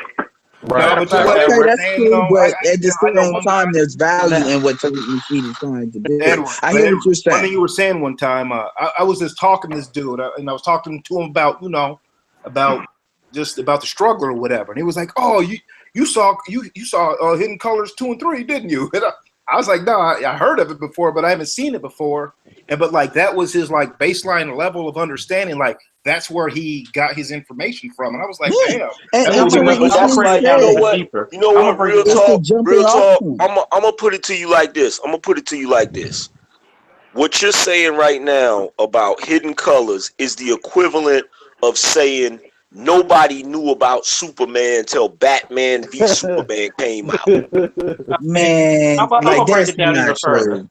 Let me tell you how it is. That's not true. I know a majority of black people that don't even believe Africans are in most Latin American countries. You just completely dismissed the entire nation of Islam. They knew. Like I said, I know that most black people do not know that there are Africans in most Latin American countries. Oh, they know. I think they're like some kind of mixed I don't know about that, bro. He was marketing to people that like all they know is Martin Luther King or Martina Luther King. Yeah, high school educations. I just told you on your show that most young folks don't even know what R. Kelly's really about. Well, this a whole nother generation. You can't compare you can't compare millennials to my generation. My generation. Well, maybe that's who I'm talking about. Maybe that's the disconnect. Maybe that's what I'm talking probably about. what it is, because like my generation has more of a foothold in. You got to understand, my generation are the children, the civil rights movement, and Black Power. You know what I'm saying? So we was the ones that was wearing the African medallions and talking about free South Africa. We was the ones. So that's probably the disconnect. That's probably the disconnect. Taking all the niggas and go back to Africa. These millennials don't know white shit. people was taking a job. Before white folks was losing their job, we used to have to take all the niggas. Yeah, because these millennials don't know shit. Right. Yeah, but you know what? The millennials. I'm gonna tell you something right now. Fucking Hidden Colors ain't educating the millennials. No, don't give a fuck about that shit. Like it's just something that's popular. About that, black people don't like to read, so it's better to give them this to get them jump started. I'm gonna put it to you this way: Hidden Colors is the equivalent of somebody saying Floyd Mayweather is the greatest boxer of all time. Okay, so it's funny. Yeah. So let me counter it with this. Ava DuVernay will put out 13, and everybody will act like that's a fucking like magnificent piece of work. When in reality, we already aware of what that shit is, but then shit on Hidden Colors. That's for white. You see what I'm saying? 13th is the same. I don't raise. I ain't never said nothing about no Ava DuVernay. What I'm saying is a lot of people get a lot of do you know what I'm talking about? Do you know what 13th is? Floyd is Netflix all time. Prison and I'm gonna tell you something else too. I've watched Hidden Colors, and Hidden Colors leaves a bunch of gaps. It does. It's an introduction. Yeah. And to be honest, them cats that he got on there, they ain't really no heavy hitters. He got no heavy hitter. Dr. Francis Quest Wilson was not a heavy hitter. Oh yeah, she was, but not like all. He ain't got all. Bill the heavy hitters on Valentine there. was A not a lot of heavy them hitter. are dead. No. Yeah. Bill Valentine. And he didn't have. A lot of the Yo. heavy hitters are dead. You know. Yeah, they're dead, man. That's what I'm saying. I mean, I just feel like y'all are making this. See, my thing that I don't. I like to look at. It's a light version. It's like Windows Light. Yeah. I understand that, but my question is, this is my question to everything. Give me an alternative documentary, not just the books. Floyd Mayweather, how to make it as a black boxer in America. An alternative. Hold on. I'll give you an alternative. Come to Baltimore, North Avenue, and go to the Great Blacks and Wax Museum. How old are you, Edward? I'm 30. If you're around, I'm 35. If you grew up in my era and where I was from, you had to go to the Great Blacks and Wax Museum. You can't distribute a museum. It's not on YouTube. Edward's making a good point because that's a work that can be transmitted around the country. We can all put it up on our laptops. And yeah, it's not the greatest. It's not the most rich and insightful piece, but it does lay some groundwork to get your mind working. I mean, the For Dummies books are some of the most best-selling books out there. There's a reason for that. By the way, the commercial real estate book For Dummies, by the way, was written by a black guy. There's value in the basics. That's what I'm talking about. I got a movie for you, and it's actually a comedy, and it's called what's the name of that movie? You have to meet people where they are. Sometimes it's a slavery movie. It's Floyd Mayweather dodges better than anybody. He's the greatest boxer of all time. What the fuck is that movie, man? He never said that. Even Floyd never said that. Nigga, don't even really. I'm gonna keep it real with you. A lot of black people find a lot of people like BGS and others through Hidden Colors. Really? Because you got to understand, that's what gets them on YouTube in the first place. Okay. And then what happens is you'll come through people like Umar or like Boyce Watkins, and then they'll see a BGS video in the related section. Okay. And then as soon as they hear you, they know what you're talking about. They can tell, and they listen to more and more videos. That's how a lot of people won't let Tommy fucking Sotomayor go, because they found Tommy Sotomayor through the Red Pill Rage, and now they're like, that's the dude that broke their red pill cherry. So it's like they gotta lean on him. That's the same thing that happened with Someone Black. Same thing happened with Here's the thing. When you sit back and you watch Hidden Colors and you watch what Tariq Nasheed did, it's like a slap in the fucking face if you're part of the conscious community. Oh yeah. It's lightweight. Yeah. I mean, so what I would say the conscious community is do better and stop talking. Have an actual documentary that breaks it down. No. First and foremost, educating black people is not supposed to be entertainment. Right. And that's all Tariq Nasheed has done is create some fucking entertainment. He's not enlightening nobody. Let's be honest. He's not enlightening nobody. Like the whole reason the conscious community does shit the way they do shit, and for the record, just because it's not nationally backed by Jewish people, you feel what I'm saying? That doesn't mean it's always the Tariq dig. That doesn't mean, of course, it's the Tariq dig, because it's the truth. You think Tariq is the first person to come out with a damn documentary talking about the true history of black people? You can go over there and ask old boy from the Bitter Truth show about that. Oh, yeah, he got time. You ever saw this movie? It's called Goodbye, Uncle Tom. I seen that. That's dope. We just now talked about how there's a lot of people in the conscious community that are hustlers. Yeah, so the conscious community. No, they're not. No, I'm not talking about dudes that's hustlers. Fucking Brother Bay over there at the Bitter Truth show, his father and his family. Yeah. Their entire family, they had stores where they were selling tapes. They were selling tapes of Bobby Hemmett. They were selling tapes of they were selling tapes of Phil Valentine. They were selling tapes of there's a whole fucking archive of freaking documentaries. Some of it is on YouTube. Yeah, some of it a lot of what the millennials is they arrogant. You can't tell them nothing. Yeah, you know trying what? to hear I mean, you. as a They not trying to hear you. You know what I'm saying? That's first of all, if your ears is closed, then can't nothing yeah, come I Well, in. mean, that to me, millennials don't really read as much as they should, and that's the problem because a lot as of that somebody stuff is that's in books. They just as somebody that's in marketing, the reality of the situation is, see, I'm, you know what? I'm gonna flip this. This, what you all are saying, and I get a lot of what you all are saying, but what you all are saying is the same stuff that a lot of black business owners will say to black people that don't buy their stuff. When in reality, they don't do what's necessary to properly market what they need to and compete in that type of marketplace. And when I say compete, I'm talking about from a marketing perspective. Sometimes you have to meet people where they are. And a lot of black people feel they should not have to do that. I understand that. I'm going to tell you something about Hidden Colors.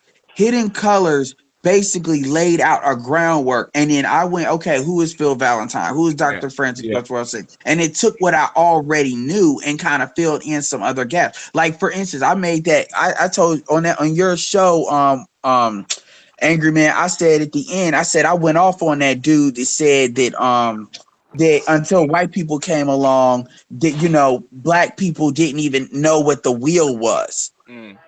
Part of my base knowledge was based on what I knew happened over there in Africa, was based on what I saw in Hidden Colors. Now, granted, I went to BGS to get the confirmation information because, like you said, there are gaps.